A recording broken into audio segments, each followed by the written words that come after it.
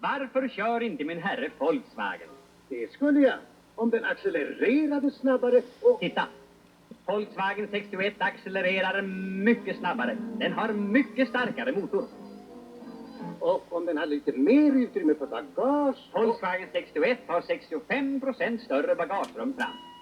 Och om man kunde få in ettan utan att stanna. Volkswagen 61 har ny växellåda med synkroniserad etta.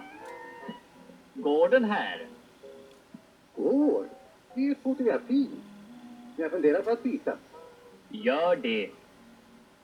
Okej.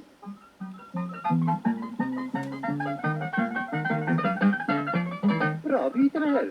Riktigt bra.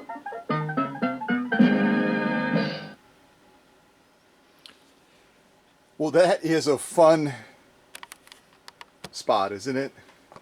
That was a commercial for Volkswagen, obviously, that was shown in Sweden back in the day when they were trying to market those great cars that came out of Germany, out of Deutschland, and were actually attributed in some respect to, let me get some lights on here, attributed to some extent by Adolf Hitler and his regime, and all those folks back then were looking for kind of like the Ford concept of putting a car in everyone's garage. And the Volkswagen was the affordable option that they came up with. And obviously they're a very collectible car now, and they were part of the hippie craze. If you're a former hippie or a current hippie, you know what I'm talking about. The Volkswagen were just cars that were coveted by that particular subculture, by that group, by that movement, by those groovy gals and girls. Wait, gals and girls. Wait, guys and girls. That's what I meant to say. You know what I meant to say.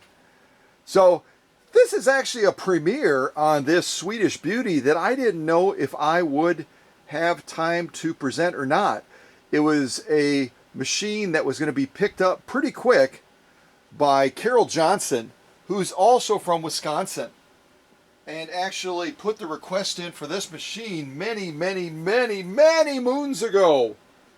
And just because of the busyness of the workshop, I haven't had a chance to finalize the machine, but finally just got it done. And with a little bit of a head nod from His Majesty the King, and a lot of persistence, I was able to finally get it done and get it ready for Carol. And that's a good thing, because she's going to be picking it up very shortly. Let me get some music on for us. And our theme today is going to be kind of a guitar theme. Although it'll be hard to tell by some of these songs that it's a guitar theme, but that's what I typed in anyway for the search. So, a little bit about this machine. It came out of my personal collection, as most machines that I prepare as purchases from customers, for customers I should say.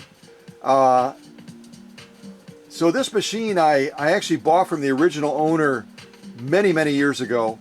It's been in my personal collection, and when Carol reached out and said, I'm looking for a Swedish beauty, I've been watching your videos forever, and I've been saying maybe tomorrow, maybe next week, maybe next month, and then years have passed. I'm finally going to pull the trigger on this. I'm finally going to make the move. And this is back all the way in, well, last year, 2020. And so we finally came together on an agreement to give her a total turnkey package on this Swedish beauty. Obviously what you see on camera right there, plus the cams, the attachments, the original Husqvarna accessory box, stitch card. Well, you know what? Rather than me just rattling it off, let me actually show you what I put together for Carol. And she's from the great community of Milton, Wisconsin. Milton.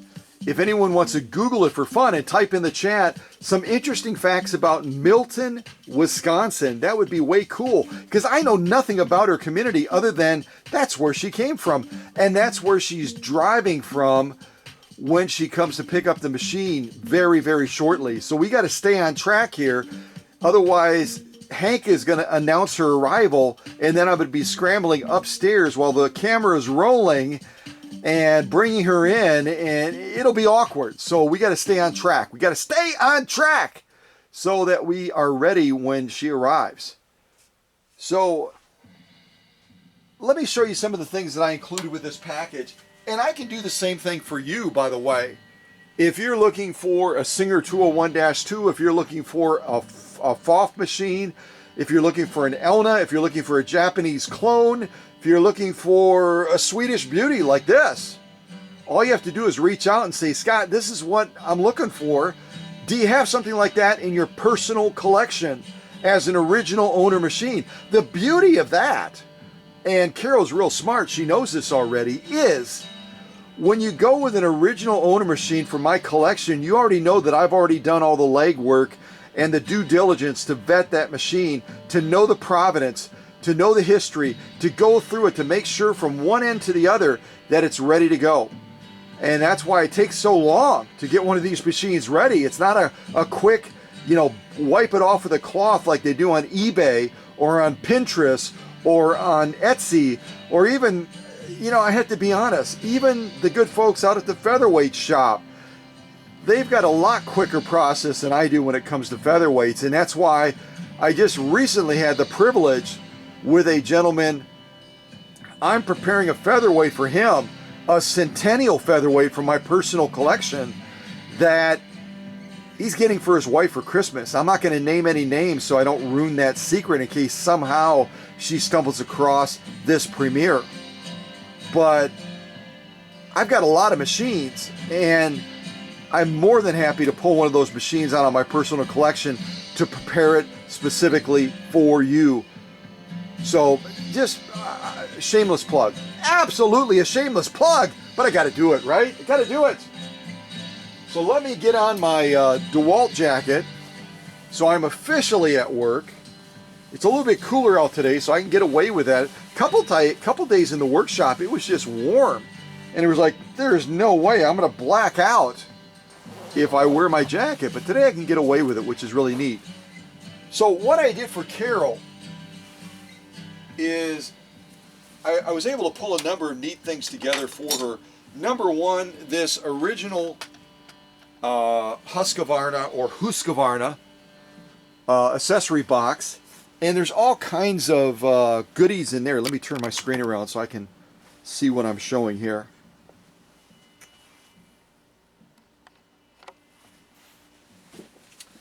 So, original carrying case. And if you're not familiar with these carrying cases, they're really, really neatly made.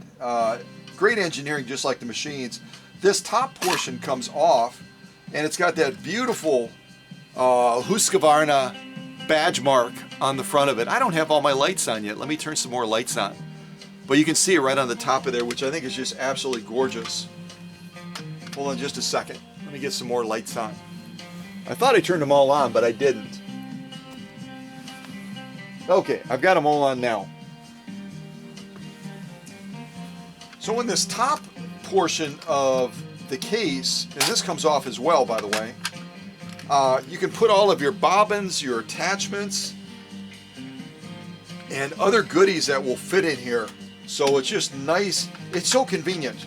And then down at the bottom, you can put the bulkier items like the original Husqvarna oiling bottle, screwdrivers, brushes to just do a general brush off of the feed dogs, extra cams, and then also we have a hem guide, obviously, and an original tape measure as well, in case you ever want to just gloat and measure the length of your machine in front of one of your friends, one of your quilting buddies, and you can say, yeah, you wish you had one of these, don't you? So, but just a convenient way. This also fits in the carrying case that I pulled together for Carol as well. So it's a neat little package, and it's so easy to take a machine like this to quilting retreats, to quilting expos, and be the envy of every single person that gathers together for that occasion, whatever it is. So along with that, I'm also giving Carol an original stitch card as well. It covers all of the stitch outputs for this machine through the different cams that you can add to it. And for Carol, I'm giving her cams A, B, and C, which are the basic core cams that would have come with this machine back in the day when it actually came on the scene right around 1960. So along with that, I'm also going to be giving her, this is a reprint of the original manual, which would have been for the Class 21, and it contains all the essentials to enjoy this machine to the fullest. Everything from basic maintenance to the different controls on the machine, the slow gear, and it just goes on and on and on and on. And I offer these on eBay as a resource to folks, and then obviously whenever I supply a new machine to a customer that I prepared from my personal collection, I always try to supply them with a manual as well so they can enjoy that machine to the fullest. I mean, that's the beauty of manuals, is it really becomes kind of a roadmap. It becomes your GPS for that machine, along obviously with this this premiere video where I cover a lot of those things as well. And last but certainly not least is a really neat edition of Providence that I can give to Carol to take with her so that she can see the original conditional sales contract that the individual that bought this machine brand spanking new. And you can see maybe in the shot that when they bought it brand new, they paid less than $300 for this machine. But that was back in the 1960s. $300 back in the 1960s was a lot more than $300 is today. It's probably close to $1,000. So that was a big investment, and that's why this individual that bought this Viking Husqvarna ended up paying it off over 6 months. They didn't walk in and write out a check or drop down the cash on the counter and say, okay, I'm ready to pick up my Swedish Beauty. Of course, they didn't even call it Swedish Beauties back then, but if I had been back there and I wasn't just a wee little lad, I would have told them what to call this machine. Yeah, I would. I would have told them, hey, call it a Swedish Beauty. So this individual that bought it ended up walking into this shop, which was in Marshfield, Wisconsin. And right around, let me see if I can get the date, right around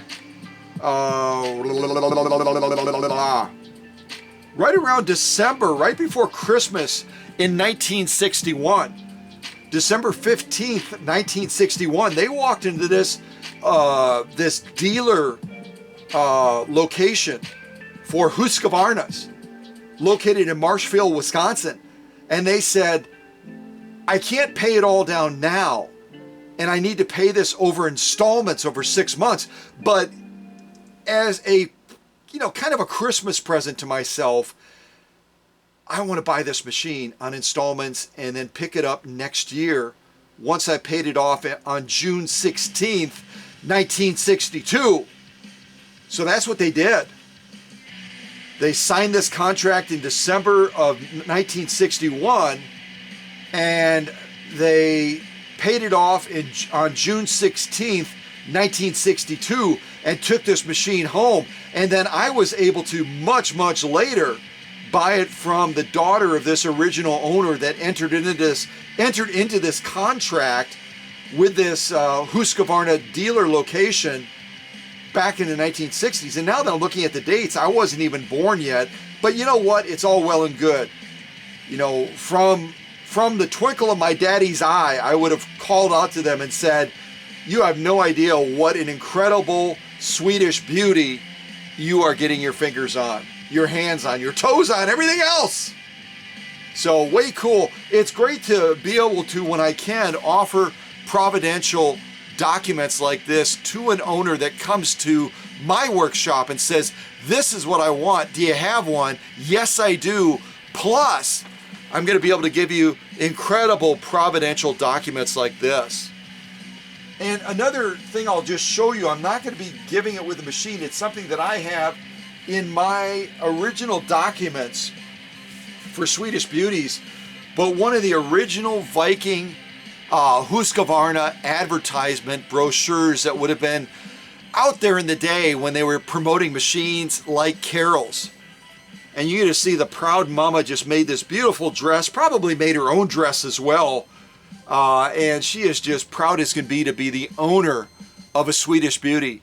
So don't hate Carol because she finally took that step after waiting and waiting and waiting and reached out to me and said, do you have a Swedish Beauty in your personal collection that I can scoop up from you even before it's promoted as a machine that's available for sale?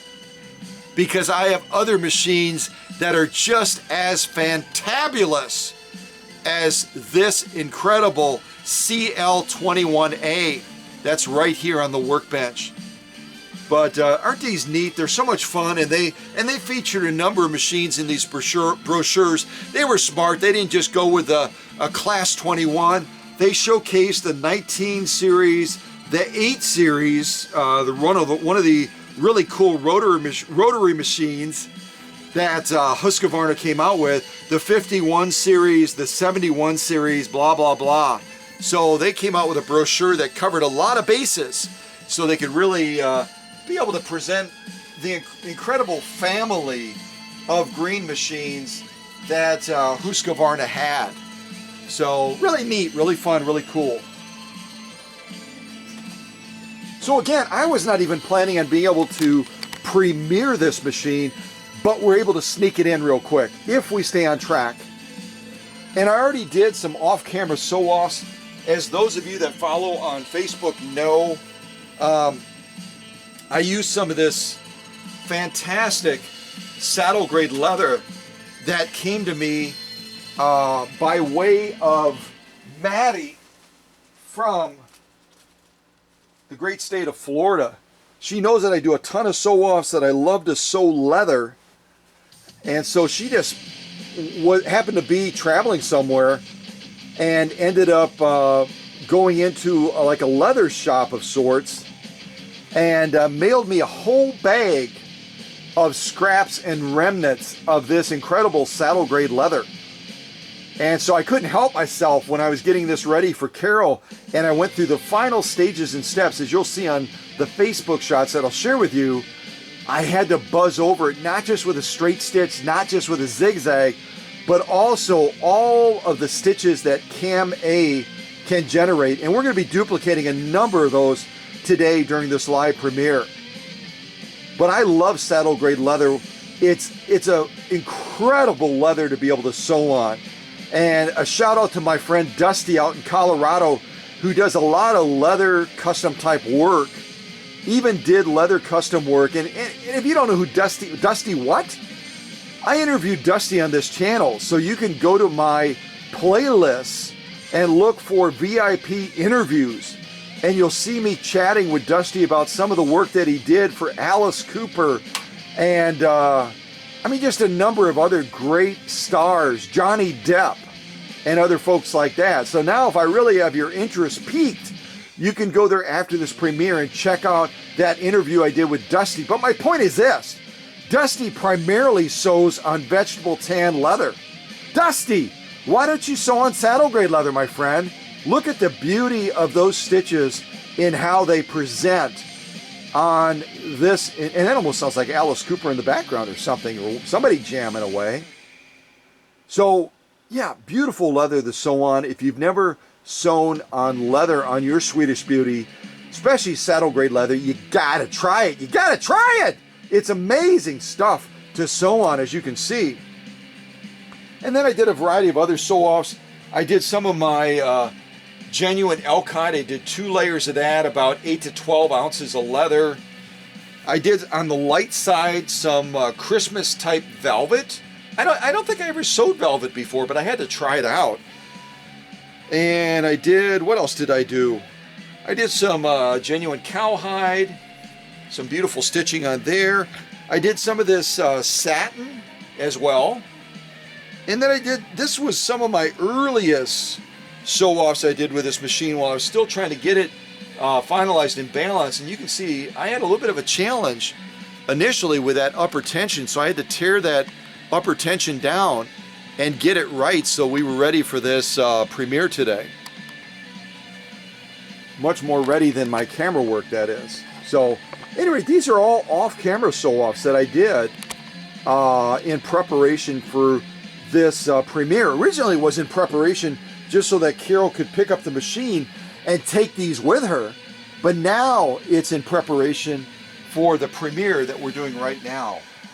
So I'm going to set these to the rear, and as we work our way through sew-offs, we'll build our sew-off sandwich and eventually our sew-off mountain, and it's all well and good, right? So what kind of needle do we have in here today? Well, you know, I decided to go with an organ needle today, and it's going to be right around a size 90, which equates to a size 14. And so kind of a medium grade needle, not huge. And it's not specifically rated for leather. It's more of a generalist type needle. So we'll have to see how it manages these sew-offs today, right? So without any more blah, blah, blah, especially since Carol is going to be here very shortly, let me turn this music down a little bit, get a quick drink of water, and then let's jump into some of these sew-offs so we can check out this CL-21A from 1960-ish. Again, when it comes to any of the machine series, there's going to be a production window where they made these machines. So this machine that we're looking at on camera right now, if I come out on the shot a little bit more, that we're looking at on camera right now, that Carol Johnson is the proud new owner of from my personal collection. This machine would have been born in 1960, but as I showed you on that providential document, that contract, this machine was not sold until 1961, and then finally after the 6 months of installments were paid off, that new owner proudly walked into the shop around 1962, almost 2 years after this machine was born, and had been sitting probably in a back room somewhere waiting to be adopted. Kind of like right now with our fundraiser for the Oconto Area Humane Society. All of those beautiful critters that you would have seen by now. And if you didn't see that premiere, you got to check it out.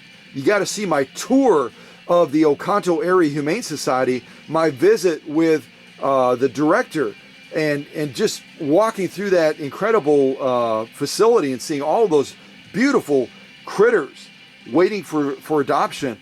This machine sat for almost 2 years waiting to be adopted by that original owner. And now it's being readopted by Carol, and it's going to be heading back to Milton, Wisconsin. So that's just the way it goes sometimes. Machines are made, they'll sit on a shelf somewhere, either at the factory, they'll sit in the back room of a dealer for a while. Because again, this machine was almost $300 back in the 1960s. That was more than a month's wage for many people. It was a huge investment. And even now for Carol, it's a big investment as well. But you know what? You get what you pay for. And this machine, after I've gone through it from bobbin to balance wheel, guess what?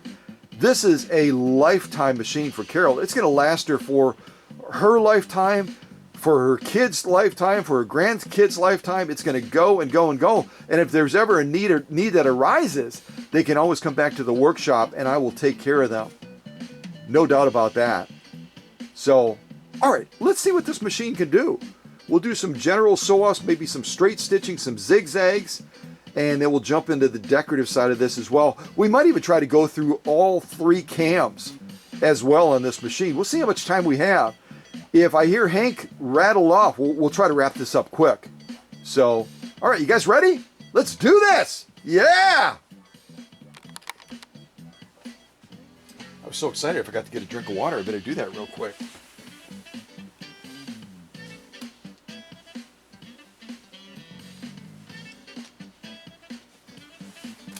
So yeah, again, as we jump into Carol's machine here, I mentioned the Humane Society. Just remember that campaign to help them out only runs from September 6th until September 23rd.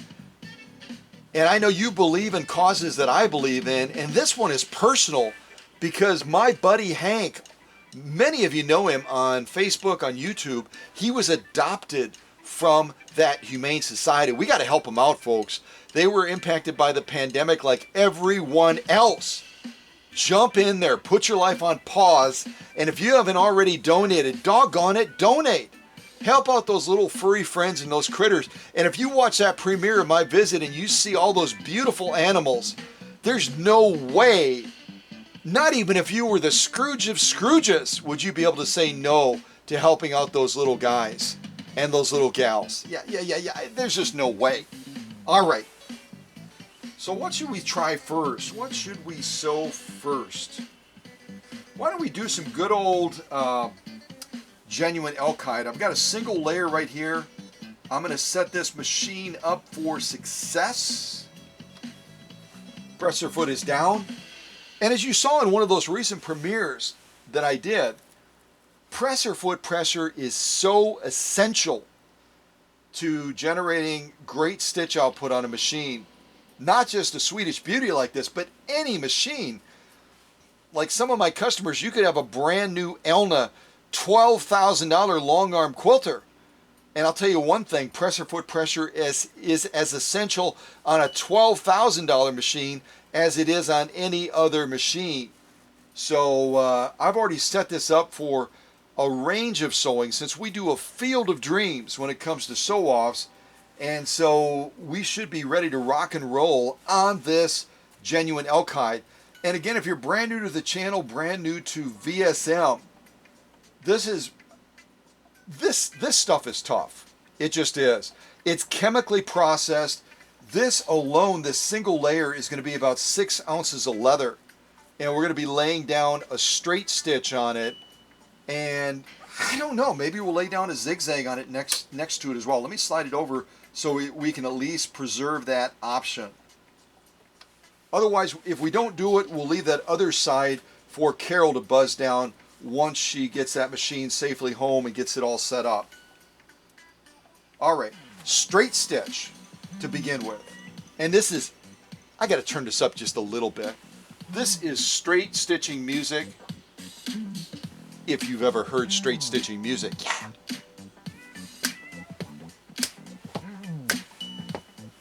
All right, let's do this. I can get my groove on later. Here we go.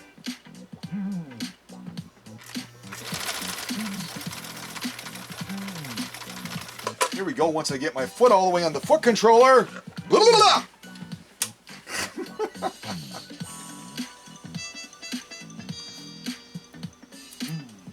All right, clip these threads.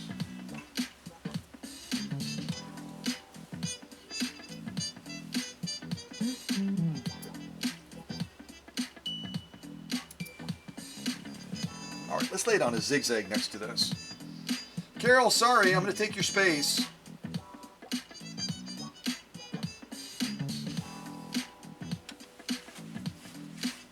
And this is a great opportunity just to kind of show you the controls a little bit on this machine before I just make the adjustment off camera and you're going, well, how did he do that? So a quick little walk around with this machine, okay? We'll start down here by this incredible badge mark, which I just absolutely adore. Don't you? The Royal Crest. Because again, if you don't know, the Husqvarna sewing machine company grew out of a king's decree way back in the day.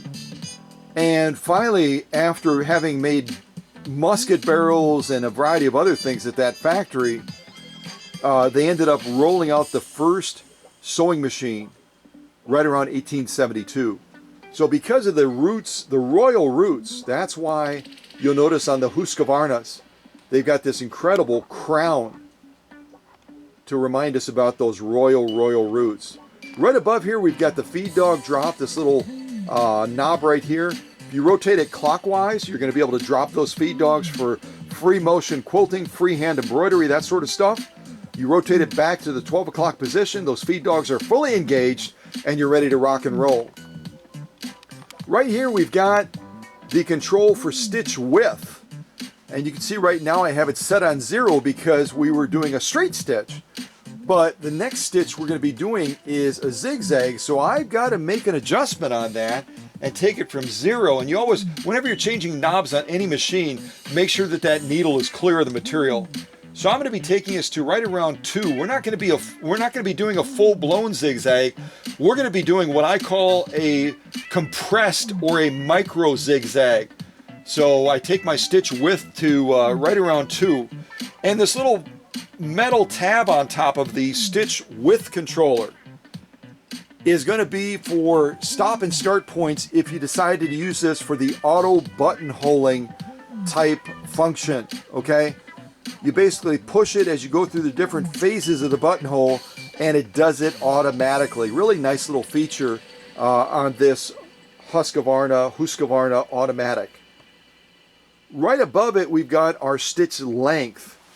And along with that, we've got our little button in the middle here for reverse. And when you're sewing with a Swedish Beauty like this, you've got a huge range of stitch length. You can get all the way down into that satin range if we rotate it all the way over to here.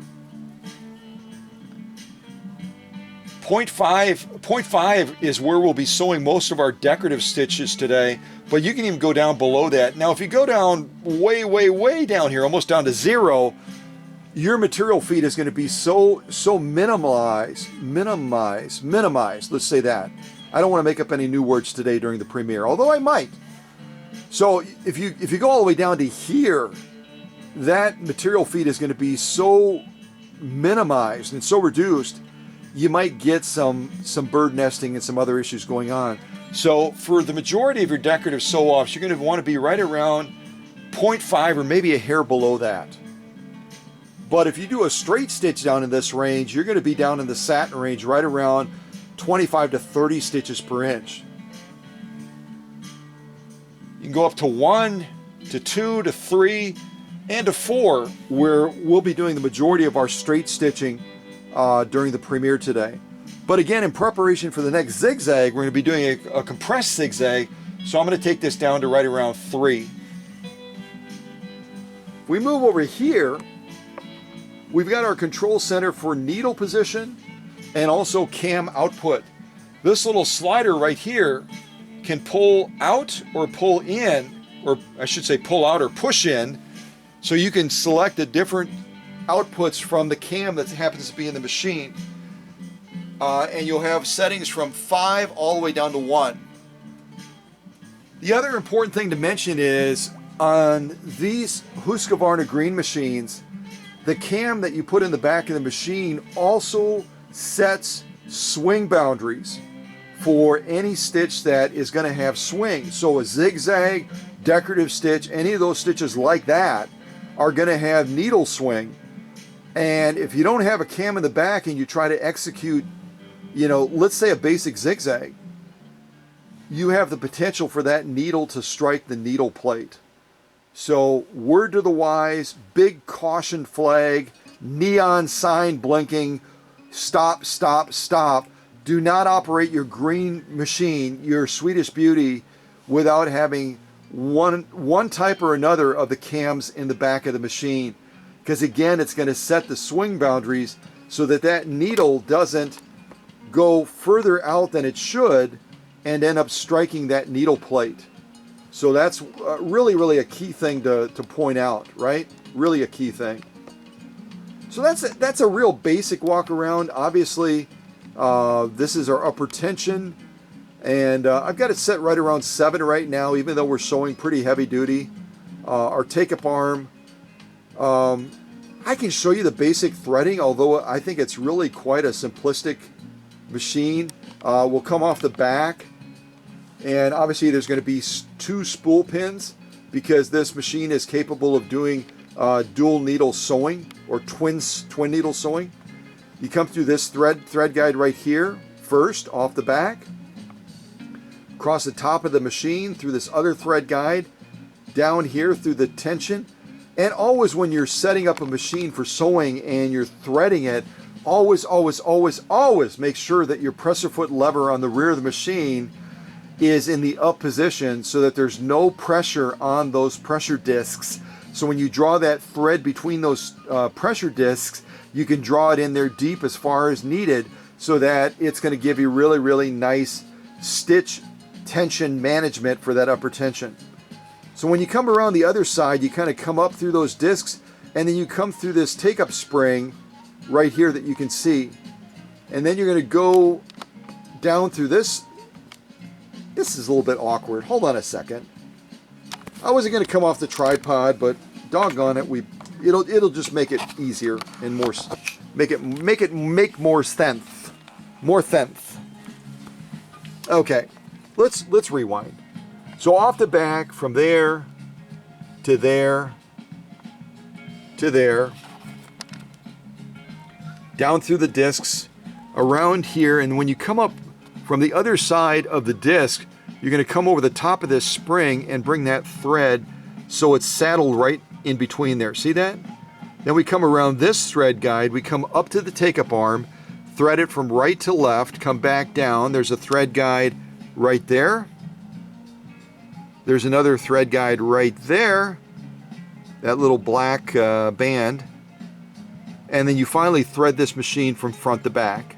Okay? So that's a basic threading. As far as the bobbin, and the bobbin would be underneath here. If I can balance this camera awkwardly, I open that little door, you'll see the bobbin down there in the raceway. So when you're setting up the bobbin case on this machine, you're going to hold the bobbin in your left hand, and then when you slide that bobbin into this bobbin case or this bobbin carrier, you're going to have the thread coming underneath, which means that this bobbin, when it's turning and running in this machine, is going to be turning clockwise. Okay? The door's closed. Where did it go? Where did it go? So, yeah, I mean, it's just a beautiful machine to work with. It truly is. And inside of the faceplate area, I mentioned presser foot pressure. You've got that control right inside of here. Where am I? There I am. Let me come out of this. You got that control right here. You've got a quick release. Let me point with my other finger. You've got a quick release right here that has those little teeth on it. You push it in. All the presser foot pressure is released. If you had to slide something underneath the presser foot that was crazy thick, right? And as you push this to the rear and this comes down further and further, this little wheel, you're going to be decreasing presser foot pressure. As you rotate it towards you, you're going to be increasing presser foot pressure. So you can see right now I got it jacked up pretty high because of the type of sewing that we're going to be doing. And we're going to maintain it there, even though we're going to be sewing some lighter grade materials like 100% polyester ribbon material. We're probably going to be sewing satin as well. And we'll just leave it there. Ideally, you'd want to reduce the presser foot pressure with lighter materials like silks, satins, and 100% polyester when it's ultra thin. Make sense? And if you've ever wondered about serial number, there it is right there on the inside of the faceplate. And if you need help looking up a serial number on your Swedish Beauty green machine, reach out to Bill and I, and we'll be happy to help you with that. We'll give you the date of manufacturing for that machine. Because the records were very, very hard to find for Husqvarna machines out of Sweden, right? And on the inside of the faceplate as well, I just love their attention to detail. There's that beautiful royal crest, and also Husqvarna Sweden on the inside as well. Wait for it, wait for it.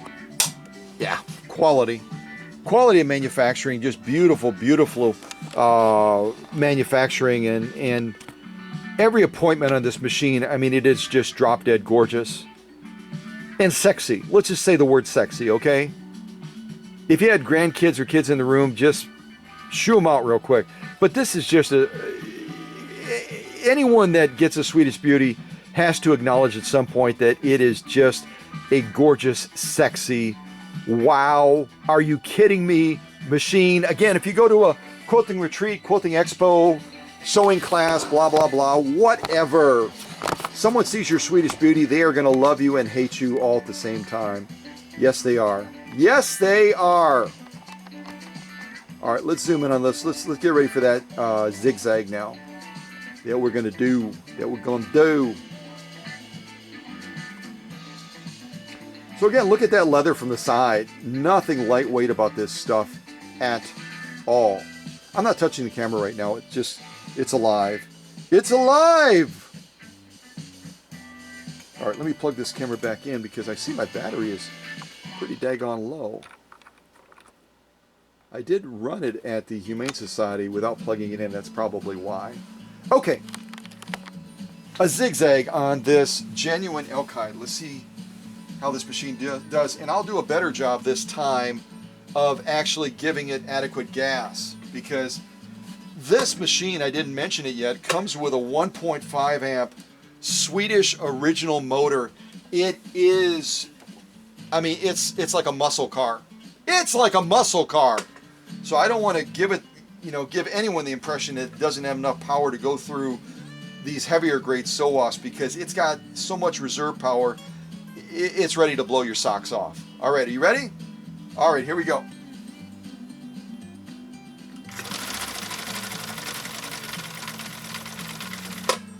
Yeah, I didn't hesitate much that time, did I? Nope. Just got her done. Get her done. Get her done. All right, finally we're going to clip these threads and have a chance to look at the sew-offs that we did. Really glad that I could sneak this premiere in, because this is such a fantabulous machine. Such a fantabulous machine. All right. Okay, let me grab my stitch holder. Should do it like this because we did the straight stitch first, right? All right, let's take a look at these. Again, a single layer of elk hide, about 4 or 5 ounces of leather, chemically processed. Look at that straight stitch first. We could actually look at both first, couldn't we? Because I'm zoomed all the way in, we can see both rows. Go across both rows.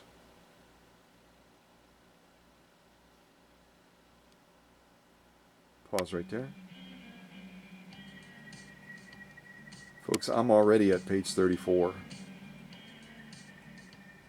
I am already at page 34! Maybe page 34 plus.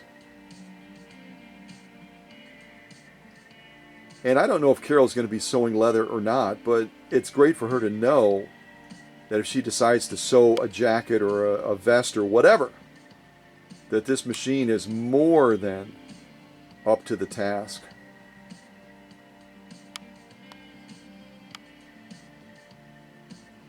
Absolutely beautiful stitching. Totality of the stitching, I won't come all the way out. I'll stop right about there.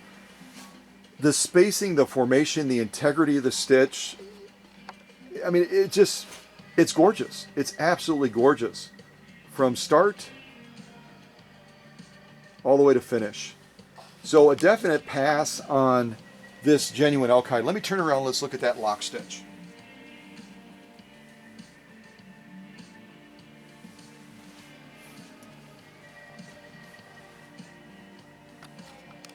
Zoom in on that.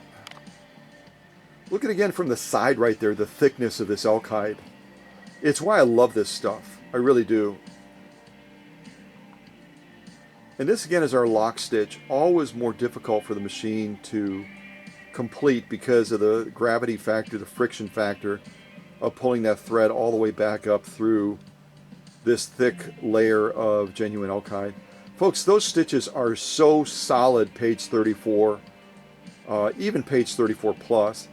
And you can see we found that, let me pause right there and take my hand off. You can see we found that sweet spot of the upper tension balance where we have a beautifully defined top stitch, but we also have a beautifully defined lock stitch as well. It's that tug of war, and if you're brand new to sewing, brand new to vintage machines, VSM, this channel, blah, blah, blah, understand that as we're looking at this lock stitch, it has nothing to do really with that bobbin carrier, that bobbin case down in the raceway. It has everything to do with that upper tension control. This control right here, where is it? It's somewhere on the machine. There it is.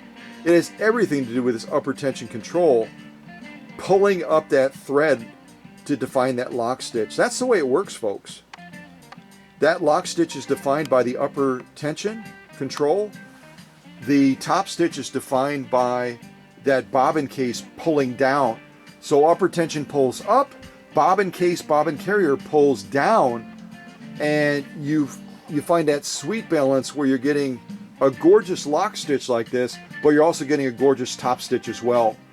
That knot that is tied off in the sewing process has to be centered right in the middle of that material so that you've got a beautiful lock stitch, you have a beautiful top stitch. Makes sense? I hope so.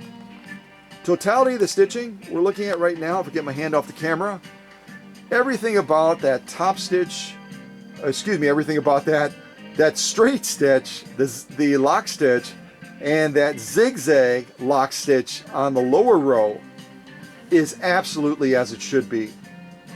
It's absolutely gorgeous. So this is a definite pass. I'm going to throw it to the back, and we'll keep on plugging along as we begin to launch into other types of leather sewing as well.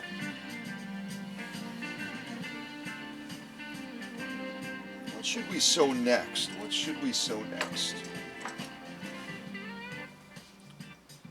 Could do this protected full grain leather. I hadn't originally planned to do this, but I think we will. But I think first I'd like to do, I mentioned vegetable tan leather earlier, so I think I'd like to give this a go. And this would be a fun material to sew. Let me do two things here. I'm going to cut this in half because it's a huge piece of vegetable tan leather. And then what I'm going to do after that is I'm going to do a little bit of a sewing around demonstrating the slow gear. And then we're also going to fold it over and do 2 layers of it. So we're going to use it in 2 ways. And you can see in the shot there, this is the back of it, the nap. It's the thing I like about vegetable tan leather is it's got a much flatter nap, and it's so much easier to see that lock stitch when you use it for a sew off. But in our purposes, when we do the 2 layers of it, we're going to fold it like this, so we've got a nice finish side, and we're going to be able to see that stitching even easier. Matter of fact, I'll set it up for that right now. Why not, right? We'll slide that underneath the presser foot. And the Swedish beauties do not really have any hyperextension. So what you get is what you get. You can't throw a fit, right?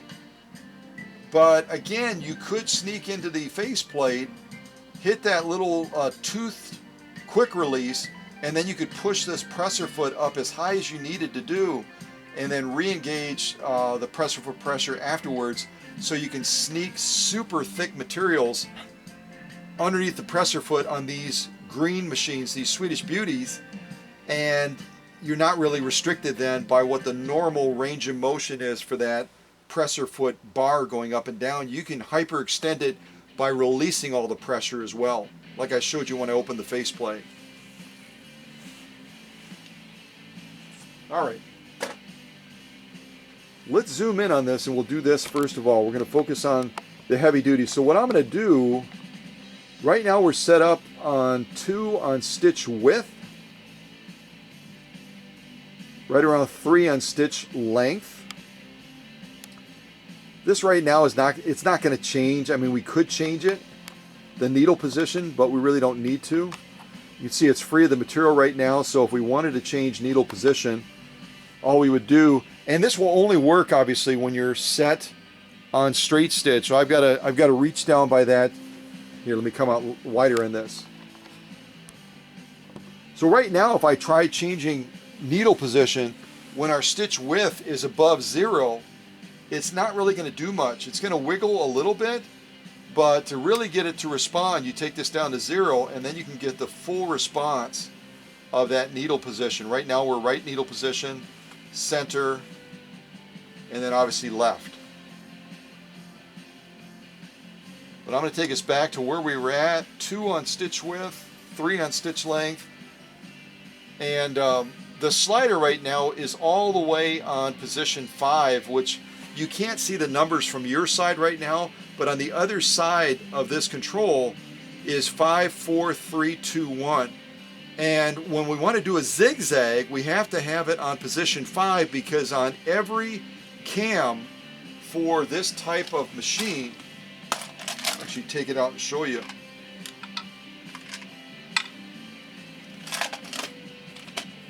On these black cams that were made for this green machine, in position 5, you're always going to have a zigzag built into the cam. So the cam is going to have a zigzag, and then it's going to have 4 additional stitches that will generate some sort of a decorative ornamental type stitch. So whenever you're using a green machine for zigzagging, always make sure that this slider is in position 5, because that's going to give you your standard zigzag. And then as you change from one stitch to another with your cams, as you'll see me do during this premiere, you always recalibrate that stitch width down to 0, because by taking it down to 0, what it does is it retracts that finger in the rear of the machine that's going to read that cam. If you have it over here somewhere between 1 and 4, that finger is going to be sticking out and making contact with that cam. And if you try to move this slider, that finger is going to be engaging that cam. It's going to make it very, very difficult. And you could even cause damage if you force this too hard. So you always retract that finger that reads the cam by taking this down to 0. And then it allows you to move this slider much more easily, so you can change between the different cam functions. There we go. I was not getting the right grip on it. So yeah, just be aware of that. You want to set yourself up for success and not set yourself up to damage your machine. So we're going to be doing a zigzag. We slide this all the way to 5. We set our stitch width right around 2 is where we'll go, and our stitch length is going to be right around 3. So I'm going to move these other cams to the back. We'll probably do these as well. Again, we have cam A in there right now. We'll also do cam B and C, because there's so many beautiful stitches that this machine can generate. All right, down to the leather. Again, what we have here is 2 layers of vegetable tan leather. If I zoom in real close, look at the thickness that we're working with. Right around 8 ounces of leather. Nothing light about this at all. Nothing light about this at all. And again, we're using an organ size 90, which equates to a size 14 needle that is not specifically rated for leather. So we're kind of rolling the dice a little bit here. It's a universalist type needle, so we'll just have to keep our fingers and toes crossed, right? All right, quick little drink of water.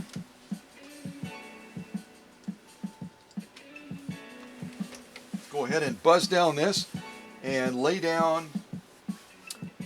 We'll do it kind of out of order this time. Normally do a straight stitch and then a zigzag. This time we'll do a zigzag and then do a straight stitch after that, okay? Make sure your take-up arm is at the highest position. And let's get ready to rock and roll. Music is just ending, perfect. All right, let's get this done. Here we go.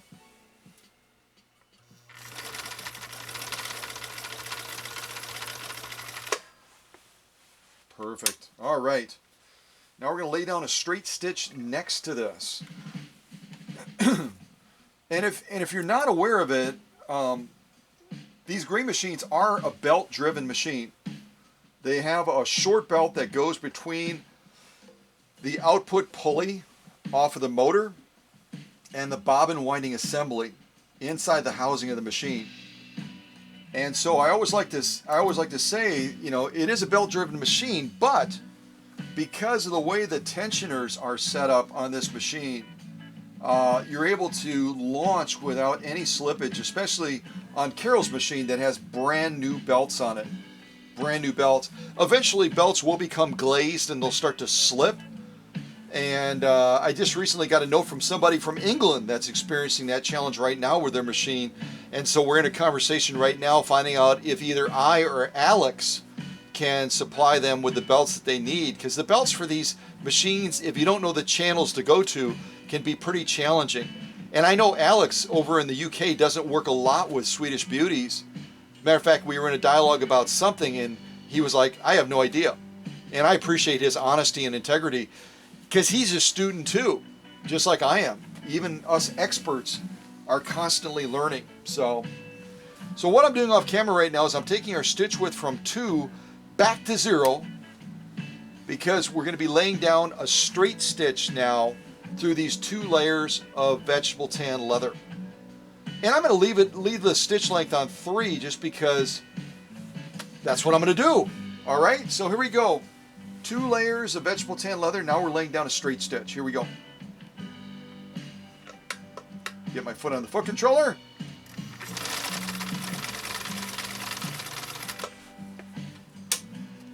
Kind of was on the foot controller anyway. Not really. Oh, that's a cool, very cool looking stitch.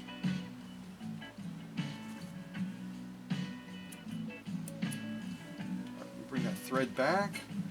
And last but not least, what we're going to do now is something really kind of nutsy and crazy. Just cut my own. Just cut my own stitch. Okay, what we're going to do now, since we have this extra room, is we're going to lay down a decorative stitch next to the zigzag and the straight stitch. And I'll show you how we set that up.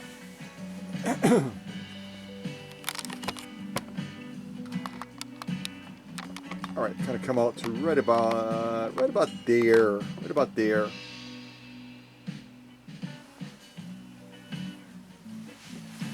So the first thing I need to do is obviously adjust our slider from 5 to either 4, 3, 2, or 1. Because otherwise, if we leave it on 5, what are we going to get? Type it in the chat. If we leave this slider in position 5 on this Swedish Beauty, what stitch will we get? Because it's built into the cam automatically. Okay, while you're typing that in the chat or whatever, we'll reset that.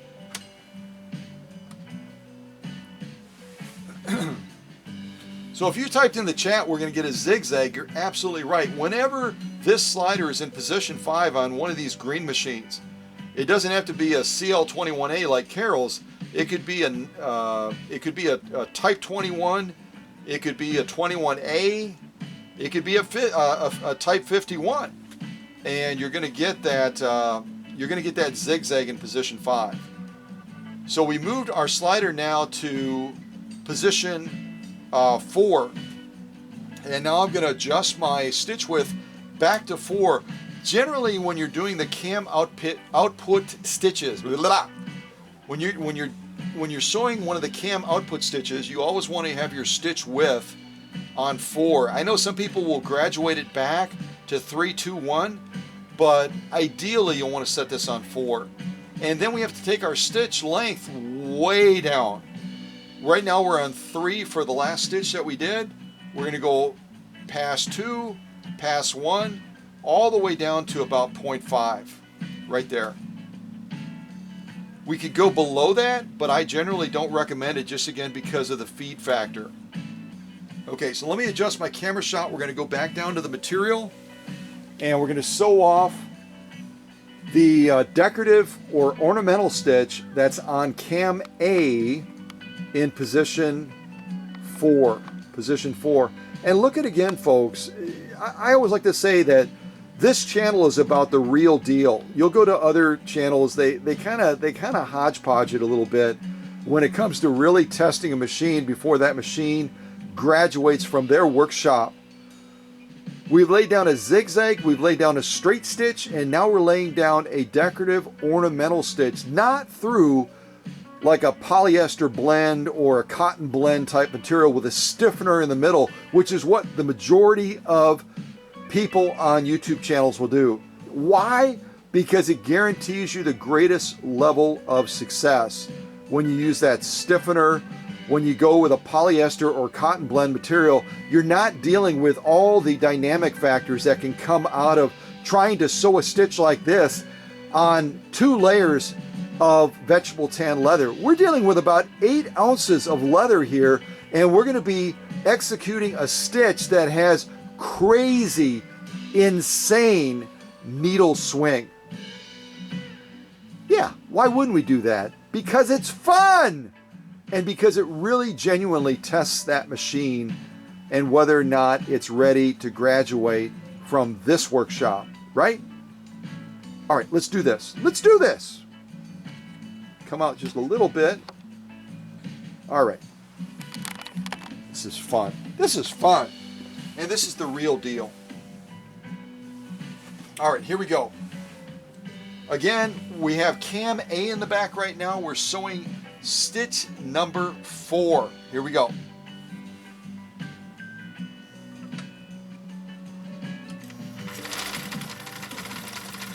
Once I get my foot on the foot controller.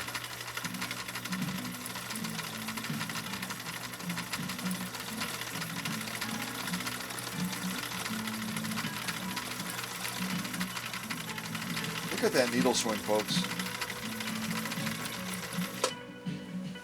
Unbelievable.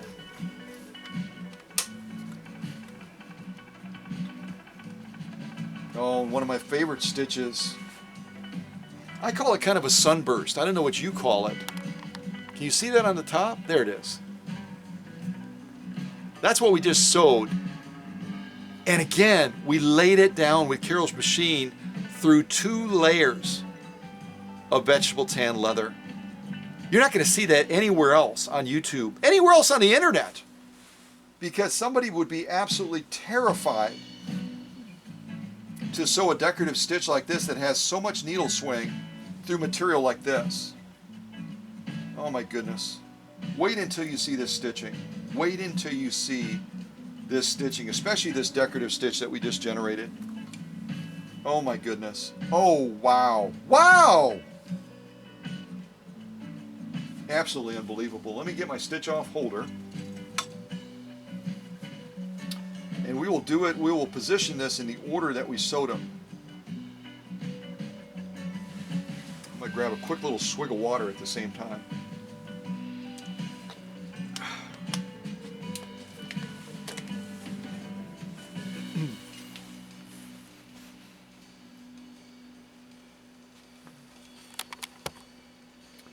Well, you can already see part of this. You can already see part of this. Very cool. All right, let's start with the straight stitch. Kind of go across there, look at that. Then we'll go to the zigzag. Actually, no, reverse that. We're going to look at the zigzag first, because that's the order we sewed them in. Then we're going to go to the straight stitch. Then we're going to go to the decorative sunburst type thing.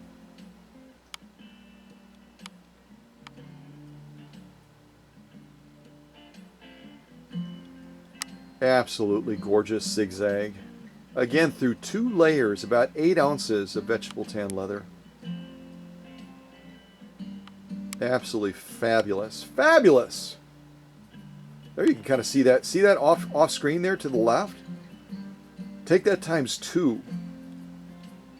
That's what we just sewed through. Here's our straight stitch. A little bit compressed, but we did sew. We sewed it on stitch length of only 3. So it's pretty much where it needs to be. But if we were sewing a ton of this vegetable tan leather, we might want to back off that upper tension just slightly so that... wait, no. I almost said that backwards. I'm backwards today for some reason. If we see a little bit of compression on our top stitch, that's an indication that our bobbin carrier, our bobbin case, is pulling down too hard.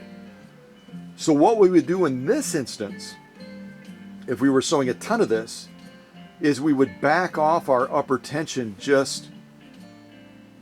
I'm totally backwards today. Oh my gosh. Only two cups of coffee today. I've got no excuse with coffee. If your top stitch is compressed, that means the bobbin carrier is pulling down too hard. We have to increase our upper tension to combat that bobbin case down below using too much muscle. I finally got it right. Maybe there's something in my water. Maybe Mr. Bean spiked my water.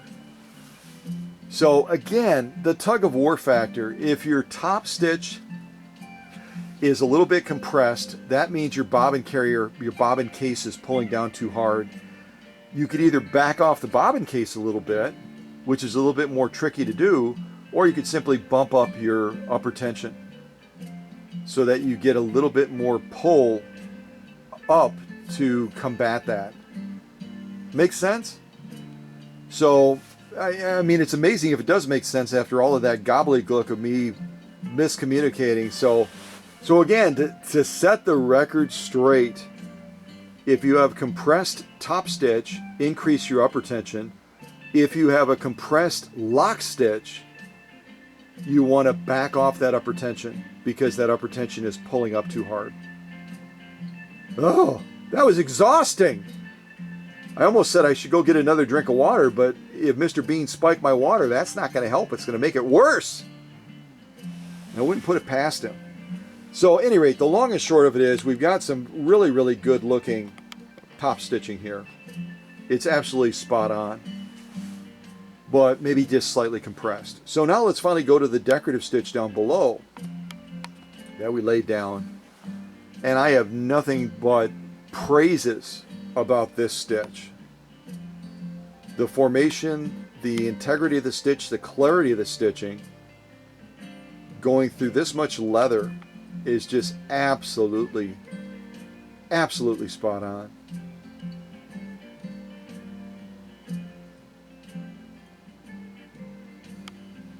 Amazing, amazing.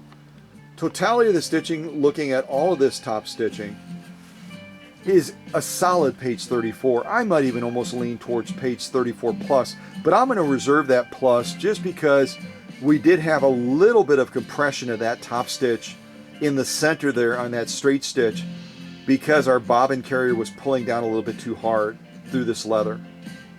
So apart from that, it is absolutely as it should be. Let's turn it around and look at that lock stitch now, finally.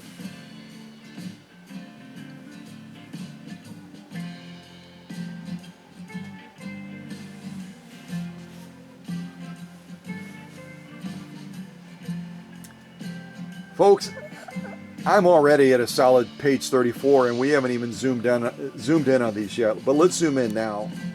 And for sake of time, no, I'm not going to shortchange us. We'll look at 2 rows at a time this time. So we're looking at the zigzag on top, the straight stitch in the middle. Pause right there.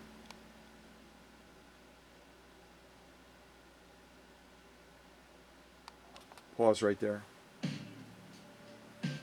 So you can see here where we do not have any compression of that straight stitch in the middle row. It's absolutely as it should be, but we could just increase that upper tension a little bit to take away some of that pull down from the bobbin carrier. It would not, I don't think it would reduce the definition or the stitch integrity of this in any way, but it would give us that top stitch back, which we're lacking just a little bit right now. Solid, solid page 34. I would even say a page 34 plus. What are we going to see on that decorative stitch? I mean, we are, after all, talking about an ornamental stitch being laid down on 2 layers of vegetable tan leather.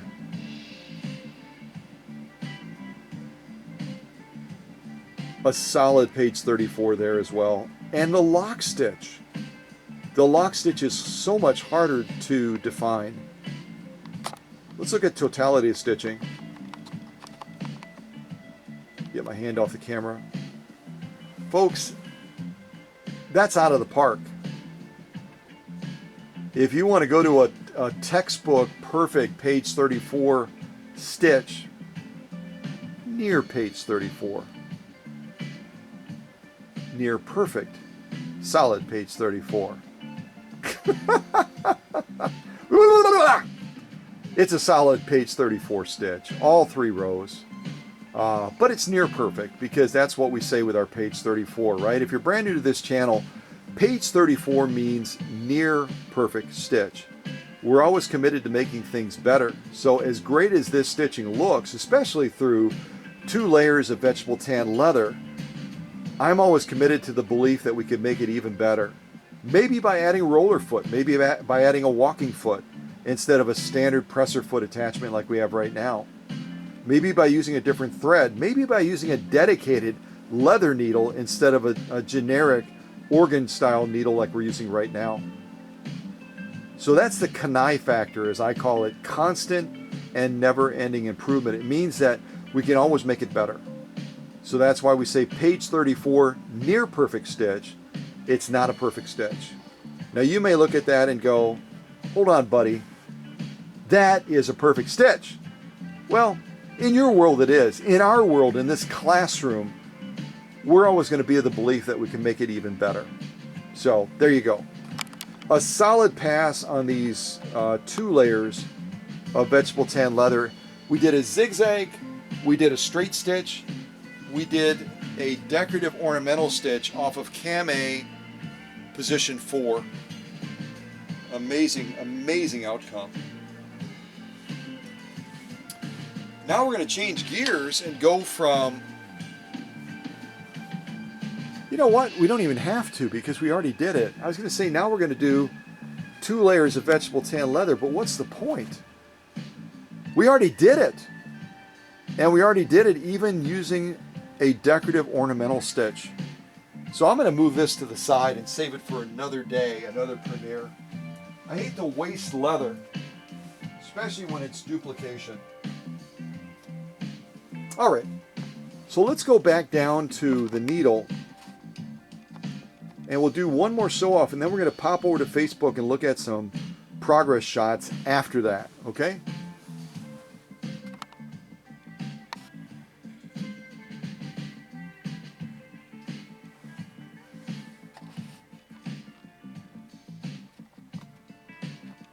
There we go.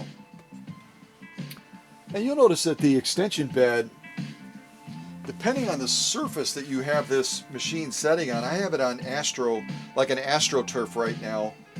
That sometimes will be a little bit higher than the free arm itself. You know, you could basically push down and get it to try to set down more flush. But the other factor is that on these extension beds, they also have a little rubber pad on the back side of this centerpiece, and they have rubber pads that run all the way down to form fit that free arm against, to form fit that extension bed against that free arm. So it doesn't affect the sewing at all. To some people that are real persnickety, they're going to look at that and go, well, it's not flush, it's not flush. Well, that's true, but it really depends on what sewing surface you have. And I mean, technically you could always remove those rubber boots that are on the edges and under here, and it would allow it to go down further.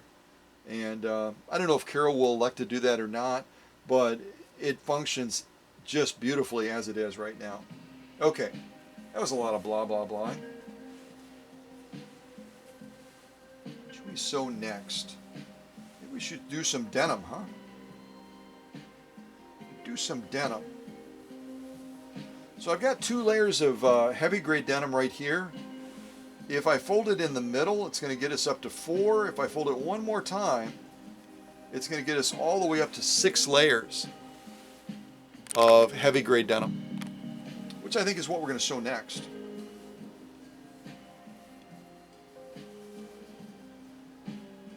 And again, we do not have a hyperextension, so, but the clearance is really exceptional. Look at that. No problem at all fitting 6 layers of heavy grade denim underneath there. It just fits beautifully, doesn't it? All right, presser foot is down. And I'll have to kind of hold this end together a little bit, see what I'm working with? Otherwise it's going to kind of pucker up on us a little bit. I will do my best.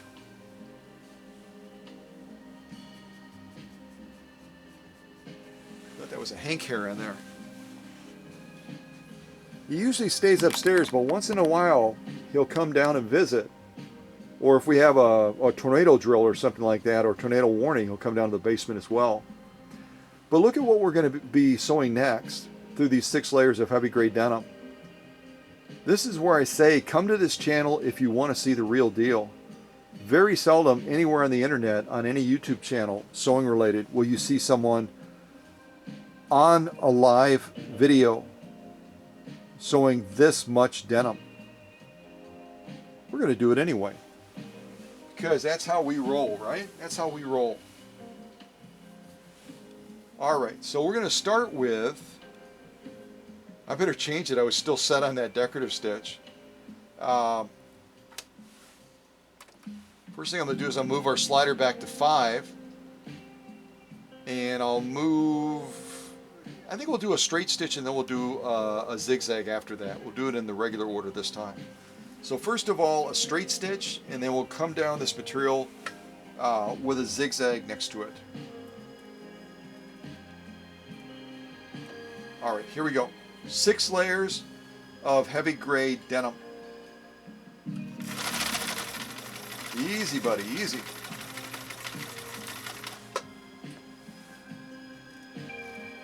Oh, I remember why now we had that extra piece of vegetable tan leather.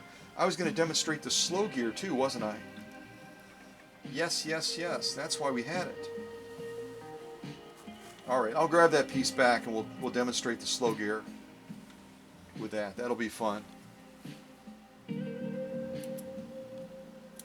6 layers of heavy grade denim. Absolutely crazy.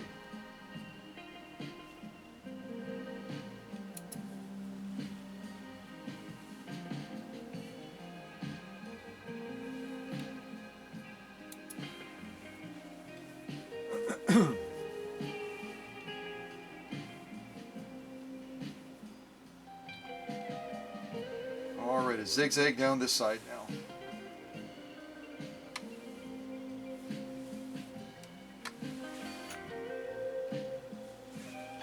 So what I'm doing off camera is I'm taking my stitch width, which is that bottom control on the right side, taking it from 0 back to 2. And again, we already put our slider in position 5, otherwise we're not going to get a zigzag, we're going to get one of the decorative ornamental stitches. So we are in position 5 on the slider, and then I'm going to adjust my stitch length. We were at 4, and now I'm going to adjust it back to, why don't we do, yeah, we'll do 3 again. I like 3, the look of that. So take up arm all the way up. Let's lay down this next stitch row. Again, a zigzag through 6 layers of heavy grade denim. Here we go.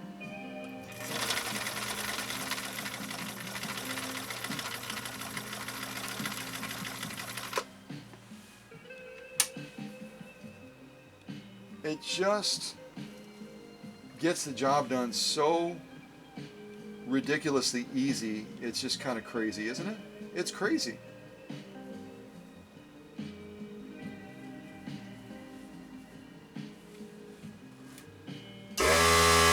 Whoops! Guess who forgot to shut off the air compressor?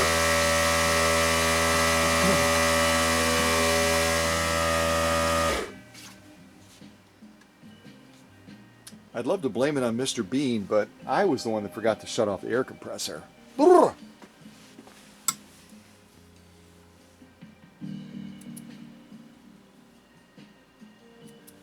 Alright, let's take a look at these stitches now. Hopefully I didn't give any of you a cardiac experience as that went off right there. I remember that happened when I interviewed Dusty. It's happened a number of times during premieres, but it happened when I interviewed Dusty, and he just thought that that was the coolest sound, and then he turned around and shut his off so it didn't happen to him. I took one for the team. All right, another little swig of water. All right, let's take a look at these stitches. This will be our top stitch through 6 layers of heavy grade denim, and we'll look at both of these at the same time.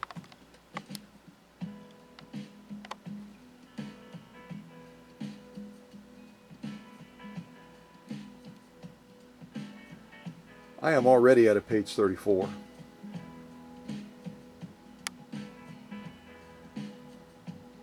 Absolutely drop dead gorgeous stitching! The straight stitch and the zigzag. Oh, there's that hair I was looking for right there. See it? That is a Hank hair. Hank!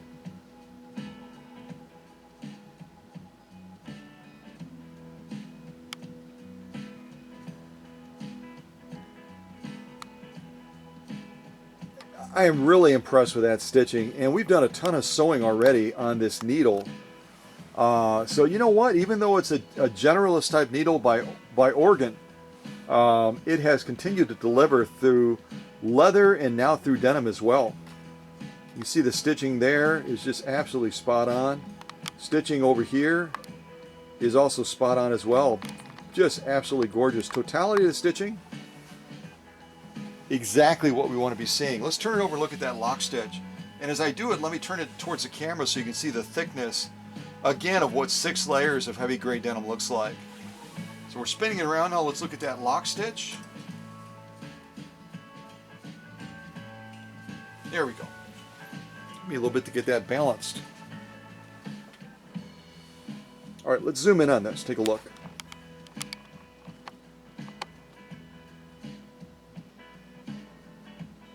This again is our lock stitch through 6 layers of heavy gray denim. Exactly what we want to be seeing. Beautiful, beautiful stitch integrity, the spacing. Pause right there. Solid page 34. Maybe even a page 34 plus. I don't want to give out the pluses too generously. I want to hold those back for exceptional page 34 stitching. I think we're pretty much there.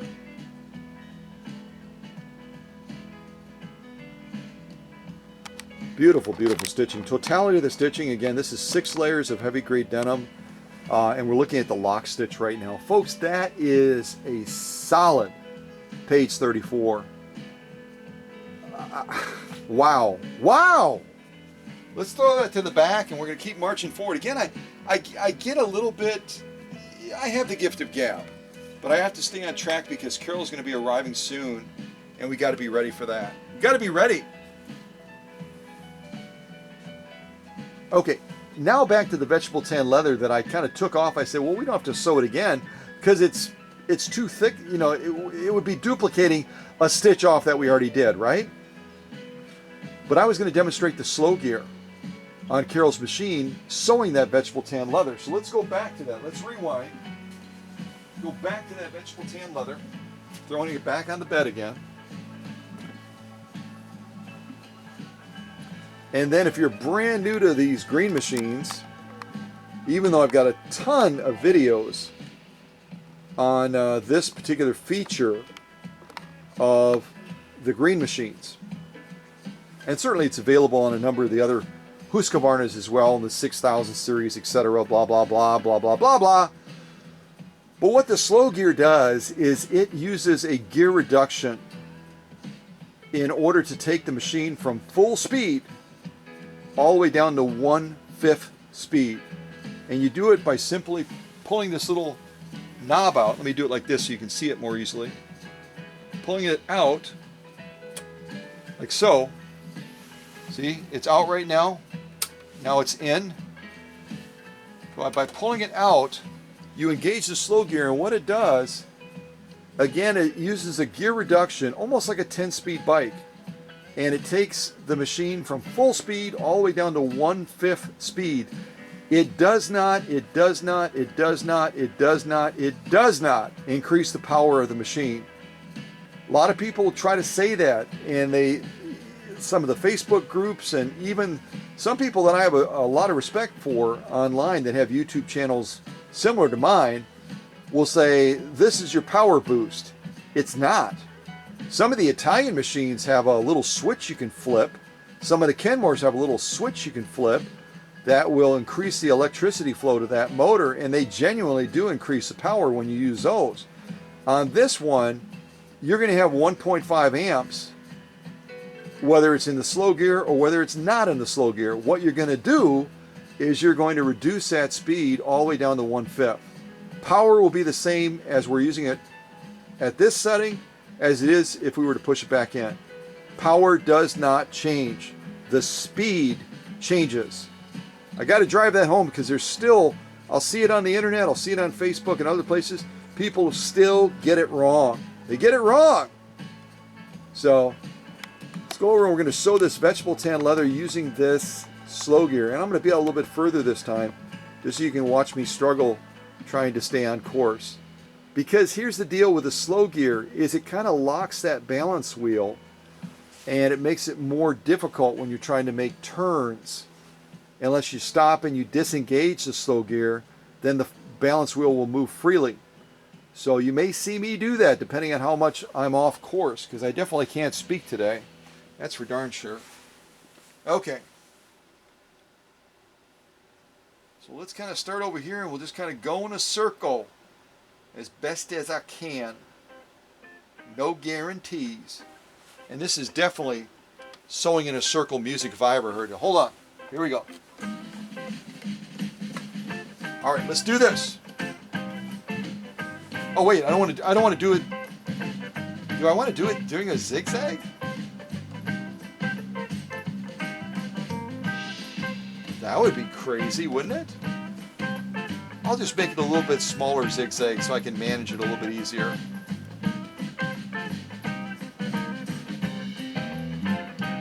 Two and a half on stitch length and 2 on stitch width. All right, what the heck? Let's give it a try. Here we go.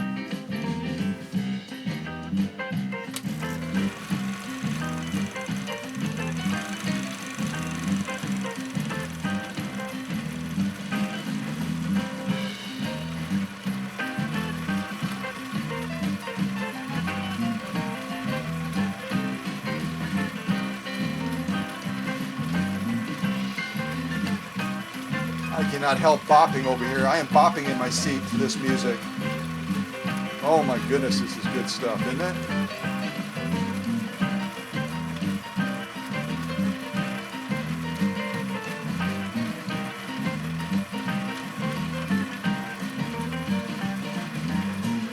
All right, stop right there for a second.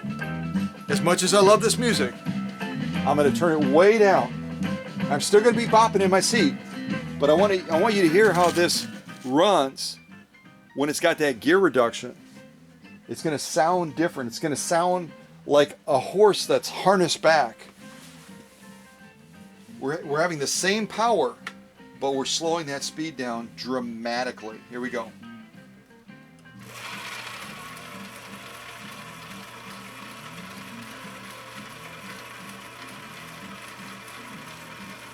And I'm not pulling the material. I'm just guiding it. I'm kind of feeding that leather around a little bit so that I'm allowing the feed dogs to do the work.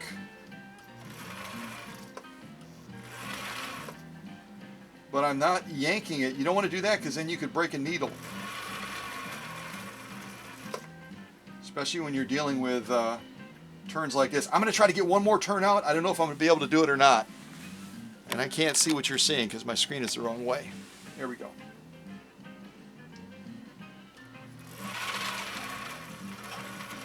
All right, that's enough. That's enough! So I'm going to disengage my slow gear so I can rotate up my balance wheel much easier. Oh, that is some groovy looking stitching. I'm loving that a lot.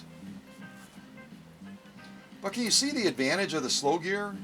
I mean, in allowing you to take that speed down so dramatically. It's almost like the old governors on the cars that would restrict how fast that car could go.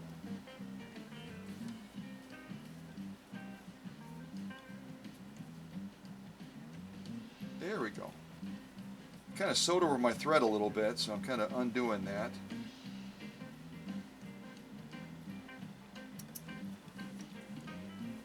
There, we got it right.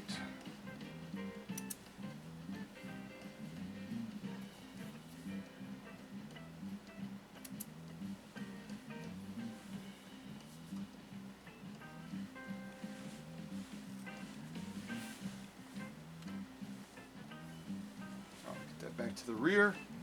So again, when I got done sewing that last little line there, I disengaged the slow gear by pushing that bobbin winding assembly back in so that the balance wheel would move freely. Otherwise it's not gonna, it's gonna be like frozen almost because the gear reduction kind of locks it into that position. All right, let me grab my stitch off holder and let's take a look at these. Again, our goal was to step that speed back because I was going to try to do some maneuvering on this vegetable tan leather. So that really is the beauty and the wonder of the slow gear. It's such a neat feature on these green machines. All right, I'm going to probably start in the middle and then kind of work my way out. There's my ending point right there.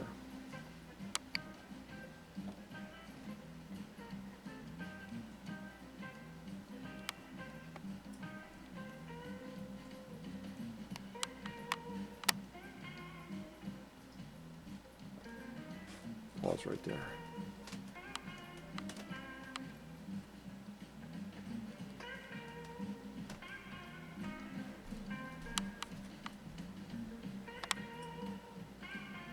Beautiful, beautiful stitching. I'm going to make you guys absolutely seasick going around in circles, but we'll give it a try. Look at that right there. Again, we're using an organ size 9014. It's a non-leather needle, and we just sewed leather. It's a cool thing about this vegetable tan. It almost has the look of a tie-in, doesn't it? Kind of that elephant skin. So totality of the stitching, let's go right about, yeah, we can go pretty much right about to there. Folks, that is some absolutely gorgeous stitching. And again, we did some really, really tight maneuvering using a compressed type zigzag through a single layer of vegetable tan leather, probably about 3 to 4 ounces of leather. My point is this: when you're using needle swing and you're maneuvering like this, even using the slow gear, you could see it was a bit of a challenge, Let's turn around and see what we can see on that lock stitch. The lock stitch is a little bit hard to see, especially on a lighter material like this, but we'll do our best to see if we can get a glimpse of it. See if we can get a glimpse of that lock stitch. I don't want to have to see if I can pull that nap back. We'll just get in really close and see if we can catch little glimpses of it. There we go.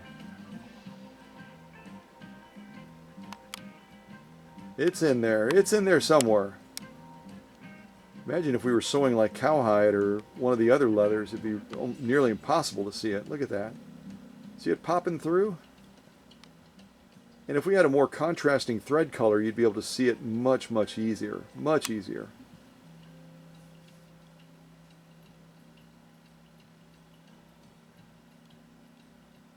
All right, I'm not going to belabor the point. It's tough to see. There we got another little glimpse of it there, those 2 rows. It's an absolutely gorgeous page 34 lock stitch too, folks. I'll come out in totality and you can look at the beautiful leather. Can't see much of the stitching. But again, all of these samples are these sample sew-offs, these confirmation sew-offs are going to go with the machine. So Carol will have a chance to hold this in her own hand and examine those stitches up close and personal, just like I can right now in the workshop. And she's going to be able to see, as the new owner of this Swedish beauty, amazing the way this machine managed that, considering how much use that needle's already gotten, and the fact that the needle is not a leather sewing needle. It just did a fabulous job, I think it was partly because of the music, but hey, that's just my opinion. So I'm going to throw this to the back as a definite pass as well. Some gorgeous page 34 stitching that Carol's machine just laid down, and there goes my stitch off holder. Beautiful, beautiful stitching. I don't know if that'll zero in on that or not. Absolutely gorgeous. All right, I'm going to throw that to the back as a pass as well,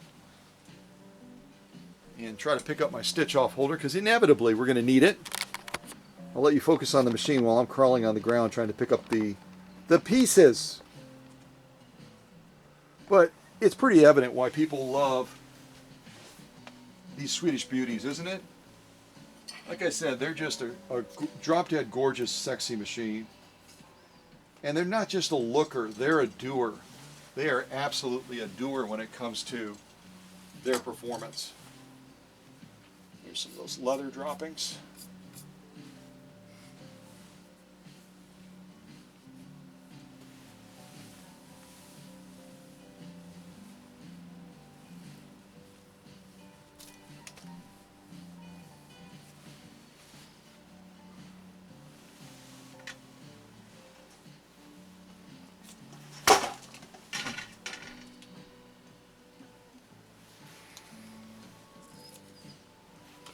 other thing I'll show you real quick before we launch into this next sew-off is I will show you the auto clutch disengagement. That's really where this machine, I wanted to show that to you. I should have shown that to you when we were kind of over here, but I didn't. That's the whole reason that this machine is badge marked automatic, Sweden automatic. And it's because of this auto clutch disengagement that the machine has. I'll come to it right about there. So if you're going to wind a bobbin, I can actually show that to you real quick. That's a problem with a lot of videos on the internet, is they don't get in close and you're left wondering, okay, what were they trying to show me? Did I understand that correctly? So if you're trying to wind a bobbin on this machine, come out to there. There we go.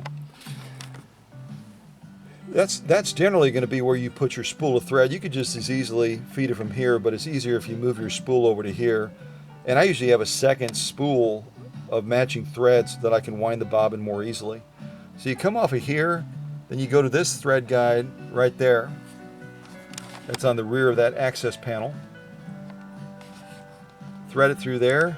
You then come down to this thread guide right here, and when you come off the top, you're going to kind of come underneath that little finger right there and then over the top, feeding it through that tension disc right there.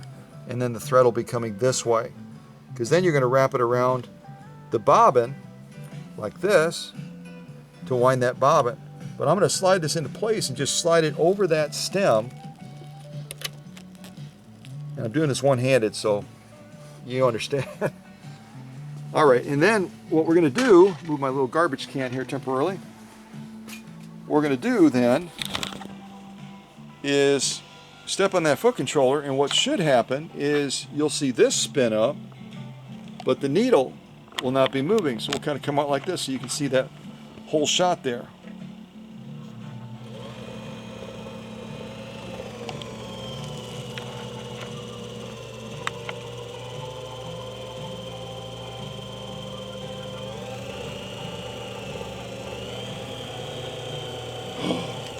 We're done winding a bobbin already. So then when you're done winding a bobbin, you obviously want to re-engage that clutch again, otherwise you ain't going to be sewing.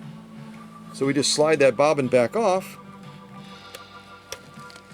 Now I can't, until I get more material underneath the presser foot, I can't hit that foot controller, otherwise we're going to create a major mess because the machine is threaded right now. But when we do our next sew off, after we look at this series of photos on Facebook, you're going to hear a little click when we push on that foot controller, and that's going to be that clutch re-engaging again. Okay? So let me get this back up on the tripod, and then we'll set up for our next sew off, but we're not actually going to sew it yet. We're going to go over to Facebook for just a little bit, and then we're going to come back to this beautiful Viking, and we're going to do our next sew off on it. I really didn't plan very many sew offs on this machine because I didn't think I would have the opportunity, but we have the opportunity, so we're going to take advantage of it, you know what I mean? So what should we sew next when we come back to this machine? I've got bubblegum material, I've got acrylic fiber, I've got commercial canvas, I've got commercial upholstery material. You know what? We've done a lot of heavy stuff. Why don't we move to the light side? And again, I'm not going to change the presser foot pressure, so we may end up having a little bit of a weird feed thing, but we'll just work with it. We'll work with it. So here's my two pieces of cotton, kind of like we're piecing them together. This material is way too big. It's way too big for this sew off, because we're basically going to go down with a straight stitch, go down with a zigzag, and that's it. But Carol could use the rest of this to kind of goof around and become familiar with the machine. So I'm going to drop it right there.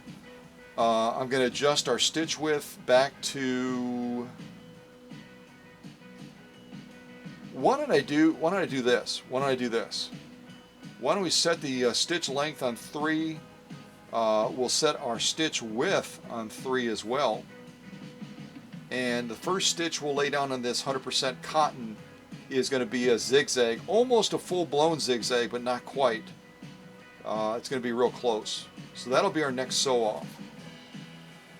Also, if you're not familiar with these machines and you're saying, wow, the lighting is really good on it, well, that's partly because I replaced Carol's light bulb with an LED bulb. But you just reach up there, you pull this carriage down, and then you can change out that bulb very easily on this machine. Otherwise, it just pops back up into the case of the machine, and it's not in the way in any way, so it works out nicely. All right, let's head over to Facebook. I don't want you just to see a machine that's running great.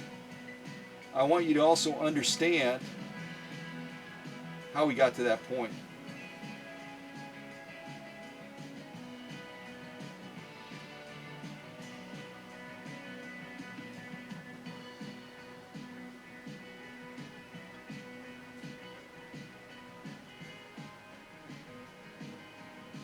There we go.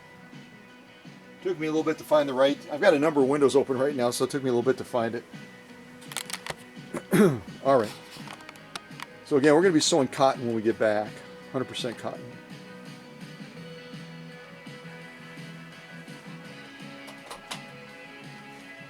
So I say this all the time, and any of you that are faithful followers, any of you that are veterans in this classroom know this to be true. You can't judge a machine by the outside appearance. Because you can have a machine like this that looks gorgeous from the outside. You look at those eBay pictures, you look at those Facebook Marketplace photos, those Etsy photos, whatever, and the machine is just like, wow. But don't let that drive your impression of the mechanical or the electrical soundness of that machine, because you could totally be off base with that. And this machine, yes, I did a little bit of cleanup on the paint patina, but it's just a gorgeous Swedish beauty. You can see that again if we kind of go over there real quick. It's a gorgeous Swedish beauty, but that is not, the outside is not going to be representative necessarily of what the inside of that machine looks like. And you can see this Swedish beauty was a dirty girl. She was a dirty girl. Look at all that filth I'm getting out of the machine. And that's only the first swab. And the second, the third, the 20th, the 30th swab was just about as bad. And someone at some point, it had to have been maybe a family member with good intentions. Again, this is an original owner machine that was bought brand new back in 1961 and picked up in 1962 after the 6 months of installments were completed by the owner. At some point, I hope it wasn't the service location, but it could have been.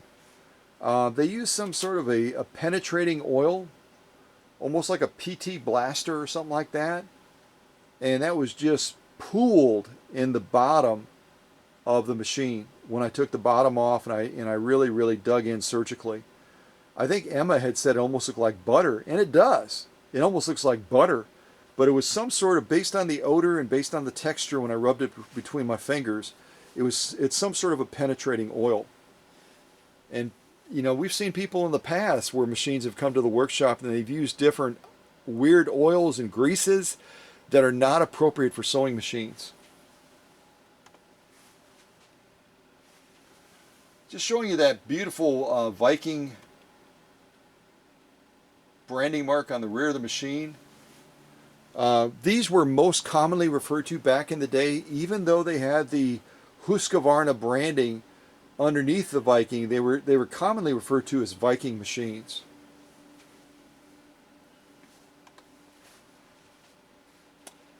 There's that side cover taken off, and you can see that shorter belt. Again, this is a belt-driven machine. There's this shorter belt that runs between the output pulley on the motor. This is the motor assembly right in here. And it drives that power over to this bobbin winding assembly right there. And there are probably close to 30 service points from that motor to that pulley and that long belt that is on the rear of this bobbin assembly that goes up and over the balance wheel. And if you factor in the motor as well, you're probably looking at 40 to 50 service points between the bobbin assembly, the output pulley on the motor, and the motor itself. There's so much servicing that has to be done in that region of the machine, but it has to be that way because that is so essential. Everything starts with the motor as far as the power output, and then it's transferred from this output shaft to this motor pulley to this bobbin winding assembly, all the way up to that, through that long belt that goes up over the balance wheel, all the way down the main shaft, down to the needle bar, and then eventually to that material. There's so much that can be lost in that transfer. That's why the entire machine, over 126 steps, has to be serviced from bobbin to balance wheel. Otherwise, if you say, oh, all I'm going to do is service the motor, then when that motor spikes up with power, you're going to be losing power starting from here, all the way to here, all the way up to here, all the way across the machine, through that main shaft, all the way down to that needle bar. You got to service the entire machine in order to make sure that you can optimize it and maximize that motor output.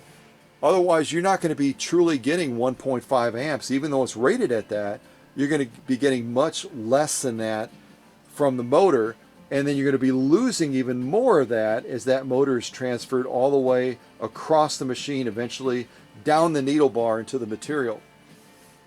That's why my process is so extensive. Again, it's going to, on a Swedish beauty like this, it's going to be about a 14-hour to a 16-hour service, compared to taking it to your local service center where they're going to spend about 45 minutes on it. 45 minutes to an hour compared to 14 to 16 hours in this workshop. And that's why the machine performance is so dramatically different.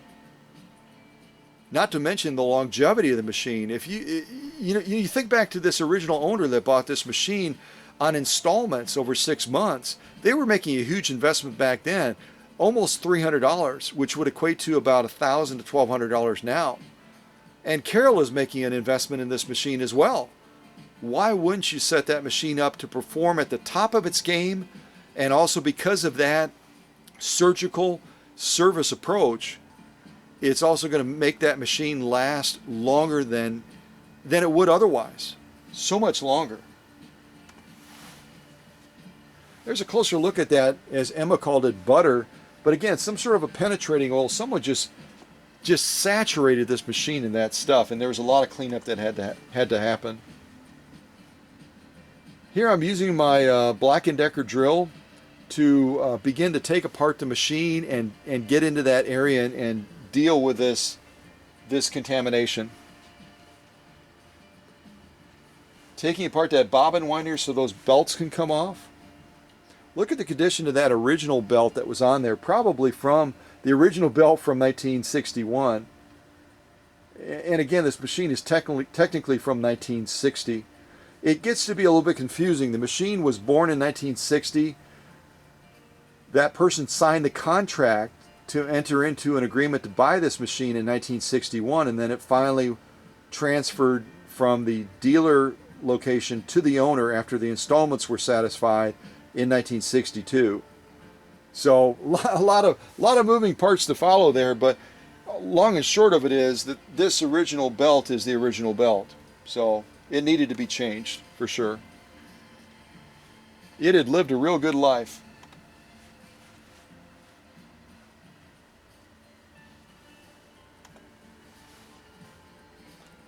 And now we can really get a clear view of that stuff in there. It's a mess. It's a mess. And that liquid had soaked through there so heavily that it actually took off one of the stickers that would be on the rear of the motor.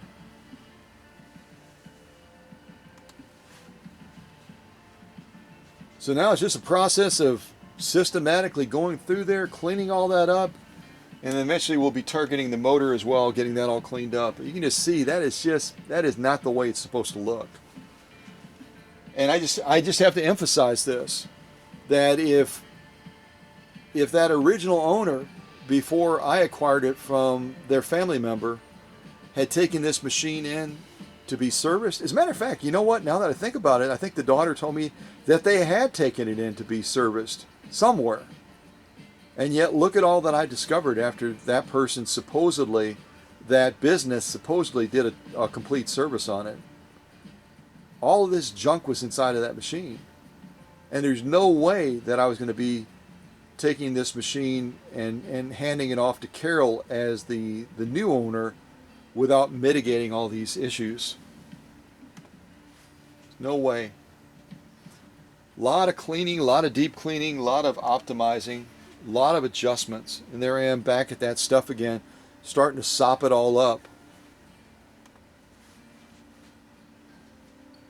This gives you an idea of how you can look at the outside of a machine and have no clue at all about what's underneath the skin of that machine.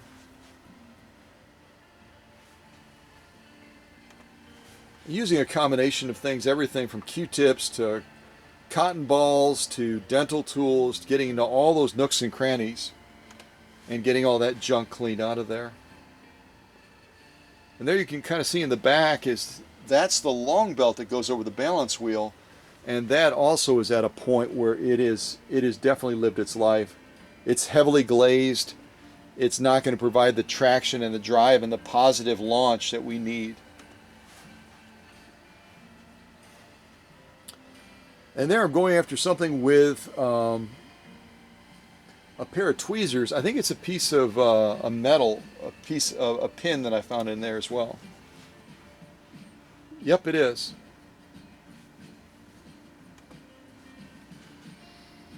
Starting to go after that balance wheel now. I'm going to take the balance wheel off. There's the original long belt, which again is in really, really bad condition.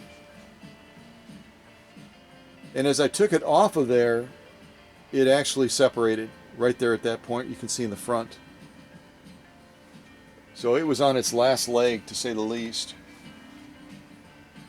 Now there's that bobbin winding assembly that is so essential. It does so many things. It's got the function of the slow gear built into it. It's got the auto clutch disengagement built into it.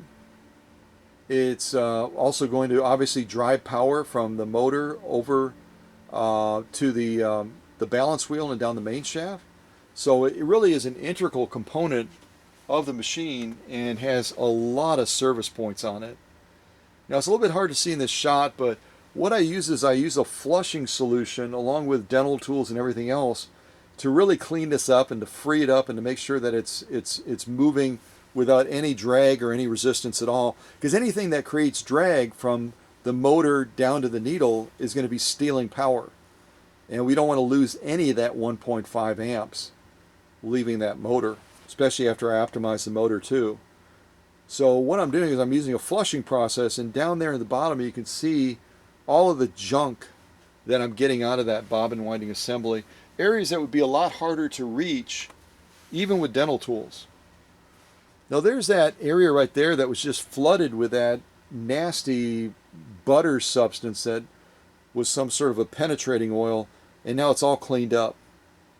All that stuff has been dealt with.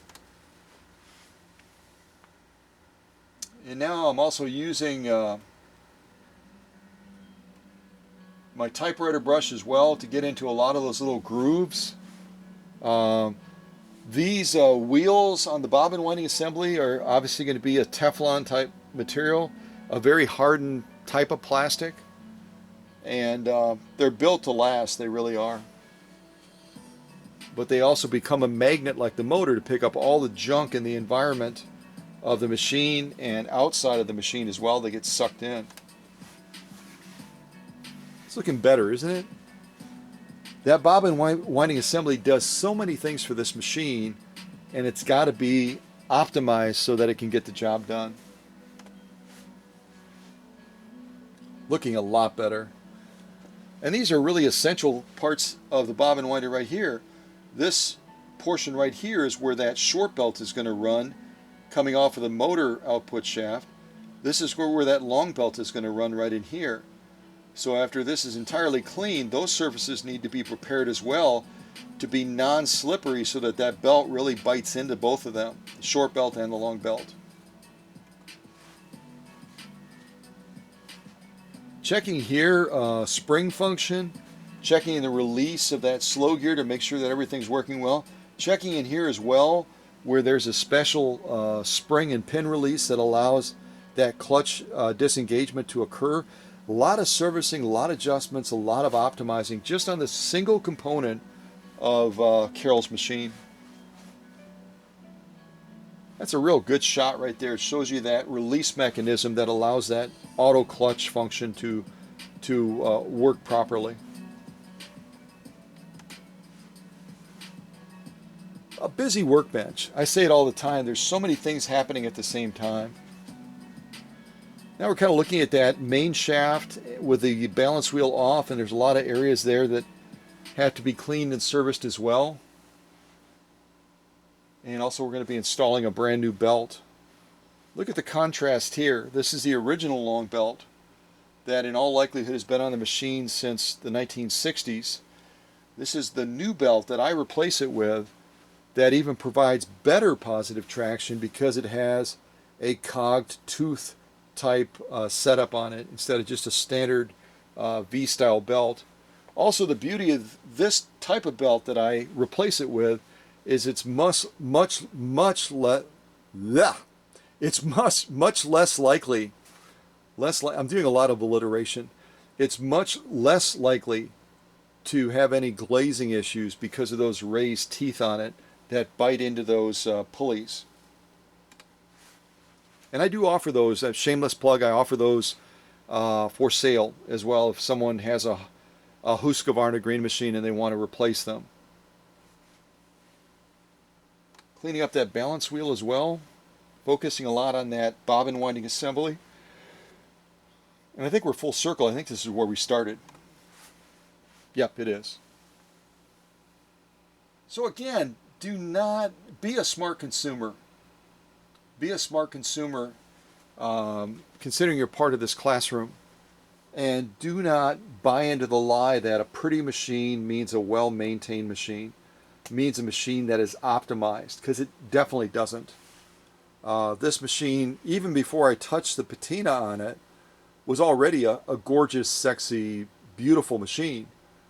But the inside, when you go through it surgically, all of a sudden tells a very different tale.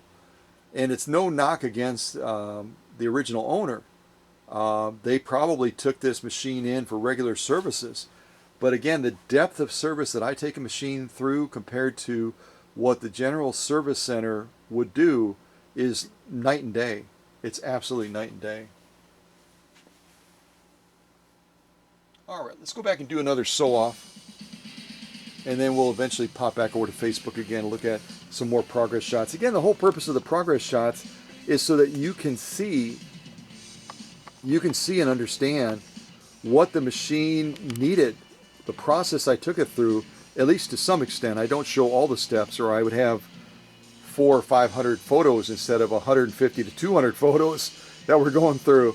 But I want you at least to have a high level understanding of, holy mackerel, Scott's process is through the roof. It's off the charts compared to any place in the country or around the world that if I took my machine in to have it serviced to get a complete service, it wouldn't even be close to the way Scott treats that machine when it comes into the workshop. So I'm going to grab a bubble gum. I wish you were here. I'd share one with you. I feel like I need a bubble gum right about now. And I just filled this up, so we are in good shape. See? I got enough to share for the whole class.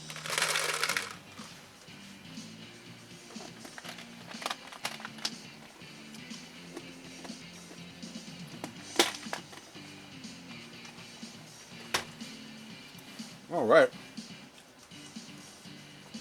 So I'll even talk slower now because with bubble gum on my mouth, it'll be harder to understand me.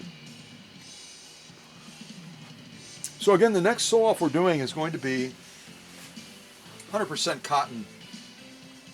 It's going to be a little bit of a challenge simply because, again, we're not changing the presser foot pressure. We're leaving it just the way it is for heavy duty sewing. And that generally is not the proper approach or the proper rule to follow. As you get to lighter materials like this, the 100% cottons, the 100% polyester, you want to be lightening up that presser foot pressure a little bit so that that material will feed more easily. But again, we always make things a little bit more challenging just to see if with my preparation of the machine, it's going to be able to get the job done. And I would be curious to try something. Normally I would just do a straight stitch and a zigzag on this. I'd be curious to launch with a decorative stitch and see how Carol's Husqvarna manages that. So off camera, I'm going to do that. I'm going to set us up for that decorative stitch output. So I'm taking my stitch width down to 0 so I can move that slider. The last time we did stitch number 4, I'm going to do stitch number 3 now. And then I'm going to move my stitch width back to 4. And then I've got to take my stitch length all the way down, super short. I may not go all the way to 0.5 because we're dealing with such a thin material. But I'm pretty daggone close to it, and I'll show you. I'm going to put on some more music then.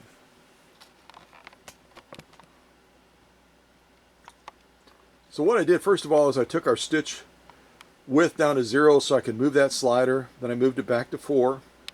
I took our stitch length from, I think it was right around 3, all the way down to almost 0.5. It's kind of between 0.5 and 1, right in that area. Then I took our slider and I moved it out one more spot from position 4 to position 3. So we're going to see what stitch 3 looks like on cam A when we do this next sew off.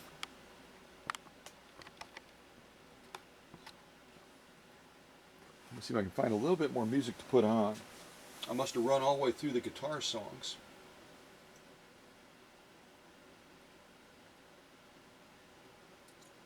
Why don't we do trumpet? I love the songs on the trumpet one.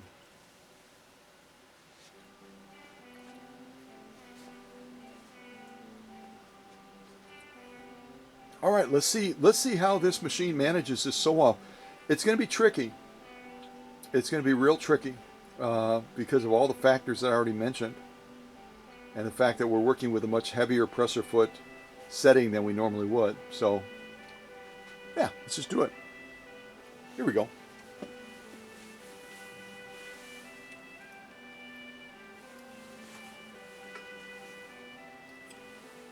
And I will try to sew reasonably straight.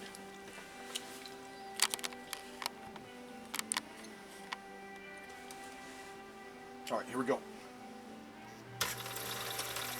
Did you hear that little click? That little click of the clutch kicking back in is what we heard.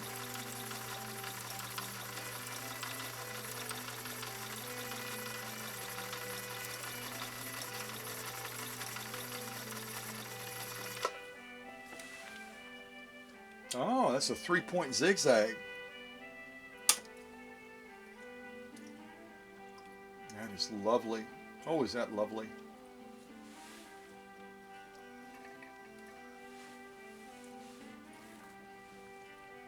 I don't know if you can see that in the shot right now, but I think that's such a pretty stitch, and it's such a practical stitch too, considering it adds just a little bit of an ornamental decorative look to it, but it's also a very strong stitch too, because it's hitting those points 3 times instead of a single time. It's going back over and back over, back over. It really is spectacular, isn't it? Lock stitch just looks as good. That's the lock stitch right back there.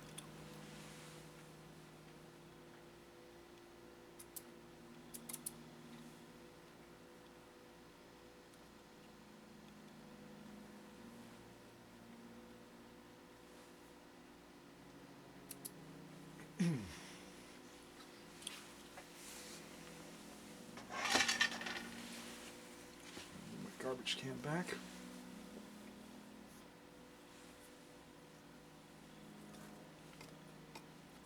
Got a little bit of dirt on the back of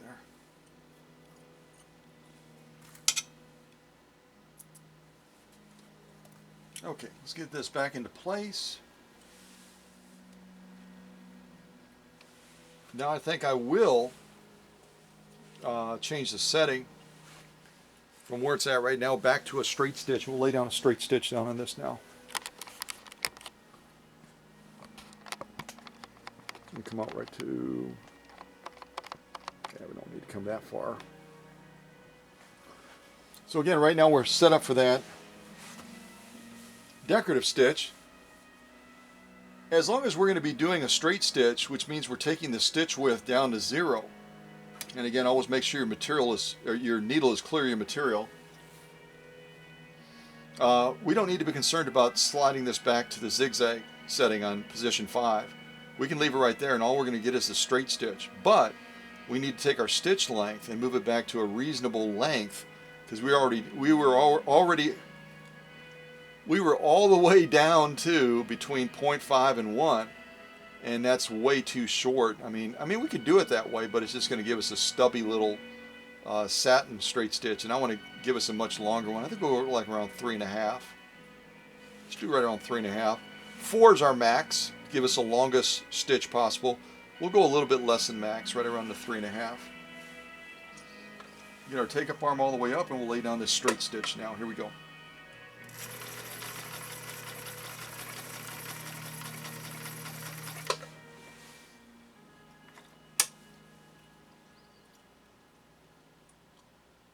Okay, that's interesting.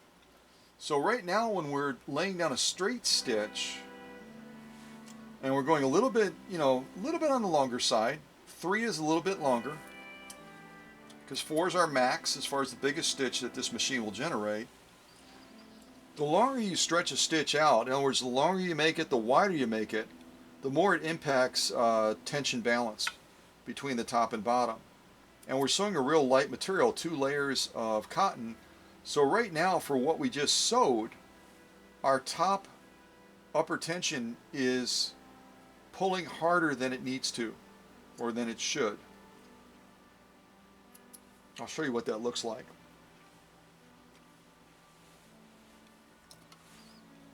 So that is our top stitch right there. Our ornamental one looks fabulous, right? Wait, we're on the wrong side of the machine. Oh, gumdrops. Alright. Well, that's okay. You had a chance to hear the machine and not see it. So what I wanted to show you is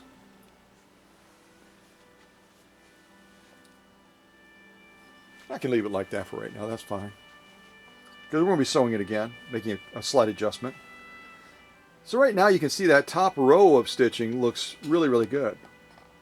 Bottom one looks I would say pretty solid as well. But it's a little bit on the weak side. It's a little bit weak because right now our upper tension is too high and it's fighting the bobbin case to pull down and define this top stitch.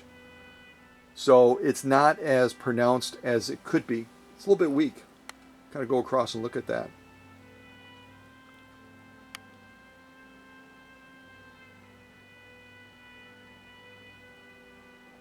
So I would say that, the top row, the ornamental stitch is a solid page 34. The bottom row, the straight stitch, I would say is a near page 34. It's a near page 34 because it's just a little bit on the weak side. Totality, you can see it's not as poppy as it needs to be. Top stitches need to be poppy. So do lock stitches, but top stitch is oftentimes the game changer if someone's making a product. Everyone's going to be looking at that top stitch. They're not as likely to be turning it over and looking and examining that lock stitch. So we need to do something about this to make it a little bit more poppy. First of all, I'll show you the back side. You compare it. Look at what we have here and look at this. Not the dirty mark on there. That's not what I was wanting to show you. Even from this distance, you can see how much more poppy that lock stitch is, which means that upper tension is doing its job but it's flexing too much because it's taking away from the top stitch. So that compared to this. See the difference? It's noticeably different. So what we need to do, so we can just know that we have control over this, we're going to go up to this upper tension and go, hey there, why are you being a bully? Why are you being a bully? No, we're not going to say that. We're just going to back it off a little bit. So right now we're at 7. We're going to back it off and take it down to just a little bit. Yeah, we'll go to 6. We'll drop it a full step. We're going to drop it from 7 to 6. So that way we know if we're sewing a ton of this, of these 2 layers of cotton, we want to impact this so that that top stitch is going to be more poppy, more pronounced, like the lock stitch is right now. See that? That's our lock stitch.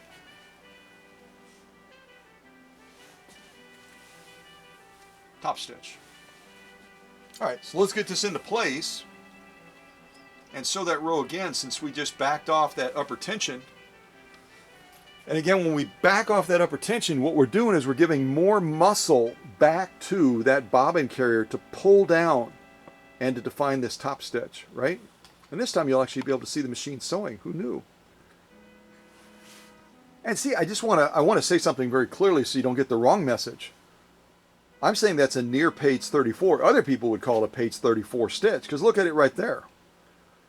When you're looking at stitches on camera, and this is where it's a little bit challenging sometimes to show you what I want you to see, so that you can get an accurate picture of the condition of that stitch.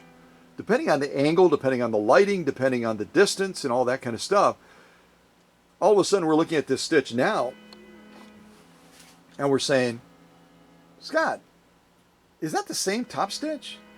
Because you know what? From this angle, it doesn't look bad at all. It looks page 34. And you would be absolutely right.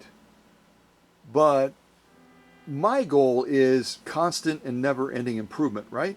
Kanai. Constant and never-ending improvement. So we're going to sew it one more time. We backed off that upper tension from 7 to 6. Let's see what impact we can bring. Fair enough?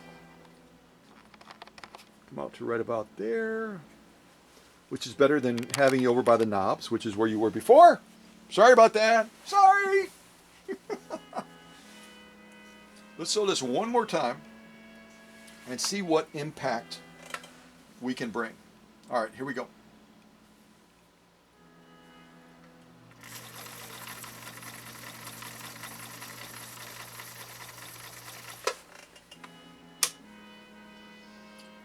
Oh yeah. Oh yeah. Yeah. Could even probably have gone a little bit further, but I think we're pretty daggone close. We're pretty daggone close.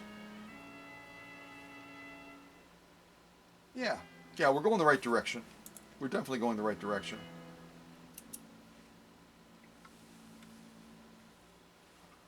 And the other thing we have to assess, and I've said this in other premieres, is when we make an adjustment like this, we have to make sure that we don't take too much away from the lock stitch. Because as soon as you start giving more muscle back to that bobbin carrier, the likely possibility is you'll give too much muscle back to that bobbin carrier, and then all of a sudden you're going to be stealing away definition from the lock stitch. So it's a real subtle, gradual process. It's not, hey, let's go from 7 down to 4. Let's go from 7 down to 5. I wouldn't recommend that, because then you kind of lose track of what impact you're bringing with your changes. This is the impact that we brought right here by taking it a single step. And actually, let me grab my thread holder so we can actually, my thread holder, my sew-off holder, so we can actually look at this in the up position. And sometimes it's a little bit harder to see this, the impact that we brought, so we can also lay it back down as well and look at it that way.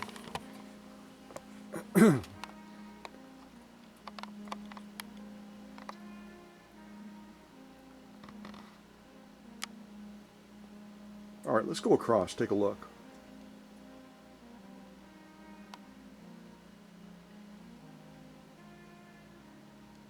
And again, we may have not gone far enough. Oops, I have to turn my camera, my sew-off holder a little bit more. Sorry. There we go. Let's start that over again.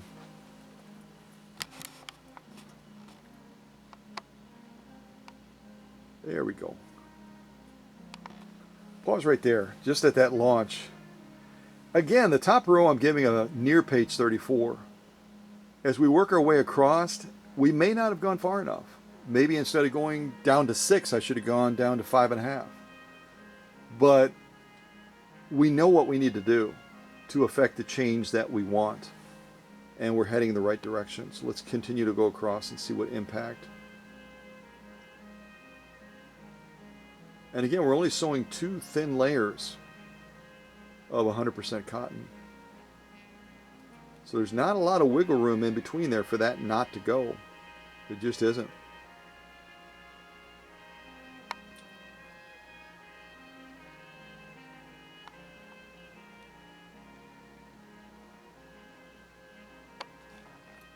Totality of the stitching, that's too far out. If you look at that top row straight stitching and the bottom row towards the center there, you can clearly see the difference between the two. It just shows you the impact that we can bring when we know what to do. And we could even do one more stitch row. Just one more stitch row, because I think it's a great learning lesson. It's a great learning lesson. Sorry about that, King. I was showing your boots. So right now we're right around 6. Let's take it down to 5.5 or 5 and see what we can do to impact the look of that straight stitch. We're at 6. Let's go just above 5. See what impact we can bring. Actually, I'm going to go all the way to 5. We'll go in single steps. And again, if we discover that we've taken away from our lock stitch, then we can just back it back up to 5.5. Okay, presser foot is down. Let me change the camera shot. So you can see we started at 7 originally, we went down to 6, and now for this 100% cotton, we backed it down to 5. Let's see what impact we can bring. And again, if you look from the side, those are decent looking stitches, they really are, but we're constant and never-ending improvement, right?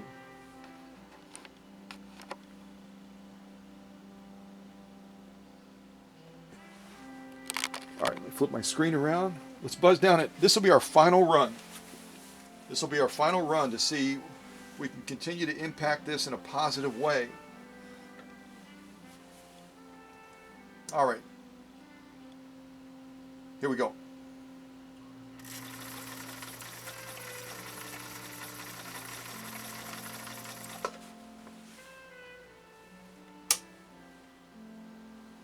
Oh yeah. Yep.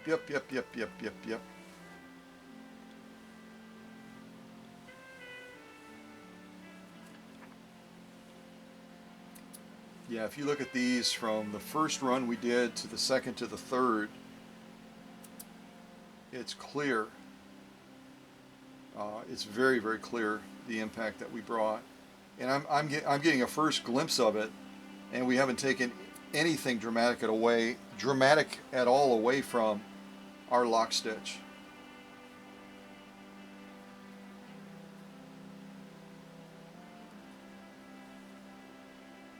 Yeah, definitely going the right way. All right, let me just set these up. We'll take, you know what? Hold on a second. Yeah, let's look at it like this just for fun. Kind of laying down. It's sometimes easier to see the impact. Let's do that, and we'll flip it over and look at the lock stitch just to see that we preserved it.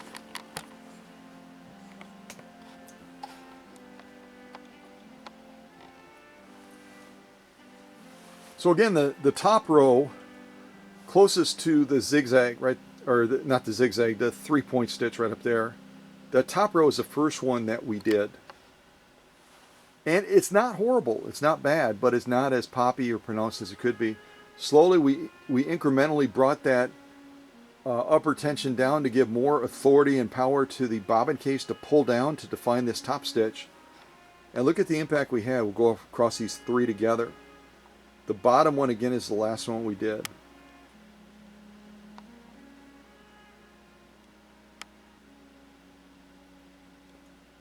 Look at that contrast there in particular. Hold on.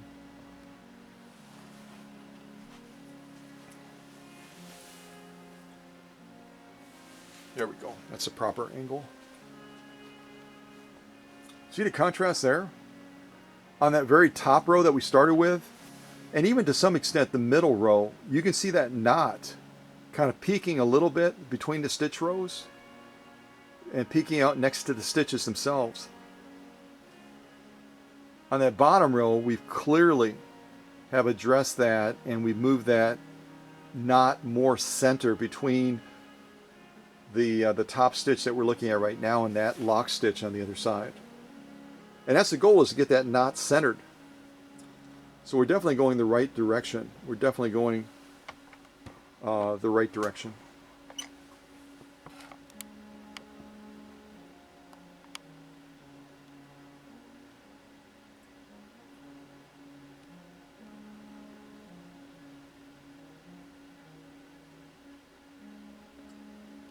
And again, when you're dealing with super thin material, it's always a little bit more challenging,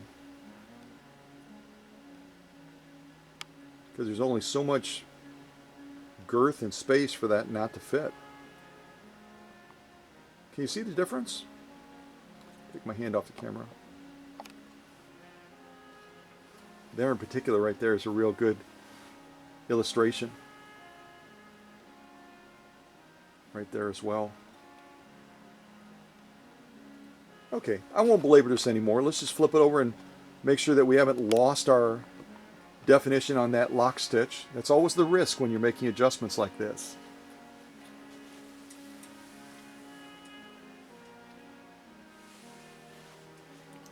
And we still have that lock stitch very, very nicely defined. As a matter of fact, it tells us with the adjustments we've made. Again, that top row closest to that 3-point zigzag is at a setting of 7 with that upper tension. The middle row is at a setting of 6. Finally, the bottom row, and this again is our lock stitch, the bottom row is at a setting of 5. We still have a very nicely defined lock stitch, which tells us that we still have more latitude we could take in taking that upper tension down maybe to a 4.5 or a 4 if we're going to be piecing together a ton of 100% cotton.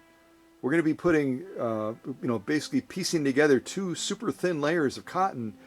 We can get away with lowering that upper tension even down to say a 4.5 or a 4. And we'll still have a really rock solid lock stitch, but we're able to give even greater definition to that top stitch than we have right now, because all the way across we maintained our lock stitch.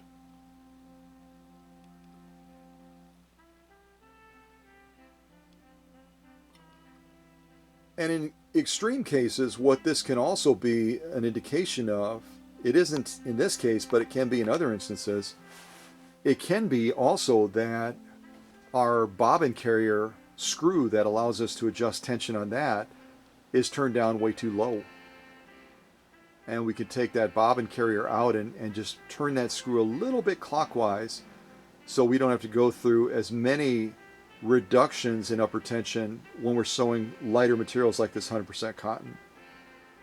Generally, we try to avoid messing with that, or I should say I generally recommend that people not make a lot of adjustments with their bobbin carrier because it's tricky. And a single little turn has a dramatic impact on the stitch tension balance. But in this instance, with taking it down 2 steps from 7 to 6 to 5, and we still have this much definition on the lock stitch. And we're still, we'll flip it back to the top stitch again. We're still getting a decent top stitch, but it's not nearly as poppy. This could be telling us that we need to look at a slight little tweak to that bobbin carrier. So just keep that in mind. The upper tension control will allow you a lot of latitude in making adjustments as needed when you're going through a wide field, a diverse field of sew-offs, but sometimes you have to target that bobbin carrier. You know, someone may have turned that, you know, the opposite extreme is, you know, you might have a top stitch that is so overly pronounced, it just blows your socks off, and you say, okay, I remember what Scott said, if our top stitch is too poppy, then we need to turn up our upper tension to fight, you know, the pull down of that bobbin carrier. And you turn it up, and you turn it up, and you turn it up, and you turn it up, and you're all the way up to 8 or 9, and you're still not able to overpower the pull down of that bobbin carrier. That's an instance where you have to go down there and you have to back that screw out, turn it counterclockwise, and take some of its authority and dominance away. So here we have the opposite effect where we're making adjustments down on the upper tension. We're heading the right way. We're getting some good results, but maybe we're not as far as we need to be. Do we back down the upper tension from 5 down to 4, or do we say, no, hold on a second.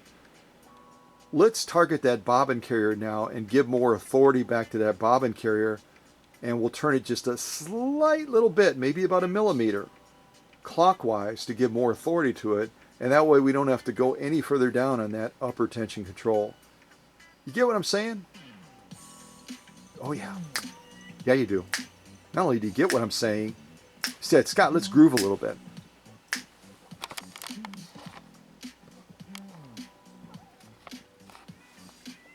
I got to do it, guys. I'm sorry.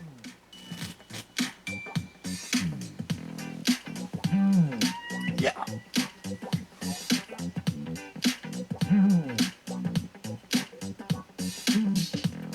That's not the camera. That's the king doing his groove right there.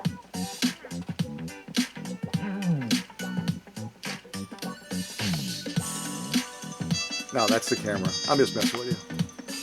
All right, so I think we spent enough time on this 100% cotton, but you get what I'm saying, right? You totally get what I'm saying. So that's how you mitigate. I mean, hundreds, thousands, tens of thousands, hundreds of thousands of sewers around the world struggle with that tension balance factor if they're sewing a diverse field of materials. So this just helps you to grasp more how to deal with it. And if you go to a certain point like we have here, where we've stepped that upper tension back from 7 to 5, and we're going the right direction, we can tell that for sure, but we're not getting the impact that we want. That's where we pull that bobbin carrier out, and I end up turning it just about 1 millimeter or less clockwise to the right to give it more authority so that we don't have to manage it quite as heavily up here. And that again is if you're going to be sewing a ton of 100% cotton. If you're a quilter, that's definitely the direction that we would take. We would take it of giving more authority back to that bobbin case. So, makes sense? Yeah. Perfect ending to the song there. Yeah. We got some beautiful stitching, folks. We have some, Carol's machine is rocking it. And all we're doing is, in a classroom environment, we're understanding the impact that we can bring and how we need to do it. What do we need to do, right? Yeah. Anybody else like snapping their fingers sometimes? You can't see it, but my feet are going. Yeah, they are. All right. So I'm going to throw this back to the back as a definite pass, knowing that we would probably make additional adjustments if we were going to be sewing a ton of this stuff. So I'm going to throw that to the rear, and I'm going to look and see what we have next. I think we'll stay on the light side since we're getting a lot of great lessons working with lights. So now we're going to focus on that ribbon material. And we're going to take a similar track with that. We're going to sew that decorative stitch. Then we're going to sew a straight stitch after that. So we're going to do that 3-point zigzag first, which means we have to make some changes over on our controls on the right side, right? Yeah, we do. We don't have to touch the slider, but we got to touch some of the other knobs. All right, first one we're going to do is decorative. This we leave alone because we're already set on stitch 3 on cam A.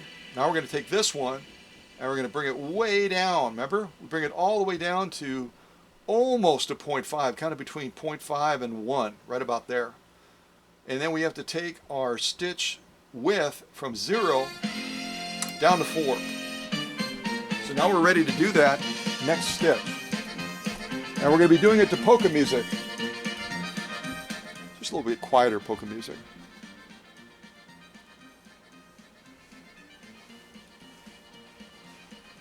A little bit quieter polka music. And we have to change our camera angle.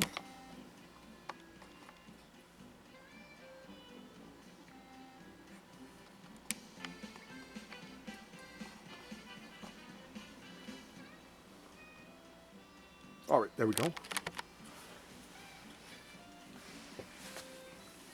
All right, so our first stitch is a 3-point zigzag. And that bubble gum has lived its life. I better take that out. It's starting to bug me. You know when you have gum in your mouth too long and it's lost all of its flavor, but you're still that kind of auto response if you're still kind of chewing it, and then all of a sudden you realize, oh yeah, it's like shoe leather now. I better get rid of that. So, all right. So this is our ribbon material. It's 100% polyester.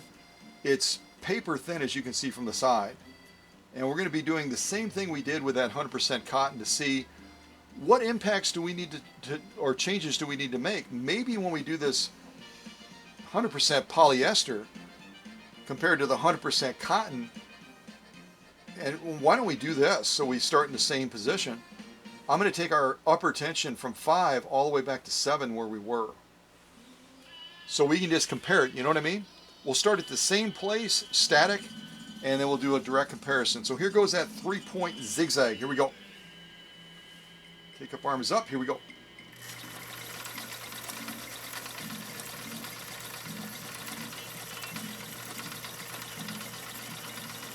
How beautifully this machine is feeding it.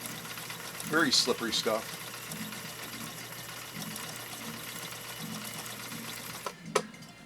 Beautiful feeding. Yeah, solid stitch on both ends. Very, very solid.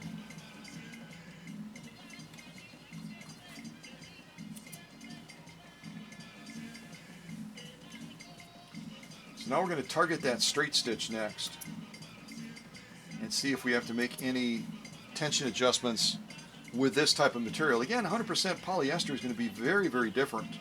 Oh, that feels so cool. I wish you could feel it with your fingers. Running that, running your thumb and your pointer finger over that 3-point zigzag, because it overlays so many times, it has such a cool texture to it. If we had used upholstery thread, oh, I never mentioned, we're using a standard 30 weight Coats & Clark. It's considered to be all-purpose thread, but that is just so cool, the texturing on that. If we used upholstery thread, it'd be really, really cool. Super cool. All right, blah, blah, blah. Let's do the straight stitch now, going down. And we'll see if we have to make any adjustments on this, or if it's going to pull in the line pretty quick. Okay, so now we're going to do a straight. So I'm going to take my stitch width from 4 back to 0. Again, make sure your needle is clear of the material. And I'm going to be taking our stitch length, which is that top knob. And this time we're going to go all the way for 4. So we'll see how this lays down as far as a long straight stitch. All right, here we go.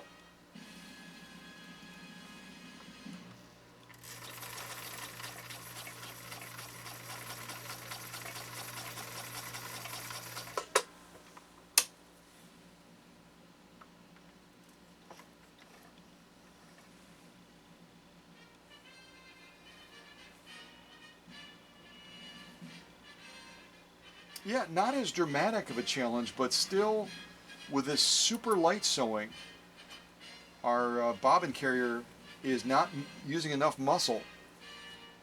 It's not using enough muscle, and we could probably make that a little bit stronger. Let's take a look at it, and then we'll decide what changes, if any, we want to make. Yeah, that's our top stitch right there.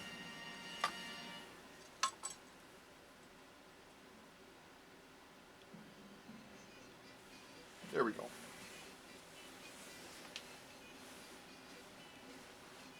It's a fun tune. I'm going to turn this up while we're looking at these.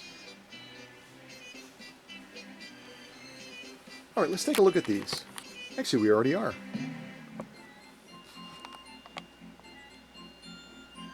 Let's go across and look at both at the same time. See the intensity of that triple stitch zigzag thingy on top? Isn't that fun?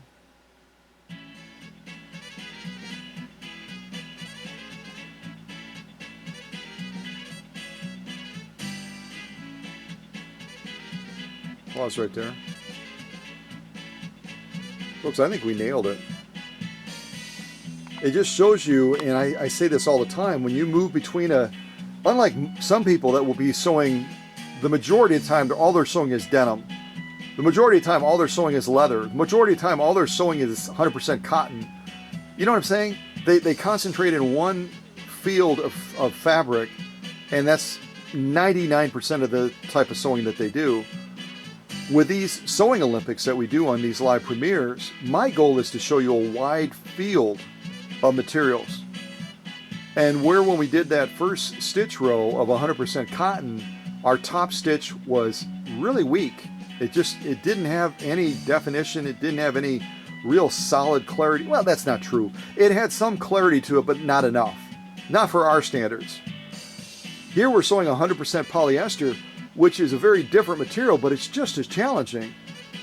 And we recalibrated our upper tension back to 7 where we originally started. And look at the quality of that straight stitch. Well, and certainly the 3-point stitch as well. It's absolutely bang on.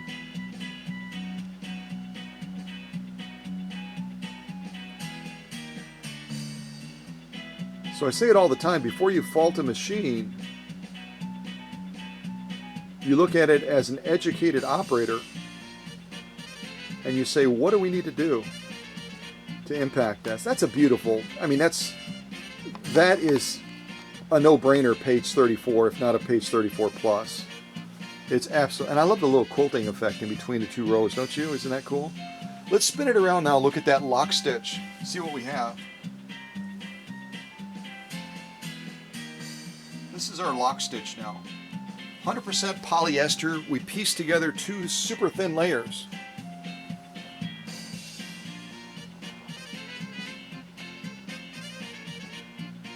I just think that top, I mean, both stitch rows are phenomenal.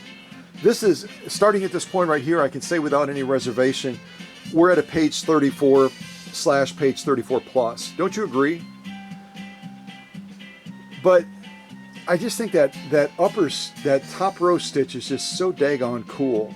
And like I said, it also would be an incredibly strong stitch too.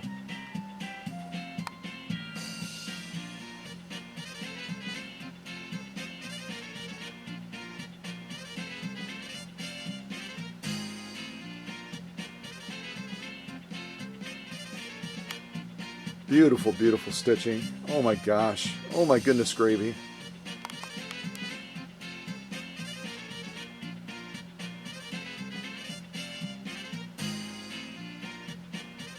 Holy mackerel. Wow. Totality of the stitching. Just absolutely fabulous. Absolutely fabulous. Very impressed. And again, our setup is what it is. And depending on how you set your machine up, I'm going to throw this to the back as a definite pass. Depending on how you set your machine up, you might find that you get very different results. Maybe instead of using a size 90-14 organ needle, maybe you use a Schmetz Universal. Or maybe like I do sometimes, just to be outrageous on these premieres, maybe you'll use a Schmetz size 110 leather needle and do some of these same types of sew-offs. Your results are going to be slightly different.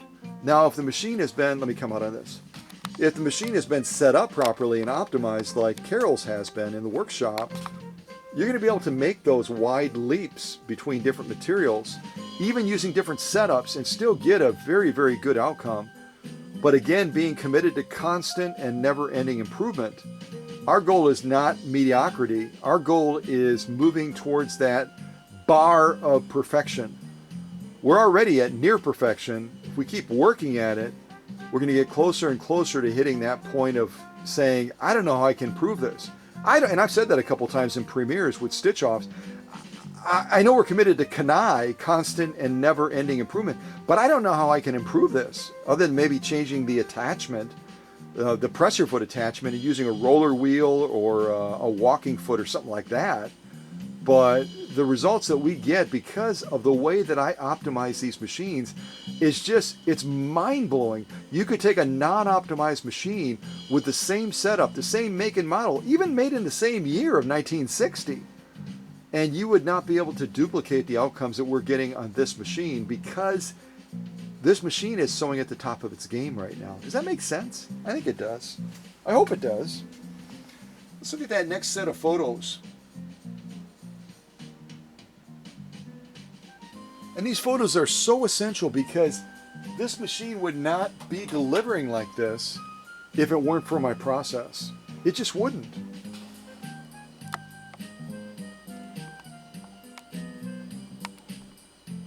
So here we're kind of we're taking a look at that bobbin winding assembly, and I'm just showing you how meticulous I am when it comes to every crack, crevice, and corner of that assembly being dealt with.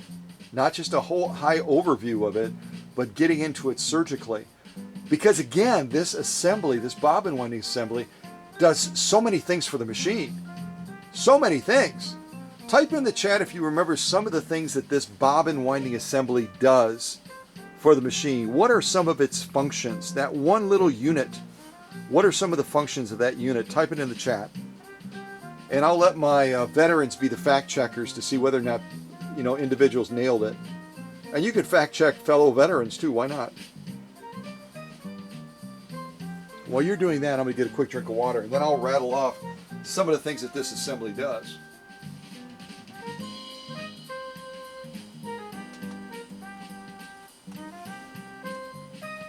So some of the things you typed in the chat was, it allows that auto clutch disengagement to occur.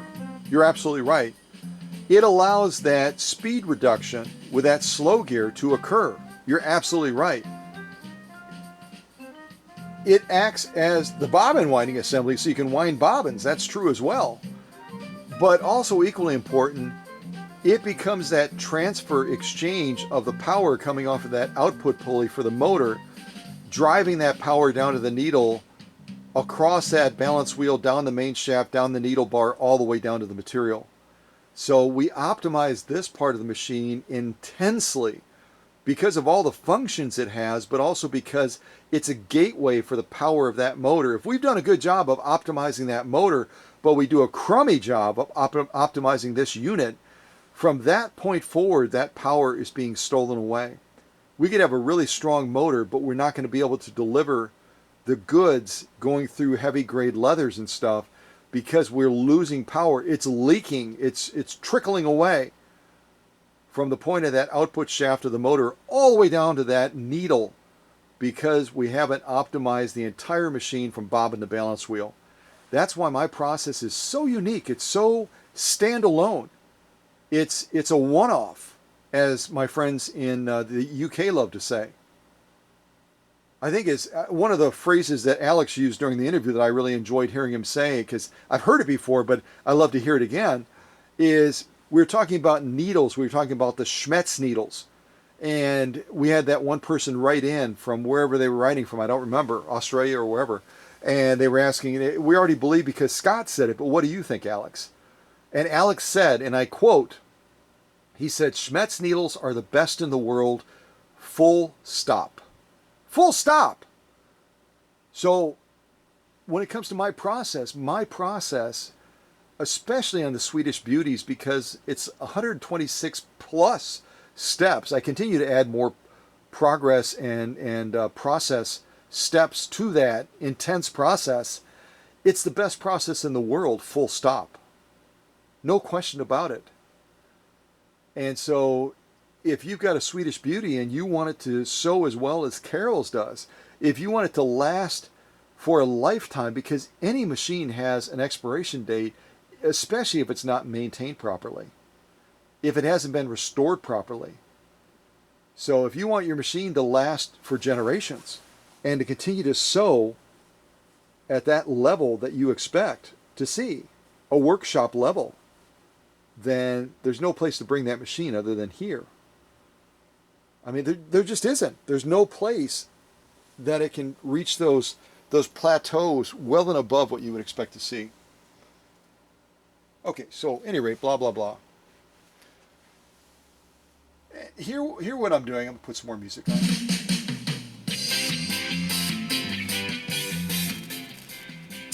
Here what I'm doing is I'm using a special meter to test electrical flow through some of the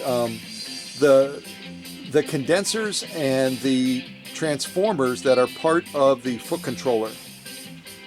And resistors as well is what I meant to say. Some of the resistors and some of the other unit distribution points of that electrical process in the foot controller, I'm checking to see the strength.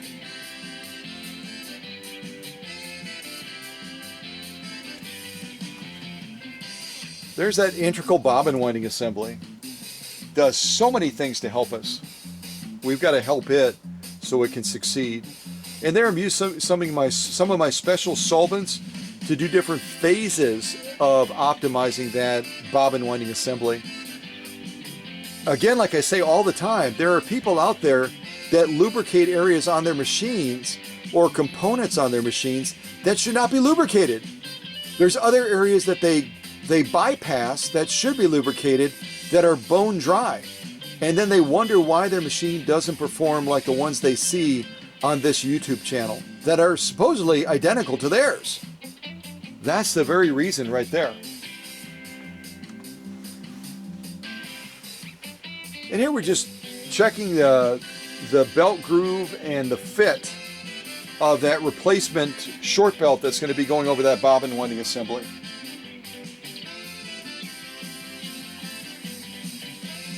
Yep, that's better. Getting a little bit of a glare.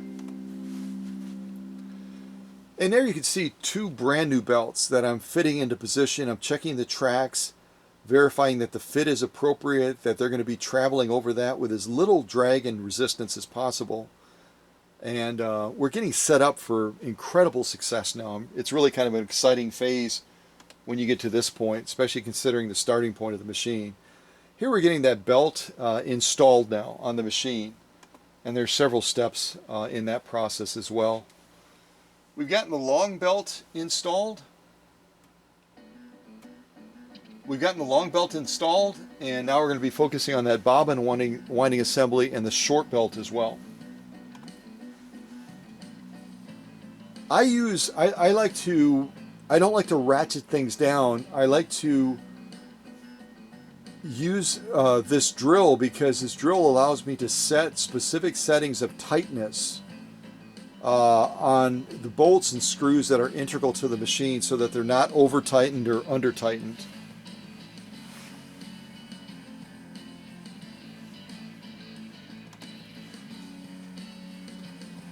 There's our bobbin winding assembly. Getting ready to get it back into position. Several adjustments to set it up for success operating in that space have to be made.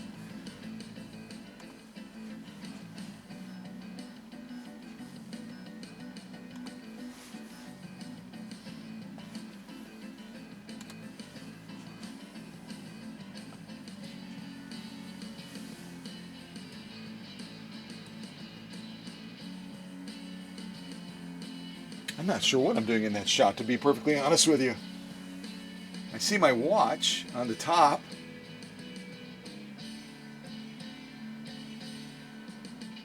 I'm doing something. I have no idea. There's so many things I'm involved with at the same time, I don't remember. Here I'm just doing some detailed cleaning. We're working with the pivot of the reverse. We're dealing with the pitman arm, and there's just a lot of varnishing and buildup on there. That's looking a lot better. And again, that's going to allow the machine to function at the top of its game, like you're seeing in this live premiere today. More inspections. I check for cracking. I check for a number of things on the machine to ensure that no parts need to be replaced, and also that it's going to be safe for the owner. Safety is a big driver for me. And that's why sometimes I can't remember what a specific picture is, because of all the activity happening on the workbench at the same time. There's that foot controller again, the one that we were testing before with some of the resistors and also the capacitors as well in them. The Husqvarna foot controllers are, I would say, probably the most complex foot controller in the industry. Full stop, as my friend Alex would say. They just are. They're engineered with a lot of complexity, and so they require a lot of servicing and a lot of optimization. And there I'm just doing more deep cleaning, and it looks like I'm also verifying electrical connection points as well.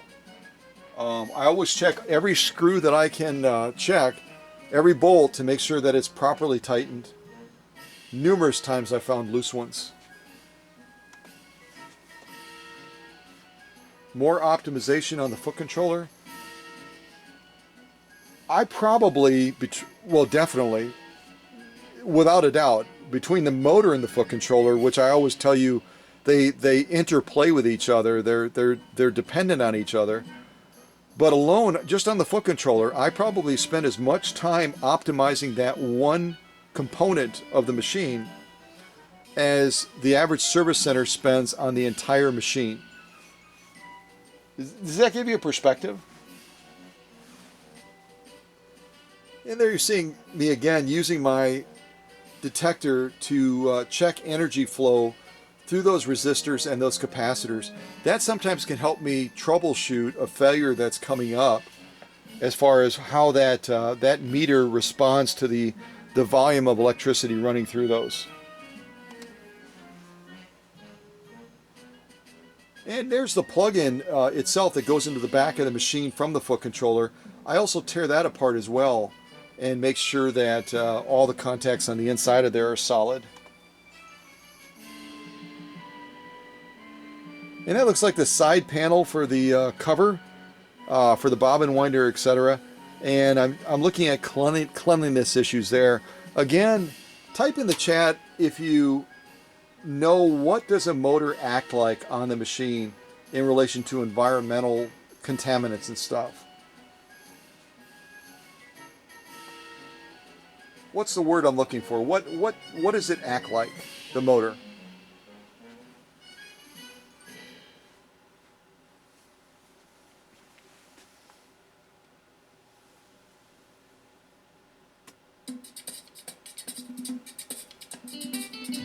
If you said a vacuum cleaner,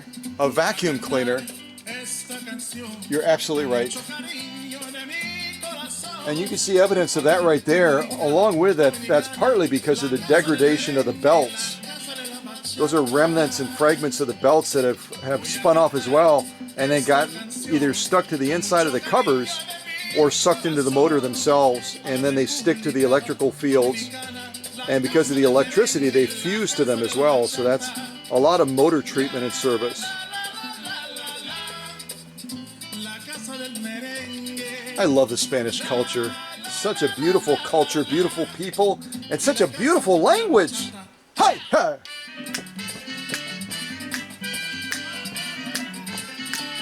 Anyone that can sit still to this music, check your pulse, because I think you're probably having a medical emergency and you don't know it. Musica! Yeah, baby. Oh, yeah. Holy gumdrops. Before. After. Huh. E. And that funny little plastic thing that I'm cleaning right there using one of my little flossing tools is the little well that goes into that side cover that feeds some of the lubrication of the bobbin winding assembly.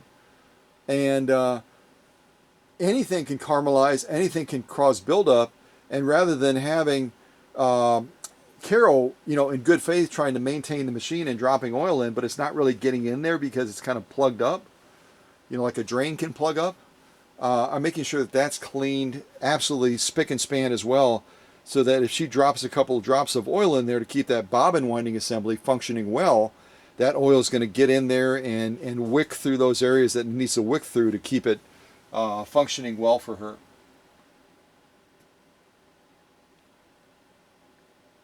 So there you're just seeing kind of another shot of it. I took that intentionally to show you close up. And you could get those flossing type brushes lots of places, and there's different variations of them. But they're a beautiful tool to use to get some of those more difficult spaces. And I usually put a little bit of a cleaning solvent on the end of it too, so when I wick it through there, it kind of breaks down any buildup, and I get it nice and spick and span. I'm a spick and span guy.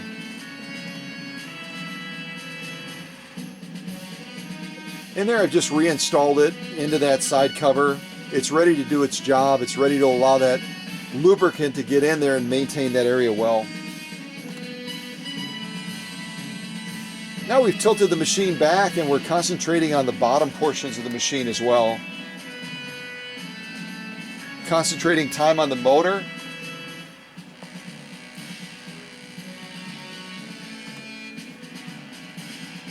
Verifying electrical.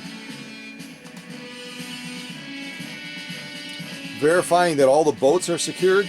There's 3 bolts that hold the base of the Husqvarna to the upper portion of the molded body, and those should always be checked, because vibration and movement of the machine and everything can cause those to loosen up over time.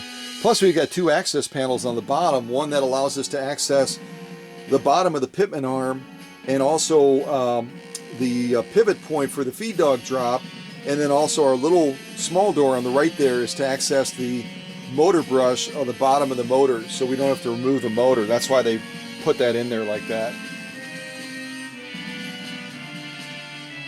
And now we're looking at the bottom of the machine through that access panel that we've taken off, and we're doing a number of things, including we've got a sticky feed dog drop, which is pretty common in these models, and I take it through several steps to free that up so that if Carol wants to drop the feed dogs, they're going to drop properly and then they'll pop back up appropriately as well. Also verifying that we've got good condition on the nylon and the cleats on that timing belt that comes from the top of the machine down to where we're seeing it right now. That's the rear of the motor. I thought it would be interesting just to show you the schematics on the motor.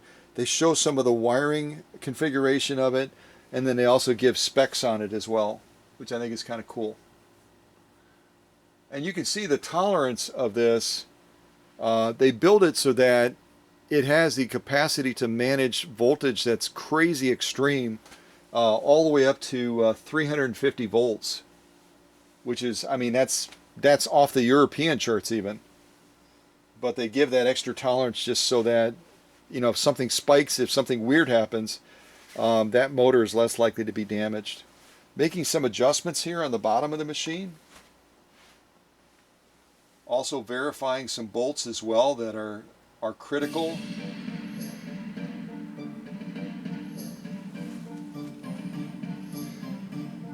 And again, I talked about the stickiness of that feed dog drop, and you can experience the same thing with the reverses on these machines as well.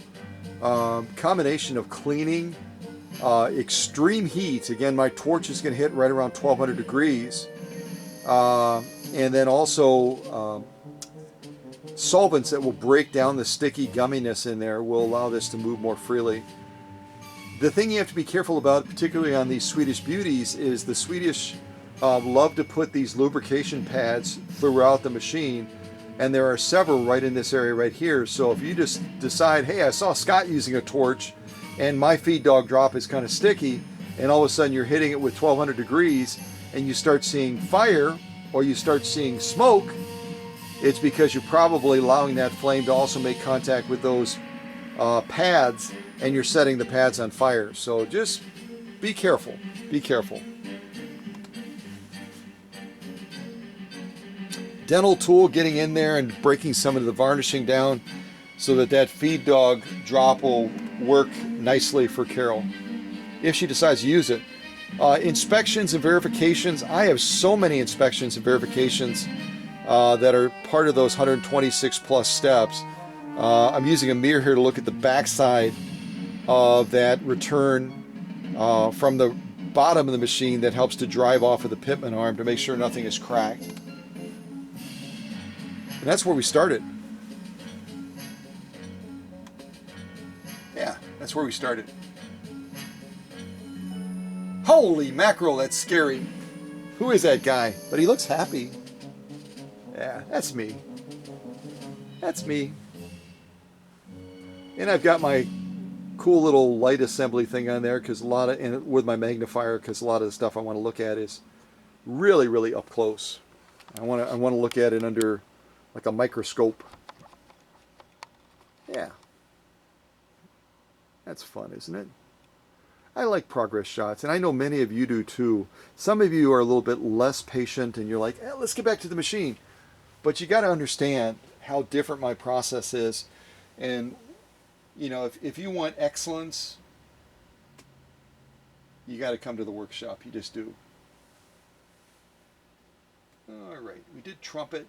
We ran that out. Now we're going to do violin. Violin. I said violin, not violence. Violin.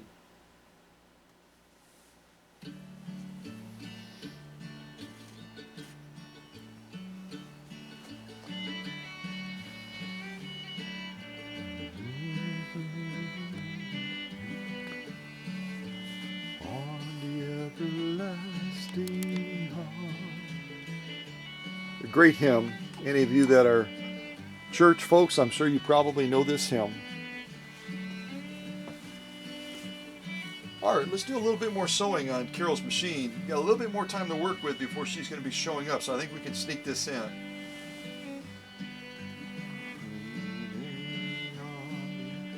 So this is some of that saddle grade leather that Maddie sent me from Florida, and thank you again for that, Maddie. I really love this stuff. So we're going to put two of these back to back. You can kind of see the nap there on the one piece. And I like to put them back to back just so when we get that stitch output, we can see it more clearly. So that's what we're going to do. Line those two up. We're probably looking at just a little bit short of 6 ounces of leather. But again, realize, kind of like Alex and others have said, that leather's not all created equal. And saddle grade leather, the piercing threshold on this stuff is up there with elk hide, if not even higher. So while this is probably not as thick as some of the 2 layers of leathers that we've done, it's just as difficult because of the type of leather we're working with. So let's get that into place. And I just noticed I didn't turn one of my lights back on. Now we're going to be buzzing down this. Kind of debating if I want to do a straight stitch and a zigzag or just a straight stitch. Let's start with just a straight stitch, because we're set up for that right now, and then we'll decide what we're going to lay down next to it, if anything. There we go. There's another light. All right, so a straight stitch, 2 layers of saddle grade leather. Here we go.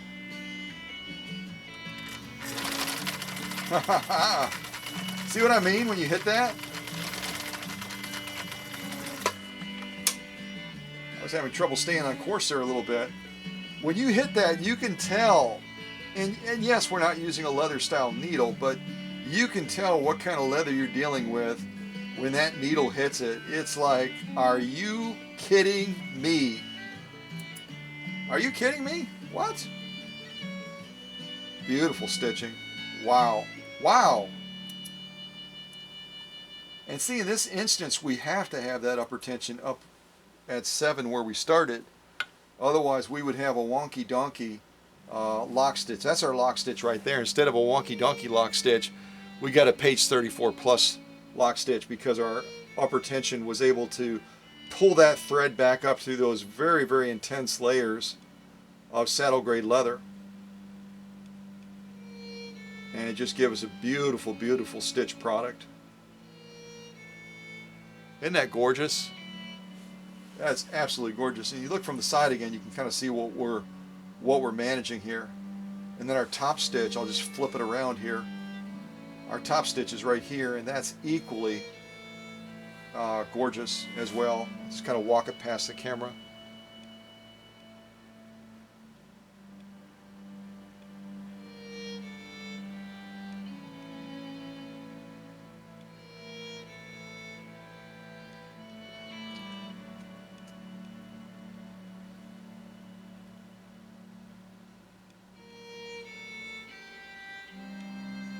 And we could just as easily zoom in on this, but the clarity of the stitch and the quality of the stitch is so clear. I think you can see it very easily. So that is just absolutely gorgeous stitching. And I think what we'll do now is we'll lay down a compressed zigzag next to it. Again, as soon as you incorporate needle swing, it's going to raise the stakes and the difficulty considerably. So off camera, what I'm doing is I'm doing a couple things because our slider has to change as well. Right now we're on 3 because we had just done that stitch. And I should show this to you because it's a classroom, and yeah, we can get anxious, and yes, we can aim for expediency, but we're also primarily, oh my goodness, look at that. I love that, don't you? All right, so now we're over here again because we have to make some changes if we're going to get a zigzag out of this. Number one, we've got to move our slider back because we're over on 3 right now. We've got to move it all the way as close to the body of the machine as we can get it to get us into position 5, right? So I'm going to recalibrate my stitch width first, and then we'll slide this back. Okay, so now we're in position 5. Again, on all of the cams, position 5 is going to be the zigzag. Now we need to look at our stitch length and say, okay, what do we need to change about our stitch length? Right now we're on 4. We're going to back it off to about 3 to give us a compressed zigzag. And then last but not least, we need to go down to our stitch width, which is on 0 right now, because we just did that straight stitch, and we need to back that off to 2.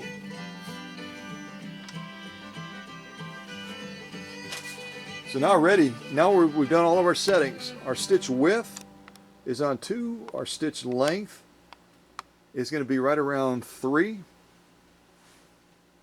And we've moved our slider all the way to position 5 so we can get a zigzag out of this. Otherwise we'll get one of the decorative stitches if we don't.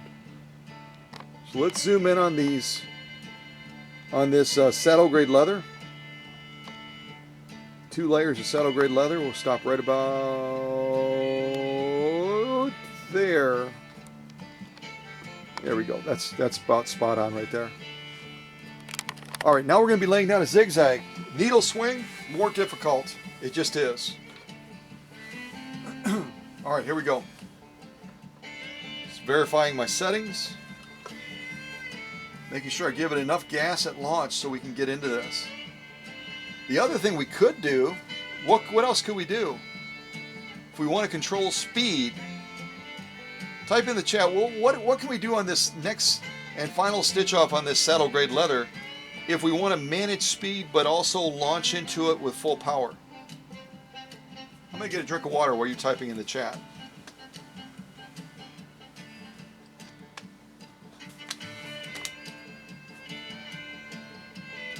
Well, if you said engage the slow gear, you're absolutely right. So I'm going to pull that out right now and engage it. So we're going to be sewing this modified or compressed zigzag through these 2 layers of saddle grade leather using the slow gear. Here we go.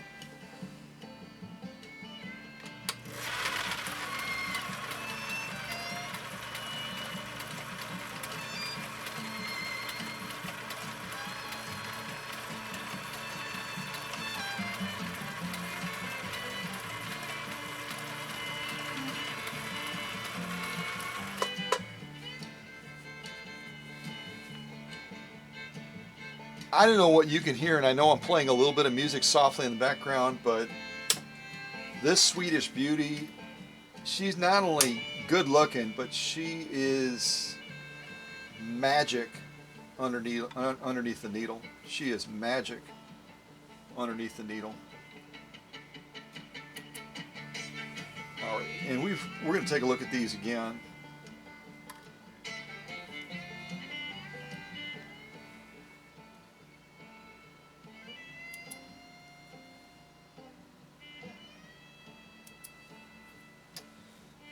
What I'm seeing already is making me pretty excited. It's just absolutely gorgeous. All right, let me get off my stitch off holder. We'll just kind of go across these real quick.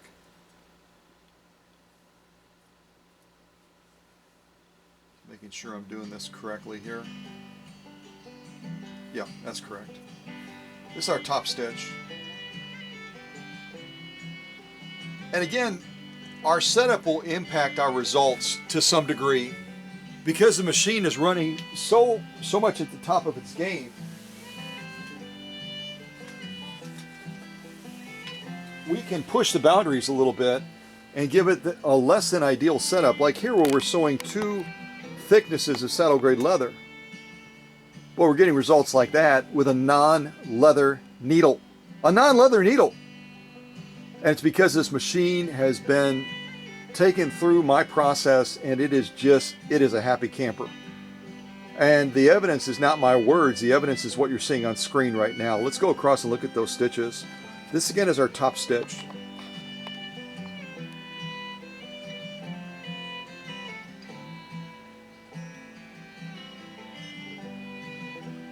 Pause right there.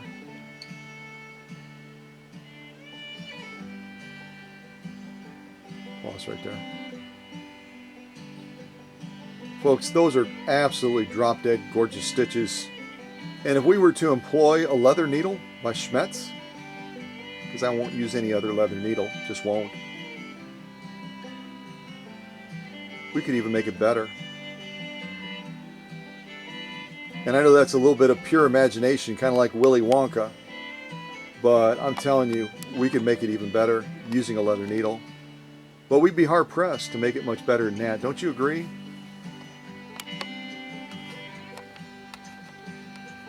I'm going for totality. We're out in left field, Joe. Hey, how's it going out there, Billy? Well, we're doing pretty good, thanks, Bill. We didn't get the best of seats, but we're like way out there in center field. And I say you're down on the 50-yard line. Yeah, you are. Folks, gorgeous, gorgeous stitching. And again, a non-leather needle on saddle grade leather. Let's turn over and look at the lock stitch.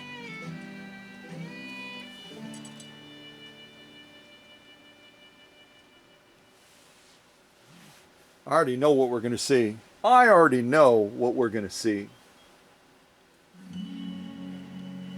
I already know what we're seeing.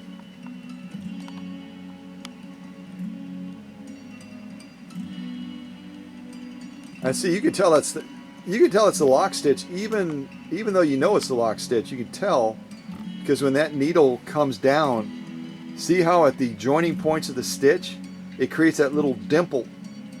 Because that needle is, it's almost like if you're at a crime scene and you're saying, well, was the shot fired from inside or outside?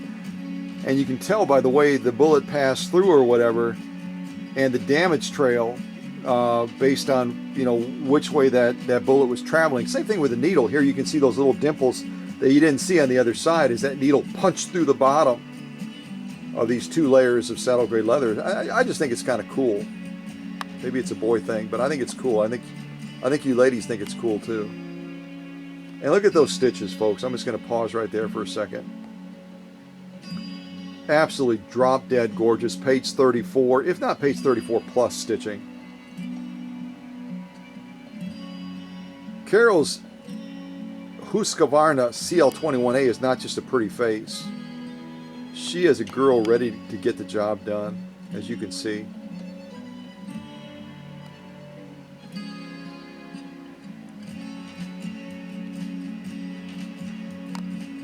Wow. Wow! Oops, I actually jerked the camera. I was so wowing it. Amazing. Amazing. All right, totality of the stitching. what can I, it's amazing. It's absolutely spectacular. It's so solid page 34, if not page 34 plus. And if you think I'm understating it and you think it's definitely a page 34 plus, put a plus symbol or type the word plus into the chat. Would you do that? Because I want to be conservative. I want to hold that plus back unless we've got a what? Are you kidding me? What? I think we're almost there. I think we're there. We're definitely there. All right, I'm giving it a plus now too. Because that is just amazing, especially considering it's not just, we're not talking garment leather, we're not talking junk leather, we're talking saddle grade leather, folks. 2 layers of it. Unbelievable. That goes to the back as a success and a pass. Just amazing, amazing sewing. Let's look at what we've done so far on this live premiere. I haven't even shown that to you yet. We should do that. Ooh, this is a fun one. All right, I'm getting there. I'm getting my stack together here. I'm getting my house in order. All right, so let me turn my screen around so I can see what you're seeing. So this is on camera today. Let me come out on this. That's on camera today.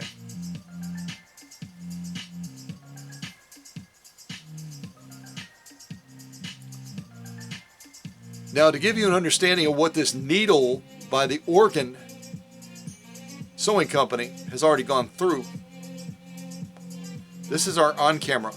Let's add our off-camera to the equation so you can see that Oregon does make a fabulous needle. They really do. They do an excellent job. There's our off-camera and our on-camera.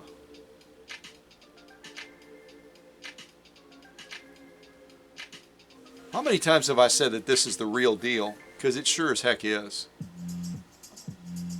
This could easily be our stopping point, and I could walk tall and keep my head high. We're not done yet. We're not done yet. Let me throw this to the back. I'm just struggling with what we're going to do next. Oh, I know what we're going to do next. Let's do this commercial upholstery material. We'll do 6 layers of that. And then I'd like to move into some cam generated stitches to kind of wrap us up. So there's 4. This is way, way too long. I was crazy. I don't know why I made it this long. There's 4 layers and there's 6 layers. Okay, that's okay.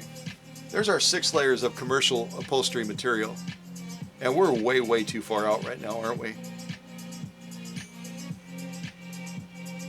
Yeah. All right, I'll remedy that. And we're going to buzz down probably with a zigzag because it'll be a whole lot easier to see than a straight stitch on this material. And we're getting towards the snug end there a little bit, to be honest with you.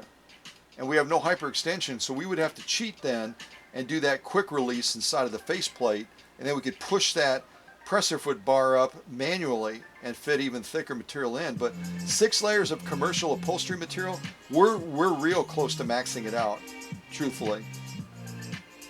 So let's go ahead and put that presser foot down. Hopefully we have enough presser foot pressure to get this done. I'm going to leave my settings exactly the way they are. Exactly the way they are right now. We're set up to do a zigzag. Our stitch width is at 2. Our stitch length is at 3. You know what? I'm going to shorten up our stitch length even a little bit more. I'm going to take us down to 2.5 on the stitch length and 2 on the stitch width. And we're going to get this done. What do you think, Your Majesty? I got this? Okay. All right, we got it. His Majesty said we got it. We got it. We got it. So again, I'll just show you the settings that we're working with. Stitch width, we're at 2. Stitch length, we're right at about 2.5. Our slider is all the way in to give us a zigzag. And then this is what we're going to be sewing. It is borderline terrifying. It is. 6 layers of commercial upholstery material. All right, let's get it done. And again, a very, very tiring needle. Very tiring needle. Here we go. Just make one little adjustment there. All right, here we go.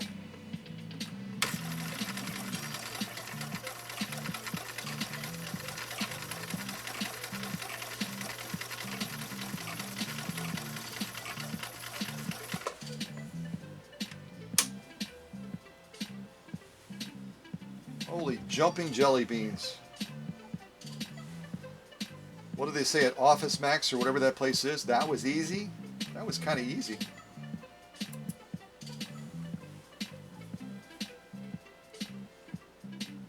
That is such a big chunk of material, you know what I mean? I could have totally cut that down a little bit, but Carol can mess around with it and sew, do a little bit more sewing on it. Alright, I think that's our top stitch, if I didn't lose track. It should be. Let's set this up and take a look at these.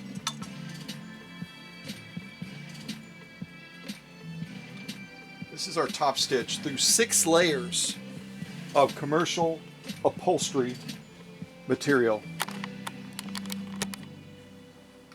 Folks, you want to talk about challenging, plus we incorporated needle swing.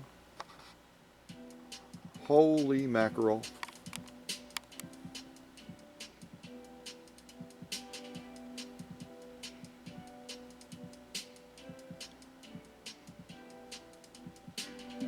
Unbelievable.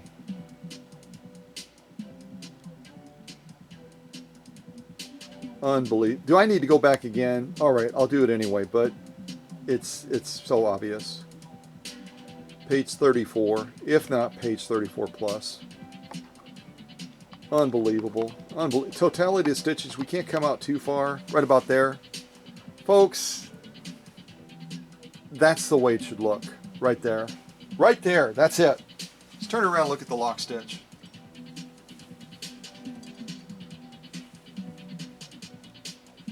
I didn't even show you. I kind of cheated you there. Look at that from the side. That's what 6 layers of commercial upholstery material looks like. Good gravy.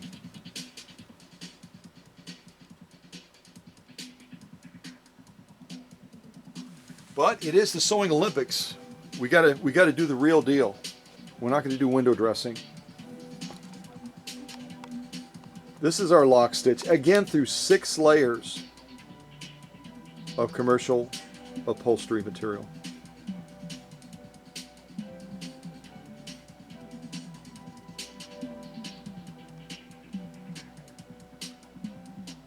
Absolutely crazy. Let me pause right there because I need to turn this just a hair more, just a little bit more. There we go. Let's go back and look at them just one more time, although we probably don't need to.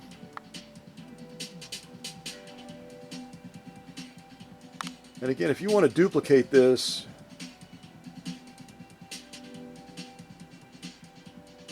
unbelievable. Let me pause right there. If you want to duplicate this on your green machine, on your Swedish Beauty, I've got the stitch width at 2 and the stitch length on 2.5. And again, this is just a standard zigzag. So I could shorten it up even more and make that a little bit more of a peak, kind of a peak on that stitch, so it's a little bit more pointed, like you traditionally would see a zigzag. But we do our own thing here. We just try different things and it's fun. So, but that's what you can do to duplicate it if you want. And again, to give you a perspective of thickness,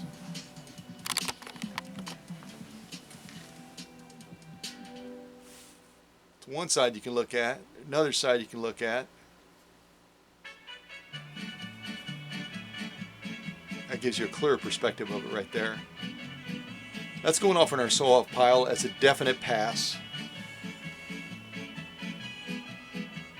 I so much want to go to Mexico. I do. I have no idea what this guy is saying, but he's a hoot. Let me turn him up.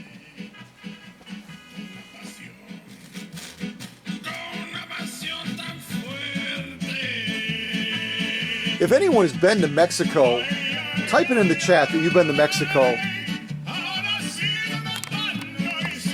And if you've been to Puerto Rico or some setting like that would be similar, that's fine too. But especially Mexico, I'd just be curious. I think it's just, oh my gosh, that's on my bucket list. And I could take Maddie or Emma, or I could take Annette. Annette also speaks Spanish, so we'd be set. All four of us could go. That would be a hoot. That would be a total hoot. All right, let's go back to Facebook.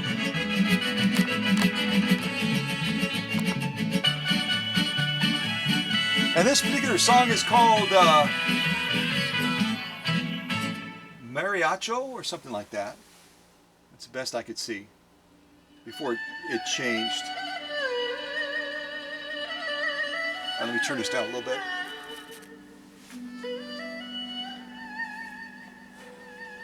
So there's that guy that does a pretty daggone good job with sewing machines. That Scott guy.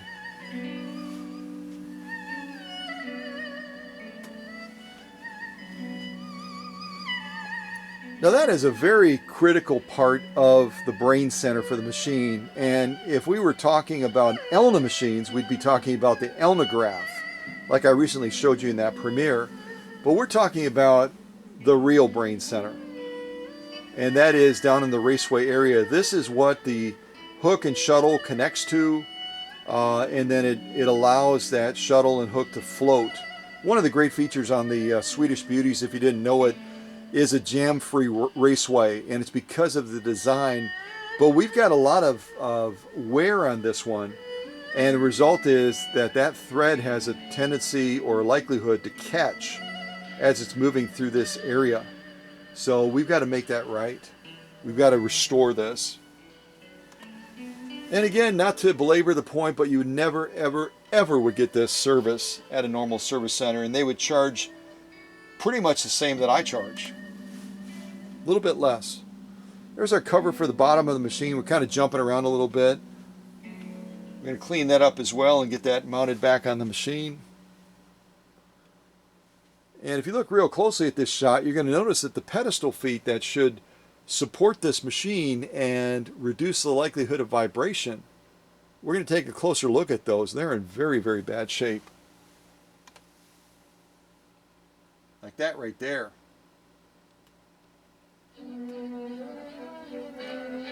There's no way that that's going to do a good job of giving a nice floating surface to Carol's machine. So I'm going to replace all four of those. And that alone to the project adds significant time. Here we've kind of jumped back over to the motor. We're going to be verifying motor brushes, doing additional cleaning on the motor and flushing out of the motor as well, and making sure that it's at 100% or better. So there I'm using one of my secret sauces to flush out the motor. You got to be real careful on what you use on motors, partly because it can damage that real soft copper inside of there or the wiring, and can also leave a residue in there that could be a fire hazard. Some solvents are very flammable, and you got to be real careful. There's the motor brushes, and I'm going through a process of cleaning those up as well, including the copper wire extension on the top and the caps that retain them. We are definitely at the circus right now. Isn't that what you guys thought when you heard this music? Also verifying motor brushes. Like I've said, motor brushes need to fit better than a glove. They can't be too small, they can't be too large, or they won't, as they're consumed, they won't move down that copper shaft properly. Plus the spring extension has to be at the right tension, so it's pushing down hard enough that they advance, but not so hard that it's restricting the commutator on the other end. There's a lot of balancing, a lot of calibration. Okay, now we're finally back to the pedestal feet, which are in a sorry state. Probably not probably, definitely the original ones from 1960, 61.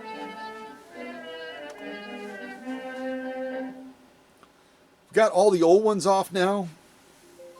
No, that's not true. We got the ones off on top, not on the bottom yet. And we're going to be replacing those.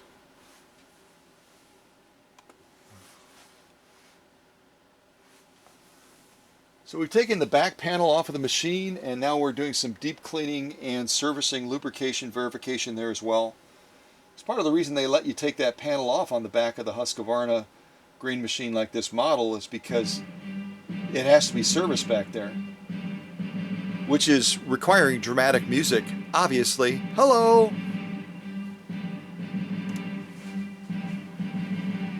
I should do this to the timing. Lots of service points back there, oh my goodness. And a number of areas to adjust as well.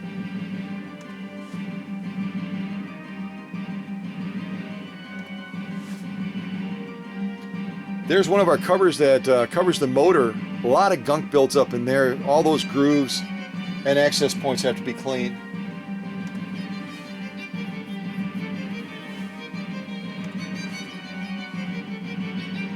Dirt is dramatic.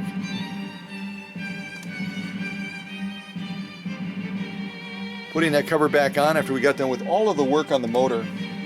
That alone was probably about 2 hours and 15 minutes approximately. There's one of our new pedestal feet on there. And also, and that's also non-skid obviously, so it can be on a real slippery surface and that machine is not going to move at all as Carol's trying to use it. And what I'm doing is I'm reinstalling the screw that holds that back panel on for the motor. That's the way it should look. Been completely serviced on the bottom, brand new pedestal feet, cleaned. Yeah. Here we're making a slight adjustment on that finger for bobbin winding on the side panel. Also checking distance, that it extends out. It should be a certain distance. I don't remember exactly off the top of my head. I know when I see it, it's going to be right around 3 millimeters.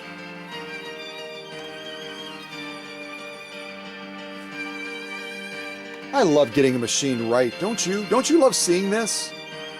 Especially with this music. The music makes it. Oh, you did not just end right there.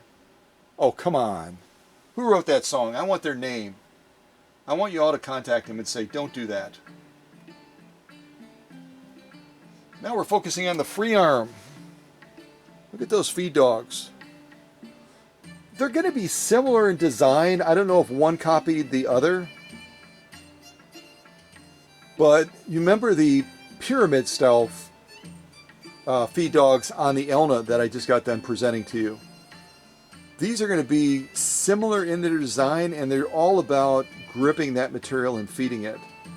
Unfortunately, when you make them a little bit more robust like this, the result is you lose a little bit of clearance. As you saw when we put that 6 layers of upholstery, commercial upholstery material underneath there, we were almost completely maxed out.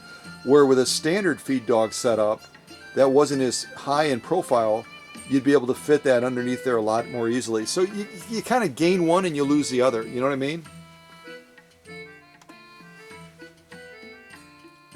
Going after that now, tearing that entire area down, optimizing it.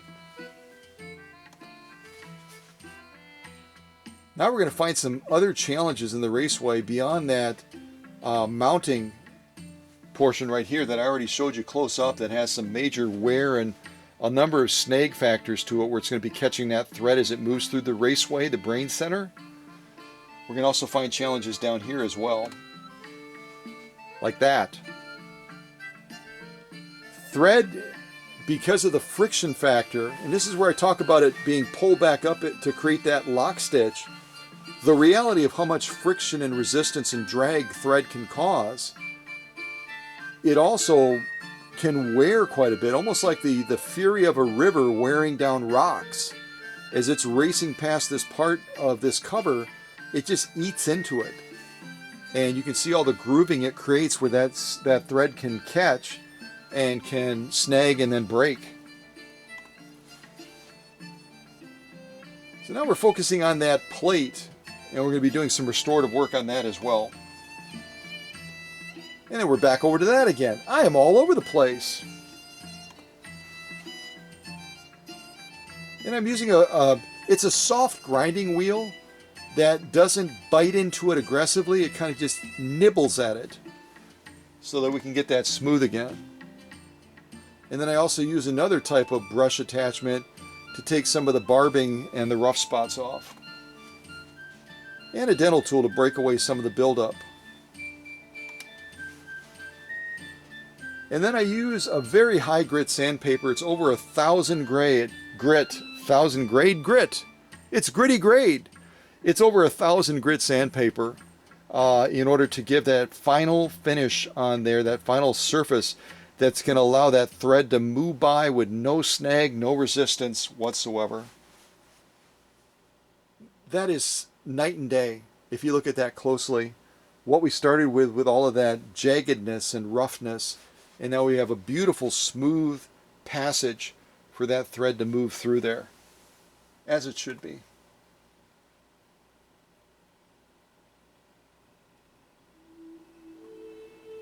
So now we're focusing on some of the other components of the brain center. We still haven't done anything with this yet, but we're going to. In the next set of photos. Cliffhanger! Cliffhanger! Oh, now you're seeing some of the stitch offs on that saddle grade leather. But if you're a Facebooker, you've already seen some of these. Yes, you have. But right now we're going to go back to the machine and we're going to try to duplicate some of these stitches that you see right here on saddle grade leather. And that'll be our wrap up to what we want this beautiful machine to be doing. So we're going to set it up for that right now. We're going to do, I think I have a big enough piece. We're going to do cam A, we're going to remove cam A, we're going to go to cam B, and I think we might even have enough room for cam C. That would be fun. And that'll be our wrap up, and I think we've covered the bases. I really do. So we'll set it up for that cam stitch. We don't want to do a standard zigzag, so we're going to move our slider out to position 4 to start. Zero it out, move it to position 4, take us back to 4, take us all the way down to 0.5. So now we're ready to do that first stitch off of cam A, and I'm going to grab my biggest chunk of saddle grade leather right here, and we'll get that into position.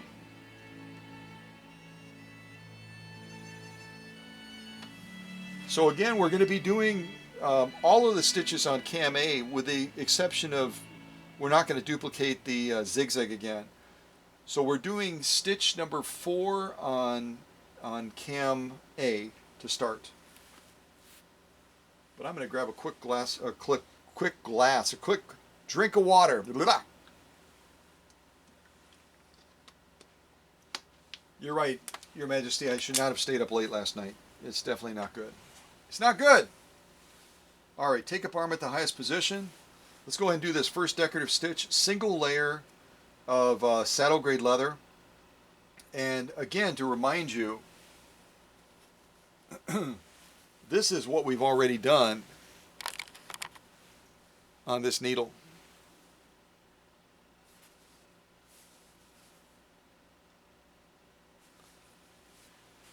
And this is not a Schmetz needle. This is an organ needle. An organ needle. All right, so we've got ourselves set up. Now we're going to head down by the leather. Right after I get a little piece of music on, I think.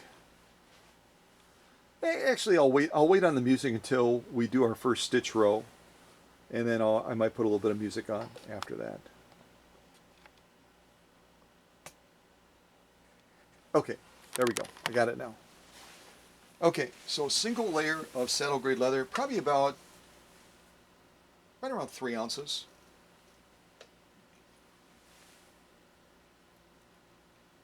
All right, here we go.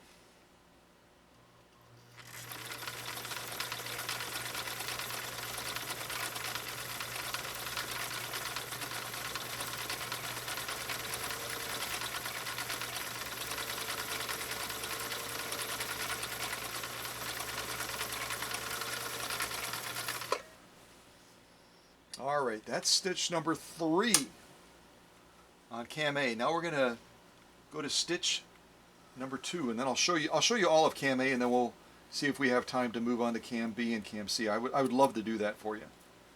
That way you can see, you know, when that original owner bought this on installment over 6 months prior to me getting the machine, they had to be incredibly excited looking through some of the brochures that Viking would have had back then and knowing what the decorative potentials of the machine were. And when they finally sat down to that machine, I have no doubt that that owner probably, we don't know for sure, probably ended up going through all 3 cams. You know, did cam A, boom, I need to try cam B now. And you kind of just went through. So what I'm doing off camera now, as I blah, blah, blah, is I'm taking our stitch width down to 0 so we can freely move that slider to position 3. I'm now taking that stitch width back to 4, and that's the only thing we have to change. So now we're going to be jumping into that next stitch. Again, stitch number 3 on cam A. All right, let's do this. Here we go.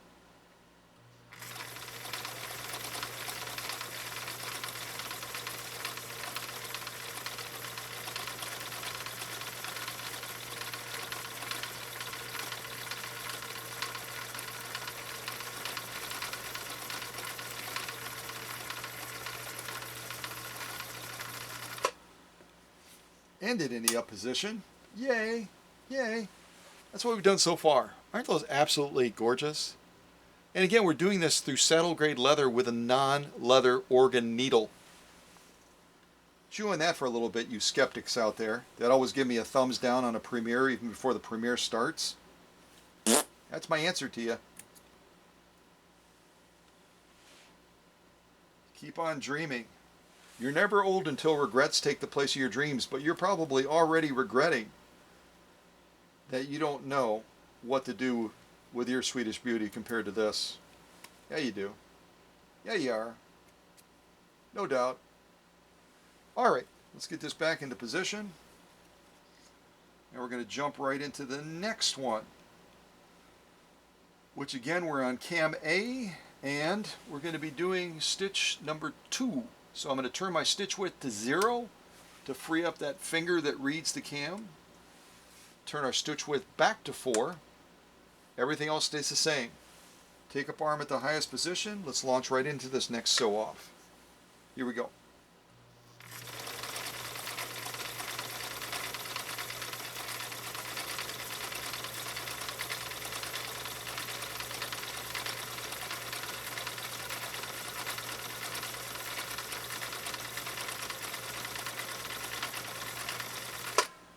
Up position again.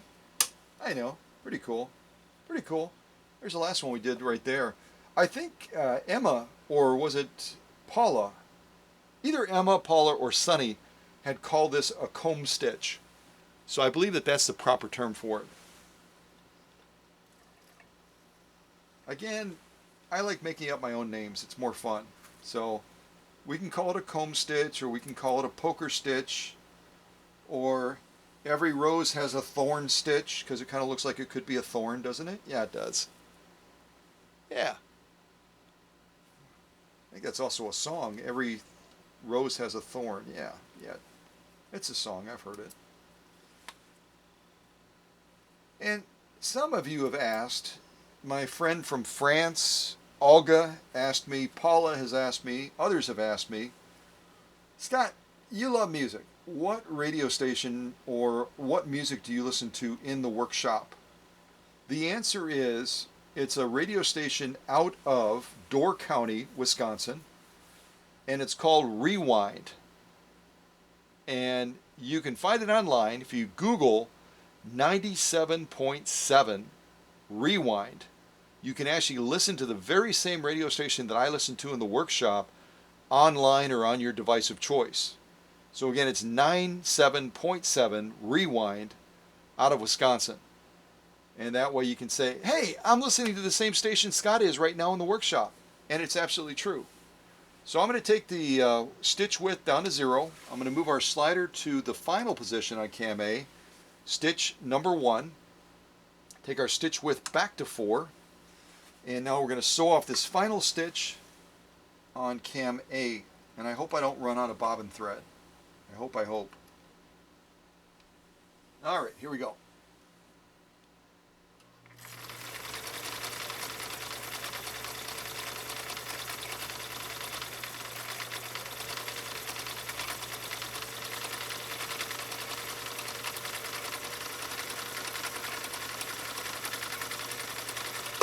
Ha ha ha! Up position again. And I don't know, what would y'all call this next stitch that we just did? This stitch that we just finished. That's a nifty one, isn't it? Some of my nurses might call it like a heart monitor or EKG maybe. Sort of, kind of. Type in the chat what you think that last stitch is that we just did. This one right here.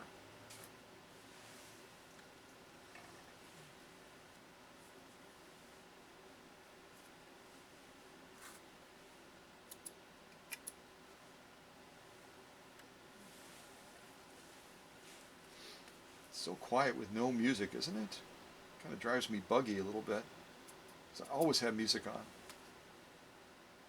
Well, unless I'm on a phone conversation, obviously, then I usually will shut it off, or at least turn it down quite a bit. Okay, so we're going to get our saddle grade leather back into position, and then we're going to be swapping out a cam. And I've shown you guys how to swap out cams before. The big deal is getting the slider all the way into position 5, as if you're getting ready to sew a zigzag, because that way the cam stack is fully extended and you can safely remove the cam from the cam stack. So I'm just going to widen the shot and kind of show you a wide shot of the machine and explain to you what I'm doing instead of coming off the tripod again and kind of going to the back of the machine. So first thing we want to do is we want to zero out the stitch width so we can move our slider freely. That little finger then retracts from the cam. We push this all the way in so our cam stack is fully extended. Don't have to do a thing with any of these right now. Then I'm going to lean over the machine a little bit, open the door in the back. There's a little spring release that allows you to pull the cam out, which is what I just did. So this is cam A again, that we just took out. Well, correction, it's cam AI, which means it was a revised version of the original cam A. They may have added stitches or modified the stitches in some way, but it's slightly different than the original A cam. You can kind of see that in the shot, I think. I'm trying to look at my screen. See that little eye next to it?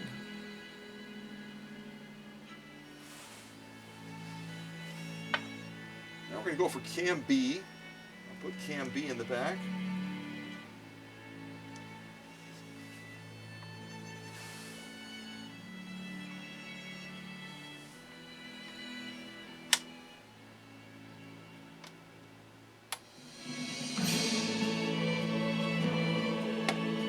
This is a fun song, isn't it? So cam B is in the back right now. I feel like I'm in Ireland right now. Is anyone else in Ireland? Listen to this music.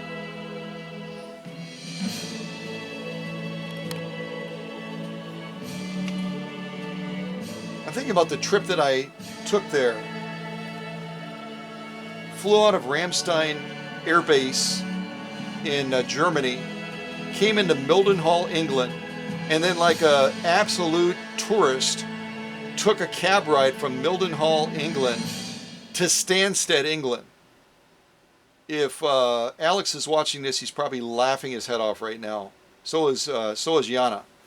I literally took a cab from Mildenhall, England to Stansted, England, and then I took a commercial flight from Stansted, England over to Dublin. And one of the greatest trips of my life. But there's so many more to take, right? So many places on the bucket list to visit. So many places. So we have cam B in the back now. Cam B. And we are hoping that we don't run out of bobbin thread. That was really a cool song. Very, very cool.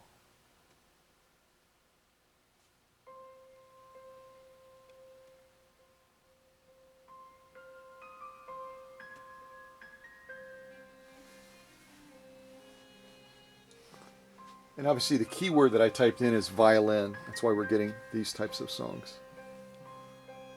All right, screen around. All right, so right now our setting on, it's off screen right now, our setting on the slider is on 5. We don't want to do a standard zigzag because we want all the pretty decorative fancy stitches. So I'm going to move our slider from 5 over to 4 to get our first decorative stitch.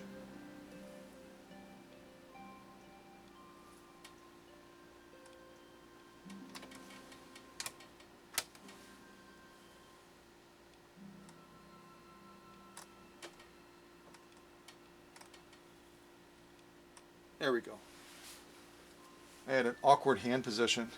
Then I'm taking my stitch width back to 4. Not going to do anything with stitch length whatsoever.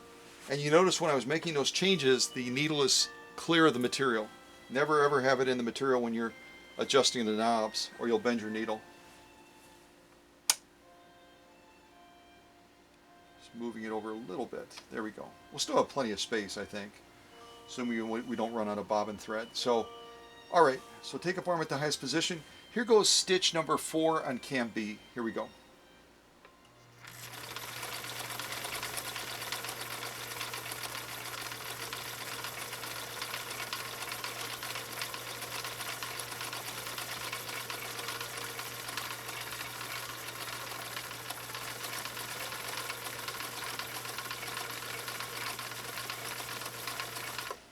Oh, down position. Bummer. That's okay. So there's that stitch that we just generated right there. And there's probably an official name for it, I have no doubt. But you can come up with your own name. Have fun with it. It was like a candy striper type stitch or something, isn't it? What do you think? What would you call that stitch right there?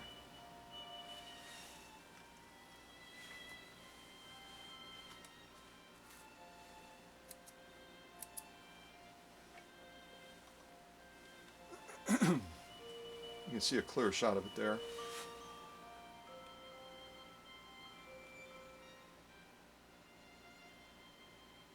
So that's our first stitch on cam B that we just did. And we're actually, this is crazy, we're obviously in September now, right? And if you listen closely in the background, we have Christmas music. Jingle All the Way. Turn it up a little bit for you.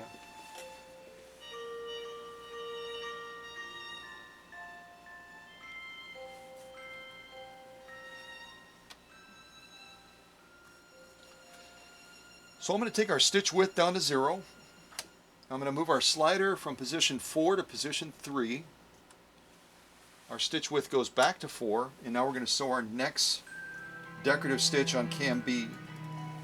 All right, here we go.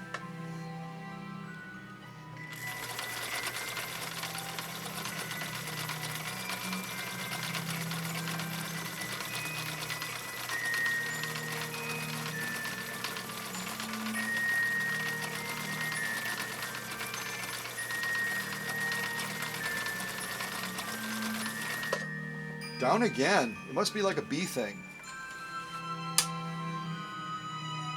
Now I'm like 99% sure that the song that we're listening to right now, if you've ever seen the movie with Dustin Hoffman, Mr. Megorium's Wonder Emporium, this song right now that we're listening to is in that movie. Yeah. So that's the one we just did right there. Almost looks like a beetle stitch or something, doesn't it? See that right there? That's the one we just did.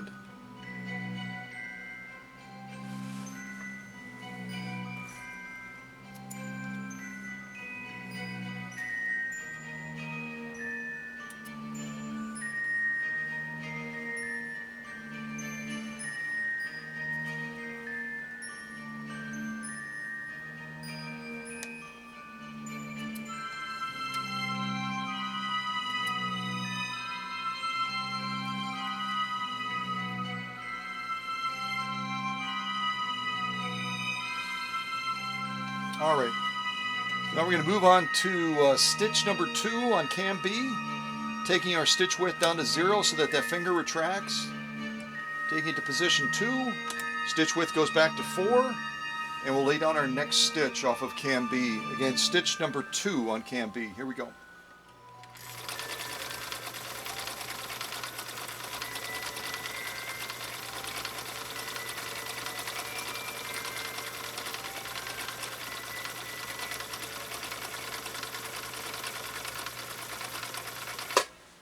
Yep, cam B, we're always destined to be in the down needle position, which some people pay extra for on machines.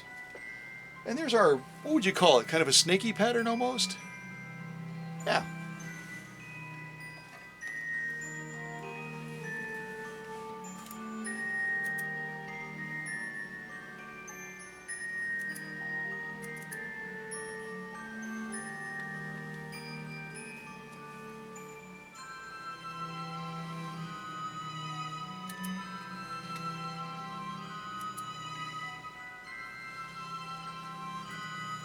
I'll just show you, give you a quick little glimpse of the lock stitch on the back. Top stitch.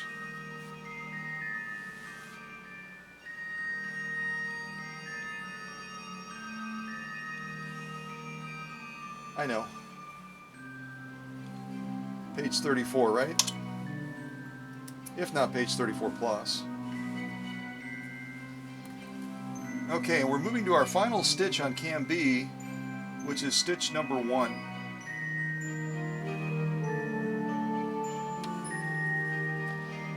Taking my stitch width down to 0 to retract that finger. Moving us to position 1, back to 4 on the stitch width. And we'll do our final stitch on cam B, stitch number 1. Here we go.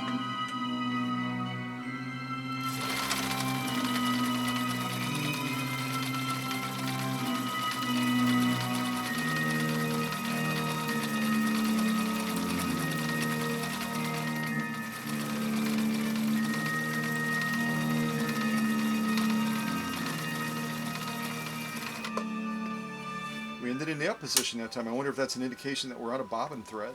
Hopefully not. It's still pulling, so I think we got a fighting chance.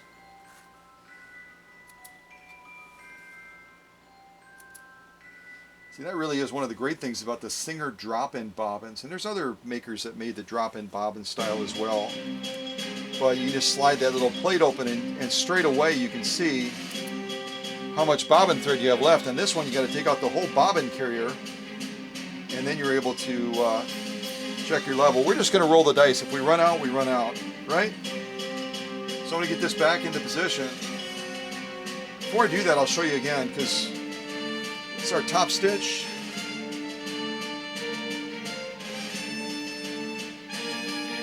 Lock stitch.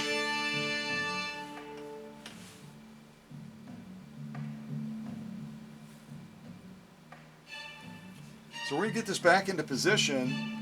I'm going to put in cam C, and then we're going to go over and do the last group of photos, progress shots on Facebook, and then we'll come back and sew off cam C, and that will wrap it up for us. So I'm going to move my slider all the way to position 5 after I zero out the stitch width. And now I'm able to remove cam B safely.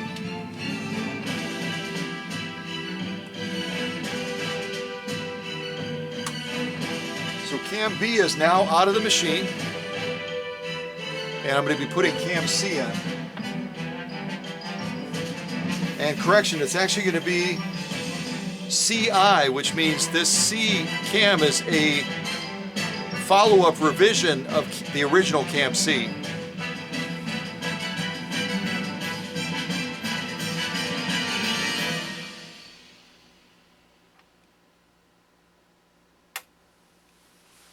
Cam C is in right at the end of the music there, yay.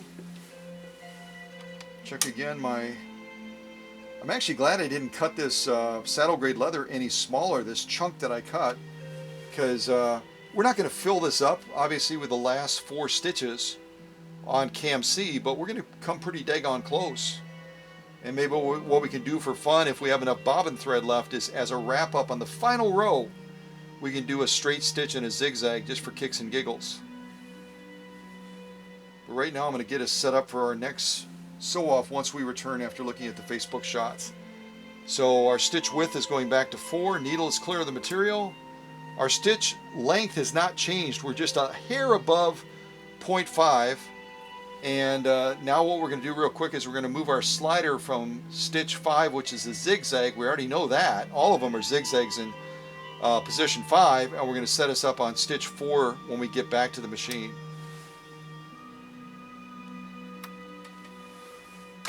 Stitch width back to 4. So we're all set when we return. Take up arm is at the highest position. We're all set to launch once we get done with our Facebook shots. Beautiful stitching, right?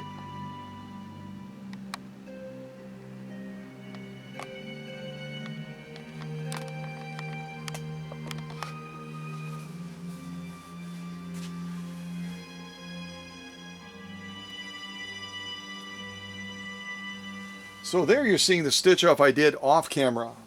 It's a combination of straight stitching, zigzag, and then also the product of Cam A, which we've already sewn live on this premiere along with Cam B, and soon we'll be sewing Cam C. So at this point I'm really close to the finish line and finalizing Carol's machine, only a step or so away from being ready to premiere it like we are right now. And there again is what I think is an incredible providential document that I'm going to give Carol with this machine. It's the original purchase certificate sale contract like I talked about. You've already seen it, but the original owner didn't have the almost $300 up front, which is no surprise because back in the 60s, $300 was, like I said, like $1,000 to $1,200. You could do the conversion yourself and see what it was, what it would be now. But after they paid off that 6-month installment, or 6 months of installments, I should say, they were able to pick up the machine in 1962 and had the machine for a lifetime until I bought it from the original owner's daughter. So there's that mounting plate in the Raceway that was all charred and marred up and nasty, and that the hook and the shuttle attached to, and now it's gotten a brand new Teflon clear coat, and it's ready to do the job properly. What a difference, huh? Remember how it looked? Night and day. But that's the magic of the workshop, folks. That's the magic of the workshop. And there we've got all of the components of the brain center, including this wafer thin little washer that goes on the rear of the mounter. And just be mindful when you disassemble a Raceway like this. You've got to keep those calibration points in line. Otherwise, when you put it back together, you'll throw off the timing of the machine.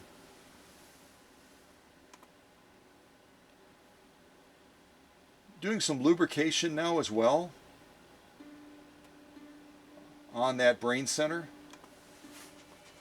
You get some nasty notes from the Swiss, I already know it. That's not the brain center, it's the Elnograph. Sorry. More cleaning, verification of screws and bolts, adjustments. Thank goodness for Mr. Bean's little car, which allows me to pitch the machine back just slightly. Love it. Love it. Thank you, Mr. Bean. Thank you.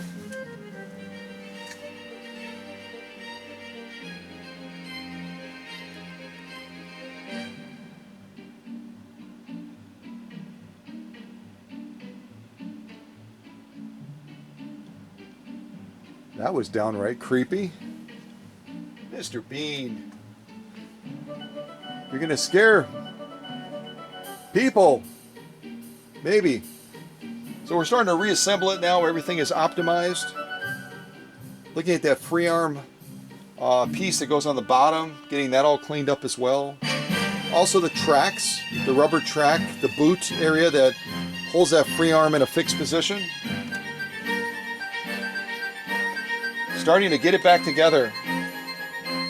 Accessory case is also being cleaned.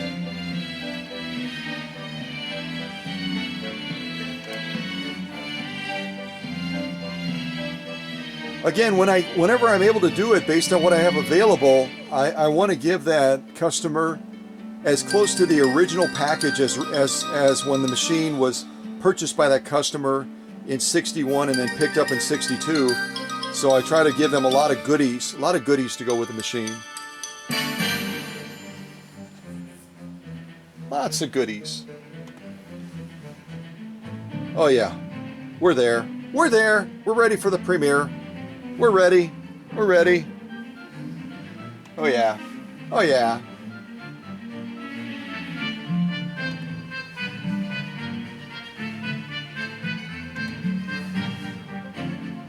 Aha! Woo!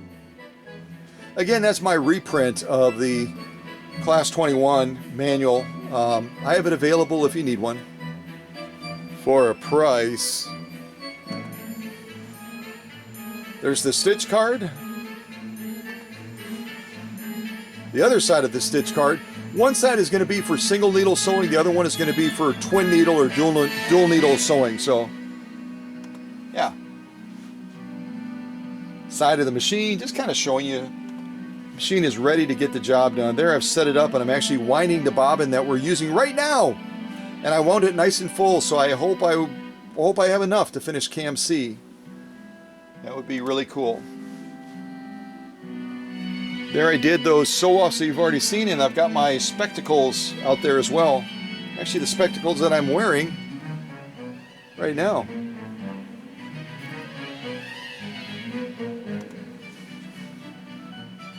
Beautiful stitching. Beautiful, beautiful stitching. Oh yeah. Yeah, give me some more of that. Give me another dip.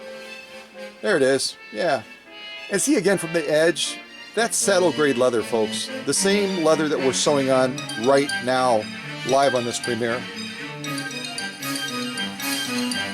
Oh yeah. Oh yeah. Page 34. Talk to me about it, baby. Talk to me about it. I think we went full circle. We're stuck in a loop. Yeah. That almost looks like kind of a vanilla Oreo cookie. Now I'm getting hungry. Okay, so we've gone through all the progress shots. Yay! Those of you that don't like progress shots are going, yay! But I really want you all to understand my process, the impact. The impact. All right, so we got this locked in place. Let's finish sewing Cam C, shall we? That would be fun. Let's do that.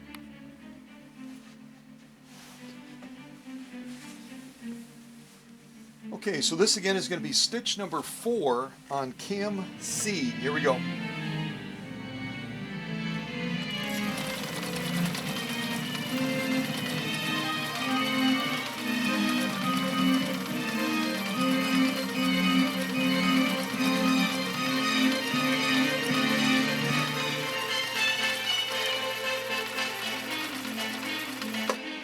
Up position, and I'm going to turn this music down just a little bit. As awesome as it is. Yeah, that's our little Christmas tree thingy. Or what are those? What are those? They're almost like a you know what I'm saying? Are they called bugles? Is that what they're called? Tell me if I'm right. Is that the snack food called a bugle? They're almost shaped like that, similar to that.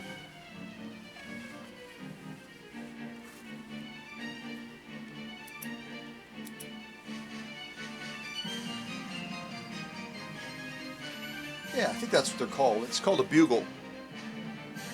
Or a Christmas tree stitch, or whatever you want to call it.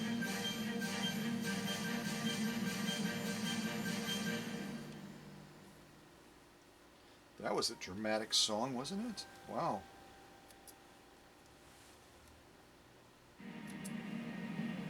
That was super cool. Okay. Getting very close to the finish line here. Very close. It's exciting. So I'm taking my stitch width, I'm taking it down to 0 so that finger for the cam reader is retracted. I'm going to slide us from 4 to 3. So now we're doing stitch number 3 on cam C. Cam C. All right, here we go.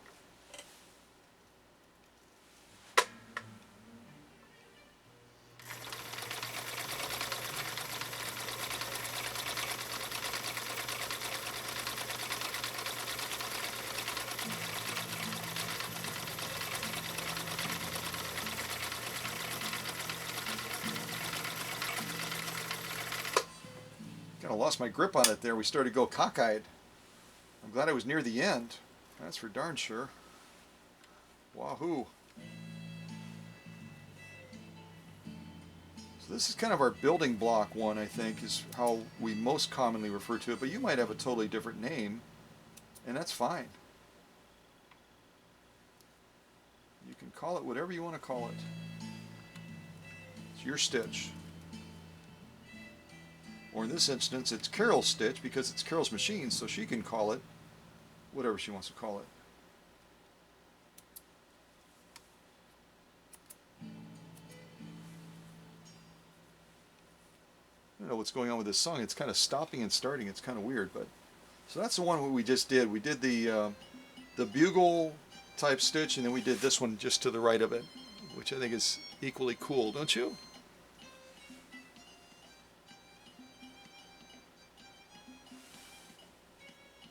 All right, let's get ready for our next stitch. We only have 2 left, I think. Zeroing out my stitch width, taking our selector now from stitch 3 to stitch 2. And now we're going to do this stitch number 2 on cam C. Here we go.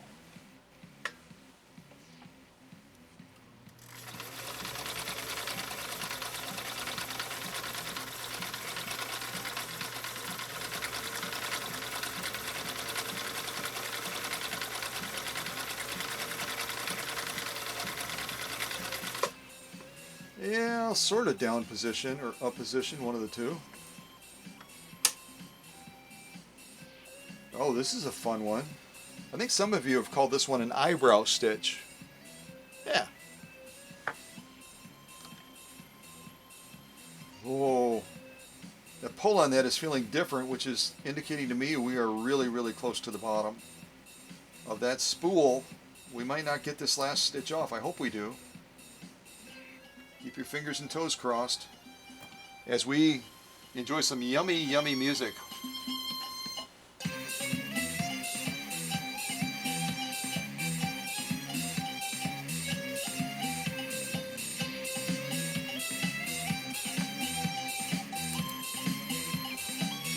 feel like I'm teleported back to Saudi Arabia. Although this is more Indian music, isn't it? It's more like if you were in India, you might hear this music. Sort of. Maybe. Alright, our final stitch on cam C, and then we will have done cams A, B, and C. Stitch number 1 on cam C. Here we go. Let's hope our bobbin thread holds out. Here we go.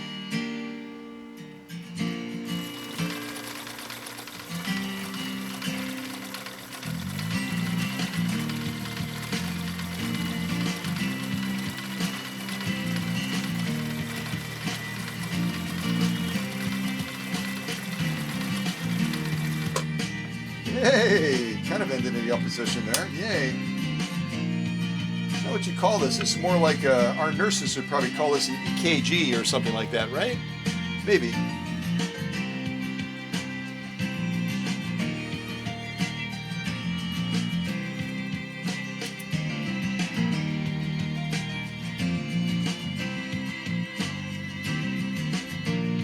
Well, I am elated. We made it all the way through. All of those sew-offs we just did on camera, plus the off-camera ones, plus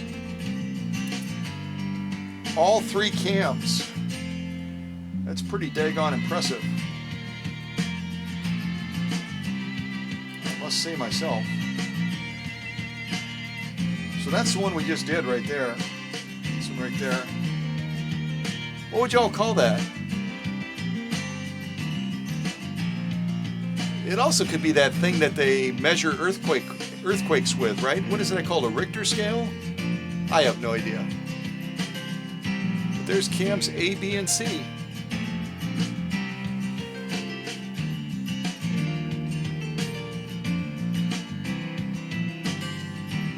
Cool. Lock stitch.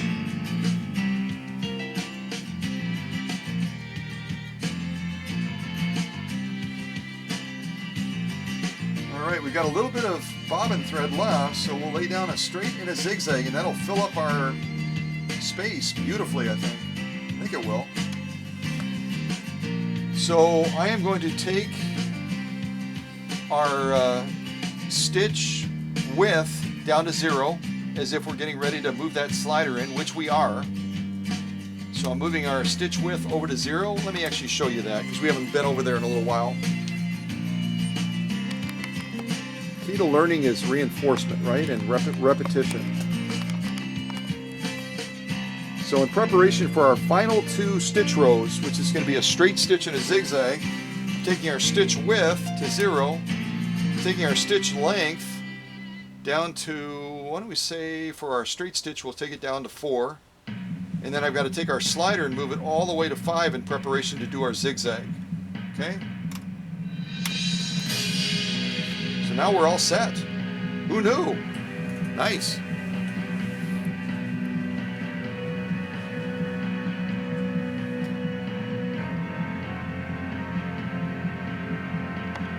See from the side again why I say it's not thin stuff? Depending on what part of the hide it comes from, about 3 to 4 ounces of leather.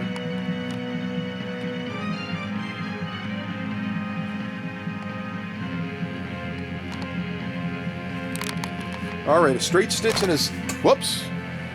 I didn't kick the camera the whole premiere and I just did it. Dagnabbit. Holy gumdrops. Sorry I said that, gumdrops. I got mad.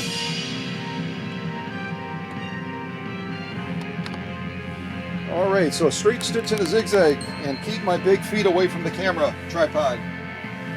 Volume down. Volume down. Straight stitch and a zigzag. And kind of like Mr. Megorium in Mr. Megorium's Wonder Emporium, all we have to do is make a call from a payphone, if we could actually find one, and our life will be complete. At least during this premiere. Alright, here we go. Straight stitch. Take up arm at the highest position. Straight stitch and then a zigzag. Here we go.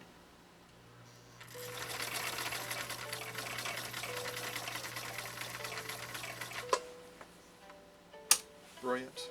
Brilliant. There's a straight stitch. And now we need to do a zigzag next to it. Oh yeah. Gorgeous straight stitch.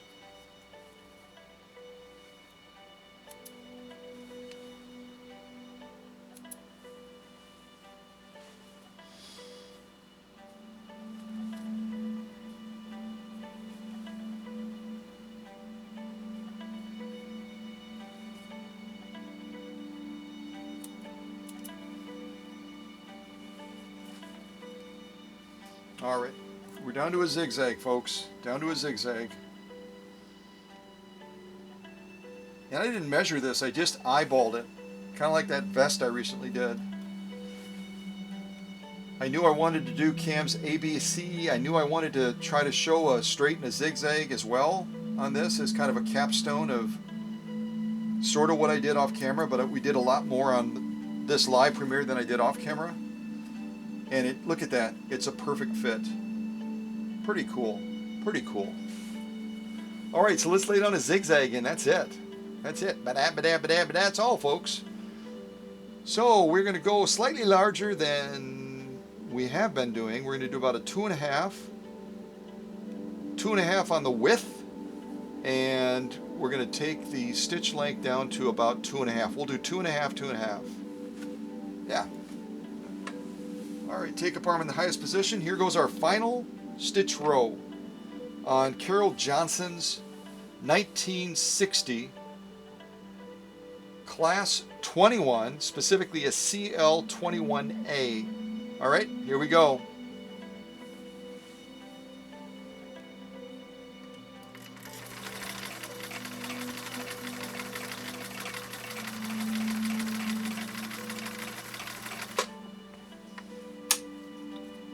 That's it, folks.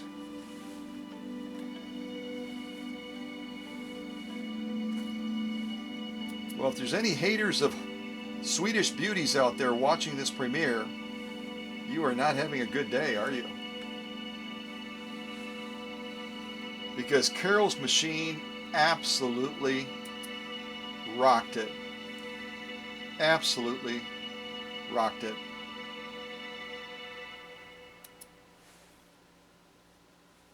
Spectacular job. So impressed.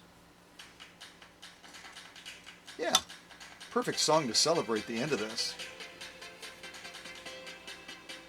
You know we got to turn this up, right?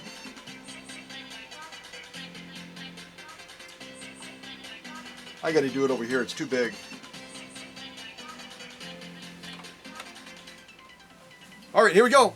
Volume up. Our wrap up to this premiere. Absolute success.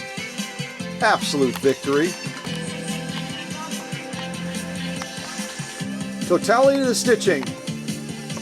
Representing cams A, B, C, straight stitch, zigzag. Count 'em, baby. Let's go top to bottom.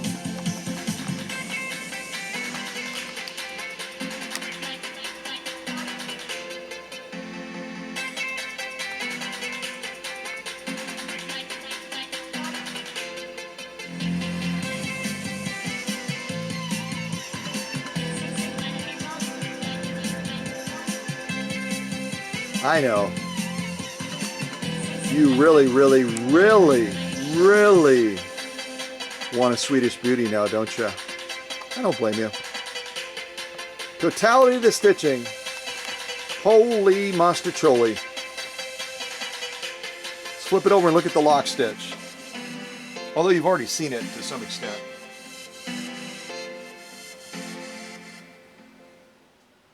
Well, that was such a fun song. That's such a disappointment that it ended so quickly. That's okay. That's okay. So here's our lock stitch with this huge field of sew-offs that cover cams A. Let me move over here. Covers cams A, B, C, plus a straight and a zigzag. So we'll kind of go up and down on these as well.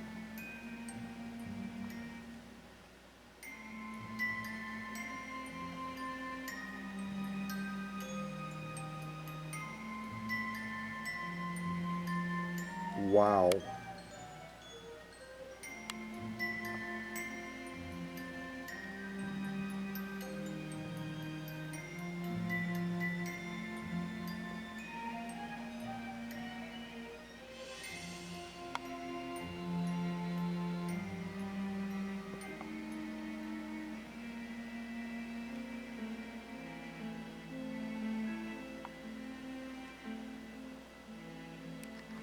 Totality of the stitching,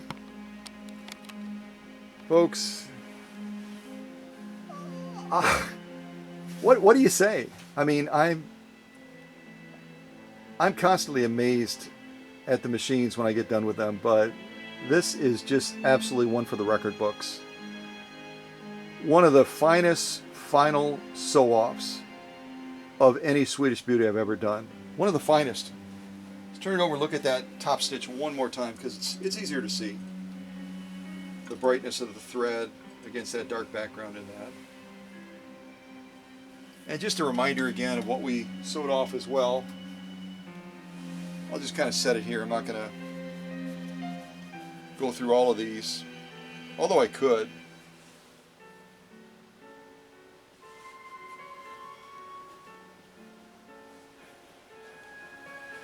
Come out in this shot.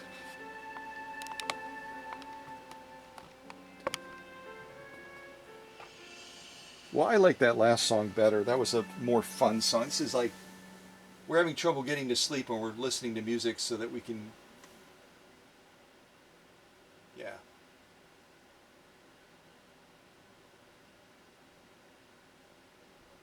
Hold on a second, see if I can find it.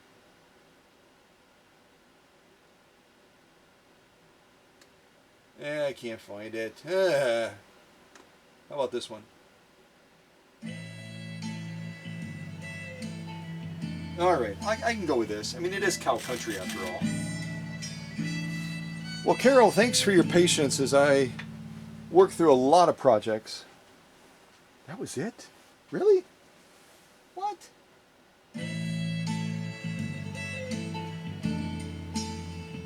You are not serious. 58 seconds? There's no way I can talk that little.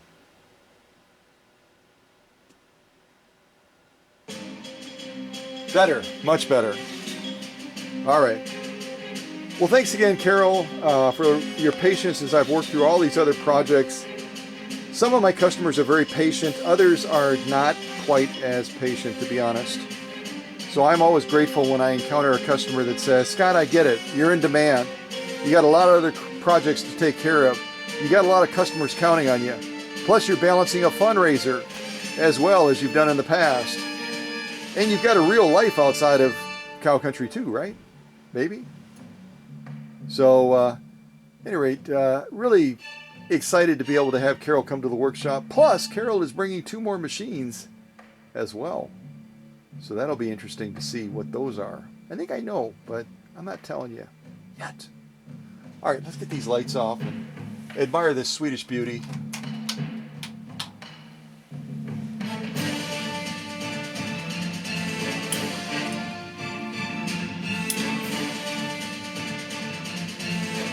Yeah, this is good music. This is good ending music. Yeah, it is.